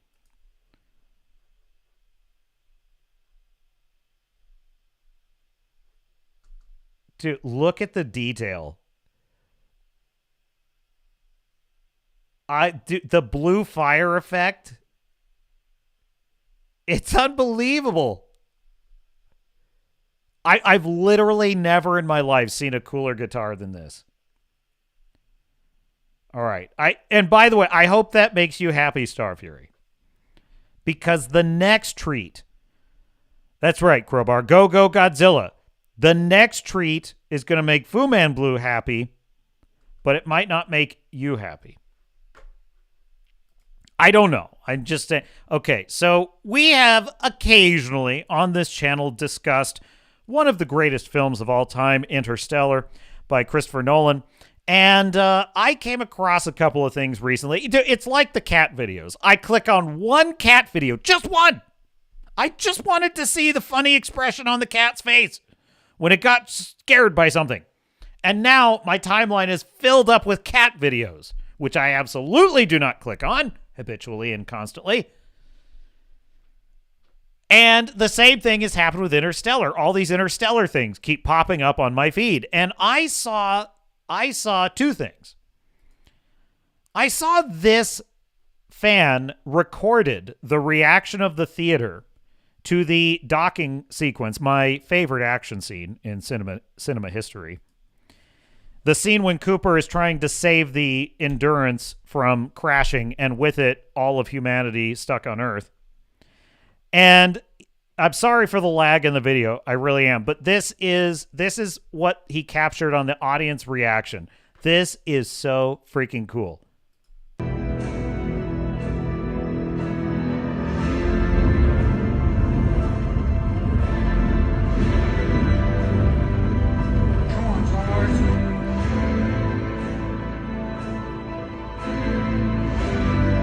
Hell, this might be my favorite scene in movie history. I'm just going to say it. This might be my favorite ever, just in isolation of everything else, my favorite scene in movie history. I just love it.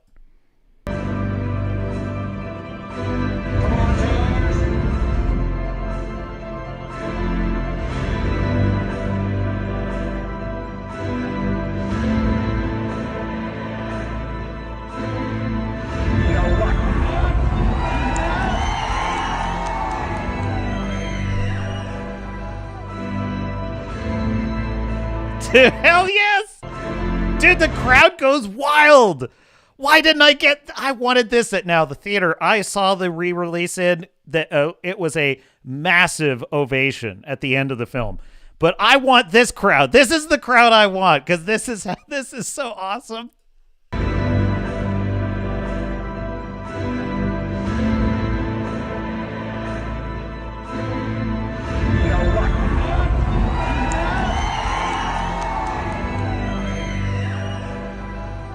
Dude, this is the most alpha giga Chad moment in movie history.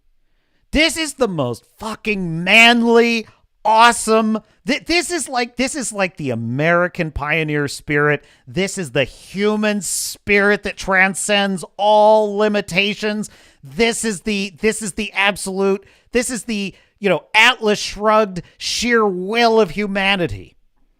This is the Wright brothers. This is Galileo. This is Isaac Newton. This is Hadrian. The Emperor Hadrian. Like this is the absolute spirit of humanity boiled down into one symbolic moment. Can he do the impossible? That's why the crowd's reacting that way. That's why they are cheering, because it's freaking badass.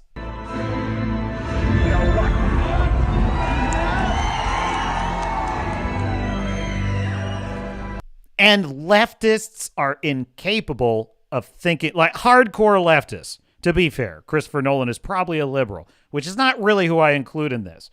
But the wacko leftists, the crazy ones, which are more and more common all the time. The woke mind virus sufferers, and they suffer, folks, they suffer. They are not capable of thinking this way. When they see impossibility, that's all they see. Just like that shill. Just like that shill we were watching earlier. What does he say? He's like, well, ever since the COVID pandemic, we're just going to have to accept that movies have a different bar, and we're going to have to judge them differently. And if people are pretending to not like them, because of course they like them, but they're just pretending to not like them, and that's bad optics. It's like, that's how they think. They make excuses, they accept defeat, and they move the goalpost closer when they cannot envision a way that it can be done. We're trying to solve the problem, but it's not solving. And Cooper, in the film Interstellar, to me, represents the antithesis of that. He's the only character in the film that thinks on this scale. And it's not so much that he's a great visionary. He's really not. He's kind of a knuckle dragger in a sense, because he's there because of his technical skill, which is he's a pilot. He's a pilot. He's not actually hired for his leadership specifically. He's not hired because he's a great scientific mind. He's hired because he has the absolutely indispensable technical skill to get the real scientists and visionaries there. It turns out he's the character who, well, actually, he is the only character, because Michael Caine's character, Dr. Brand, lies to him that humanity on Earth can be saved, but he told him that as a lie so that Cooper would go on the mission believing he could save his children, which was the only way that Cooper would be motivated to do this. Cooper now knows this. Cooper at this point in the movie knows that this was a lie. He knows that humanity is doomed. His children, or at least their children, will suffocate to death on Earth. All he wants now is to get home. And in this moment, when the robots, the AIs, and the brilliant scientific mind, Dr. Brand, the junior, that would be Anne Hathaway's character, when all of them have accepted that it is not possible to salvage the mission, and by extension, humanity, and by extension, Cooper's desire to get home to see his children who he loves, he refuses. He refuses to accept it, and he does the impossible. That's why the crowd is cheering, because that's rare. That is precious in the human spirit. It is, in my view, the defining characteristic that separates us from the animal kingdom. It is what makes humanity worth saving. It is what makes life worth living. It is why we are destined to go to the stars. It is why we must solve our problems. It is why we cannot give in to defeatism and blackpilling and dooming. It is this spirit that is our birthright, and it is our destiny. And that is what this movie, and specifically this moment in the movie, symbolizes. It's why the crowd is cheering. It's why most Hollywood films are failing, because most Hollywood films are written by wacko losers who can't envision a world where there's hope, who can't envision a role model who's a hero, who can't envision a man who's a leader in times that are dire and bleak, who cannot envision that a dying world can be saved, that a dying people can be resurrected, that the impossible can be overcome. They cannot envision that, and so they do not supply the art which kindles in us, which feeds in us that need, that deep-seated need to see that it can be done. It can! That's why Nolan's films succeed. That's why this scene gets the crowd to cheer. It gives the people not just what they want, but what they need, what they don't even consciously know that they need. This is why you go to films. This is why you go to the theater. This is why you play the video game. This is why you read the comic book. You want this moment, this coming together of every brilliant part of the story to remind you not of what's happening in the story, not of like what you want to see from the character, but to remind you of who you are. You are a human being. You are the inheritor of perhaps the most glorious birthright on this planet. You have within you the spark of creation itself. The spark of the design, curiosity, creativity, belief, faith, love. All those things are in you. Not all of them, not all of humanity, you. That's what this film represents. That's what it's saying, and that's why the crowd is cheering. One more time, Mr. Producer!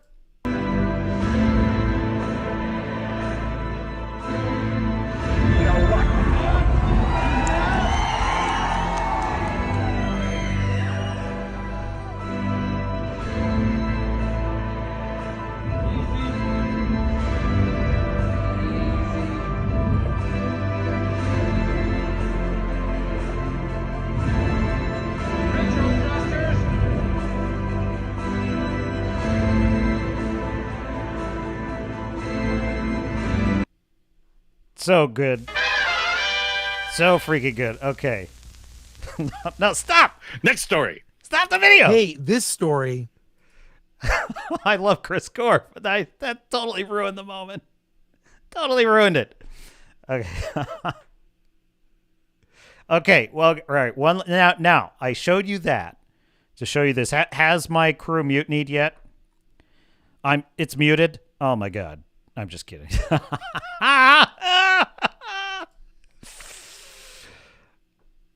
What's that? Crowbar the Skull says, I love cat videos. They're so relaxing. Right, Wrangler. He may be a knuckle dragger, but man, can he drive. But that's my point exactly. He's seen. See, he's seen as a knuckle dragger. But, and all the other characters, the scientists, the physicists, they're all Dr. Mann, who, you know, the coward Dr. Mann, played by Matt Damon. He was considered the bravest and the boldest and the most visionary of all of them because it was his idea to do the whole mission to find the planets in the first place. And in the end, he's the one that creates this catastrophe because he can't face the fact that he's going to die, right? He can't accept it. So it turns out, now, and remember, Cooper is the character that argues against Brand when she says, maybe love is something. You know, it's a compass pointer. Maybe we would do well to listen to it once in a while, right? That's her whole point to Cooper. And Cooper says, that's kind of shaky footing, Dr. Brand. And in the end, it turns out that it was Cooper who was the most visionary of anyone on the mission because he visualized that success was possible.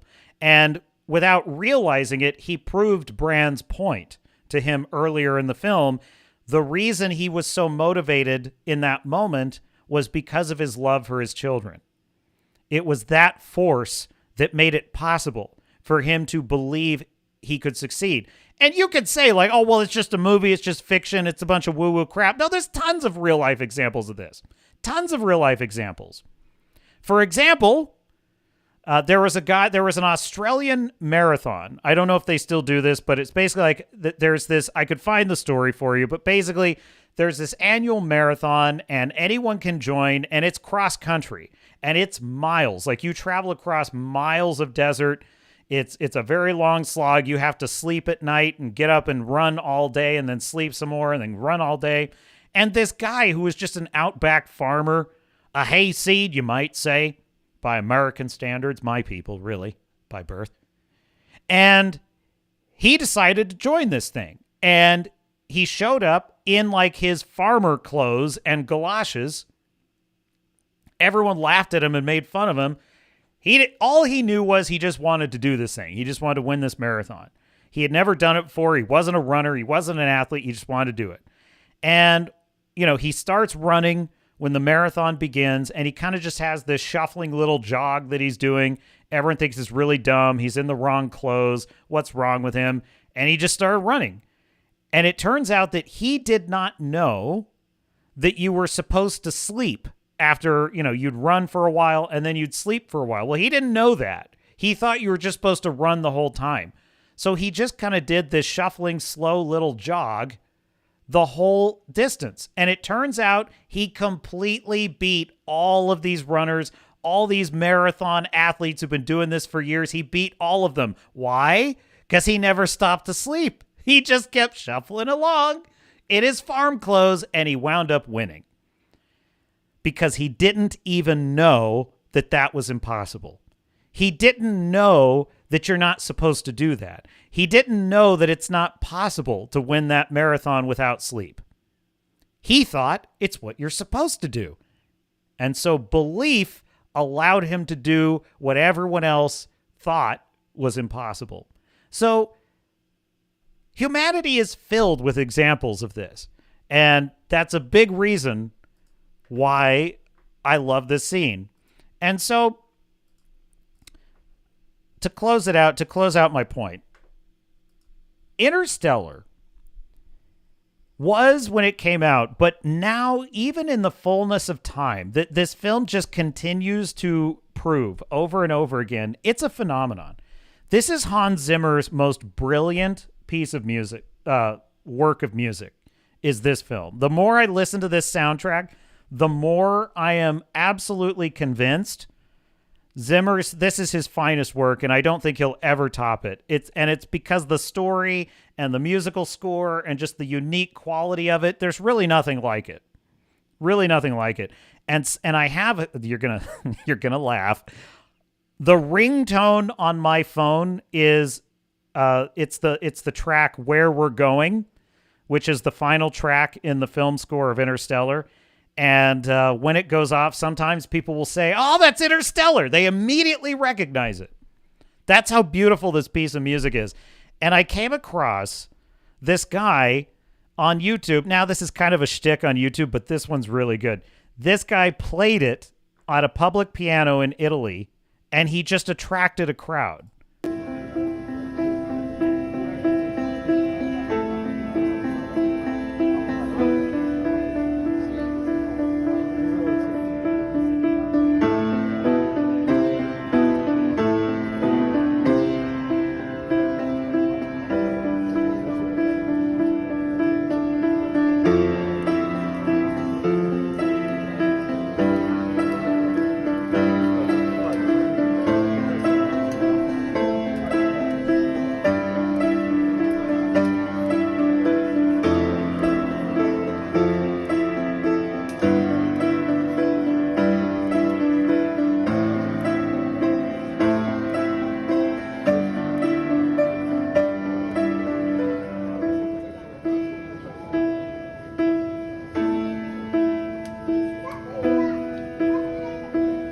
And I got to be careful because I don't know how much I can play of that. It is a cover, so I don't know. I might be able to. But anyway, people start like stopping and watching. I wish I could do this. I would love to be able to do this.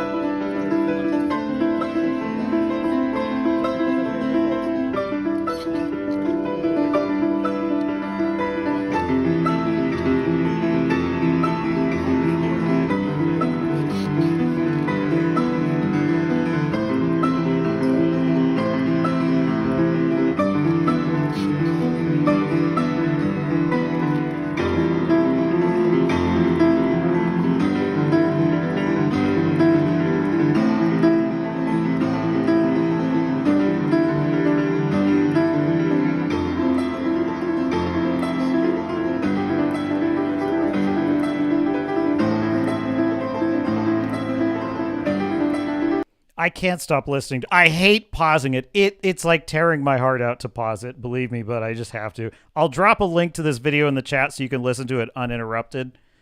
But I'll just play the last little finale. Let me drop the link in the chat first because I just want you to be able to listen to it uninterrupted. Here we go. Yes, Crowbar. Crowbar says, I have to admit that's pretty damn good. It is pretty damn good, isn't it? There it is. Okay, here we go. Let's close it out.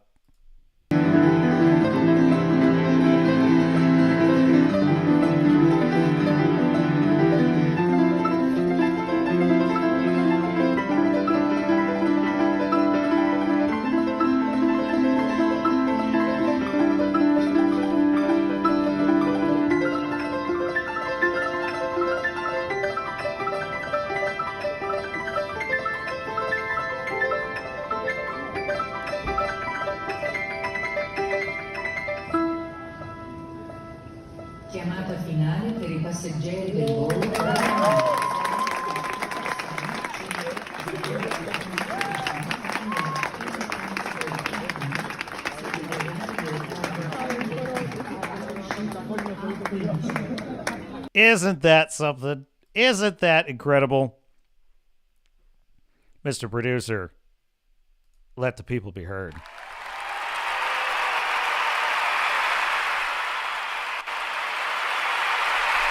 There is a word. There is a word for Hans Zimmer's incredible music in combination with that incredible moving story and that awesome final piece of the film, Interstellar. There's a word for it. Iconic. Iconic. Like it's instantly recognizable. The fact that you could be walking through, and you may not even know what movie it's from, but I've watched a lot of these videos now because they keep popping up on my feed. It's cat videos and Interstellar in public. And and people will be walking by. They can't help themselves. They're kind of just, they're kind of like, huh? And they can't help but be drawn in and listen. And I just think the power of music is so, it is so transformative. It's so powerful. It's like music has the power to dissolve all of the worst things in our psyche. It has the power to simply dissolve, just whatever is occupying our minds and making us crazed or anxious or whatever. Something about music has the power within it to just dissolve all of that and connect us with what is truly real and what's truly important. It's just amazing to me how people can be on their way to a flight and they're probably eager to catch it, and they walk by that sound and they want to stop. They almost want to miss their flight. It's crazy. And that to me suggests that, listen, if you don't like Interstellar, there's nothing wrong with that. I have if you don't like Interstellar, that's fine. I'm totally fine with that. I'm just saying, if your claim is that Interstellar's not a good film, Mahler's claim, Critical Drinker, both make that claim. I just don't think that's possible when it's that iconic. When it's that iconic that you can't help but stop in the middle of your busy day to listen to the music of that film. And yeah, to be fair, there's definitely lots of bad films with good soundtracks. That's not the case with this. That music, I would argue, is so iconic because of the story that goes with it. I really do feel that way. So anyway, I thought I'd share that with you. And I know you appreciate that, Fu Man. So yes.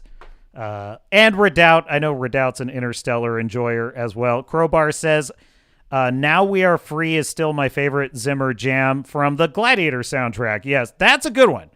That's an excellent, very respectable choice. I mean, Hans Zimmer's body of work is just so breathtaking in scope. Like, the man has so many incredible, absolutely just banger sound. I mean, he's starting to become competitive with like John Williams. I think he's kind of surpassed James Horner, who's one of the all-time greats of all time. James Horner is one of the greatest film composers of all time.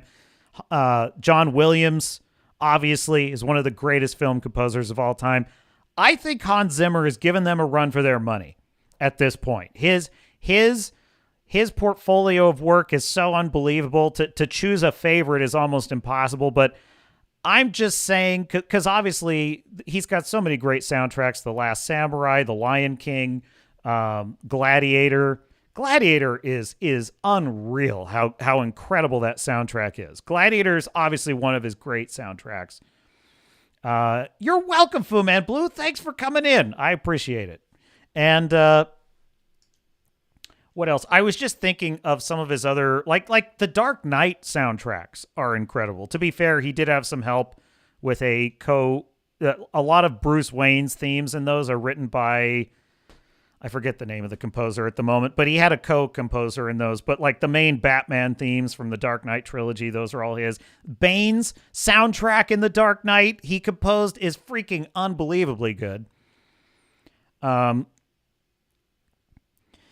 Something about Interstellar, though, that soundtrack was probably one of the most ingenious film scores I've ever heard. Like the way he wove in the ticking of the clock in all of the scores is so great, because that whole movie is about the ticking clock, humanity's ticking clock, the ticking clock of relativity and time differentials, the ticking clock of Cooper trying to get back to his family.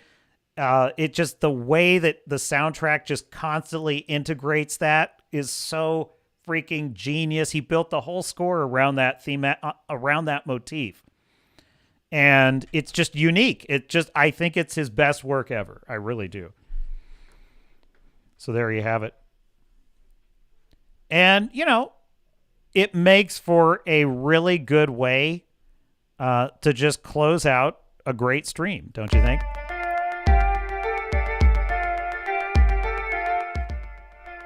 I miss when Skunk's Workshop would be in the chat and would get mad at me when he heard the music come up. I miss that. I miss when Skunks would say, no, no, I don't want the music yet.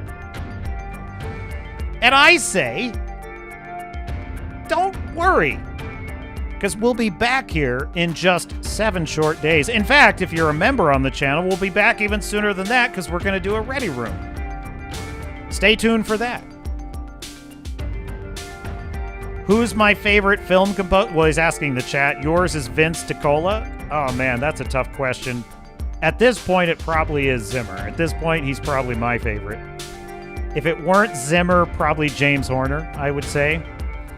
Probably James Horner. His soundtrack for Titanic, Star Trek II, The Wrath of Khan, Avatar, his Avatar soundtrack, Braveheart. James Horner's had some real bangers as well. So that is our stream for this Sunday. I am your host, Captain Garrett of the Swords and Starships channel. Thank you, chat, sailors and starnauts, everyone on the restream. Put a like on the stream if you enjoyed it. It does help. And until next time, this is Captain Garrett saying I will see you out there.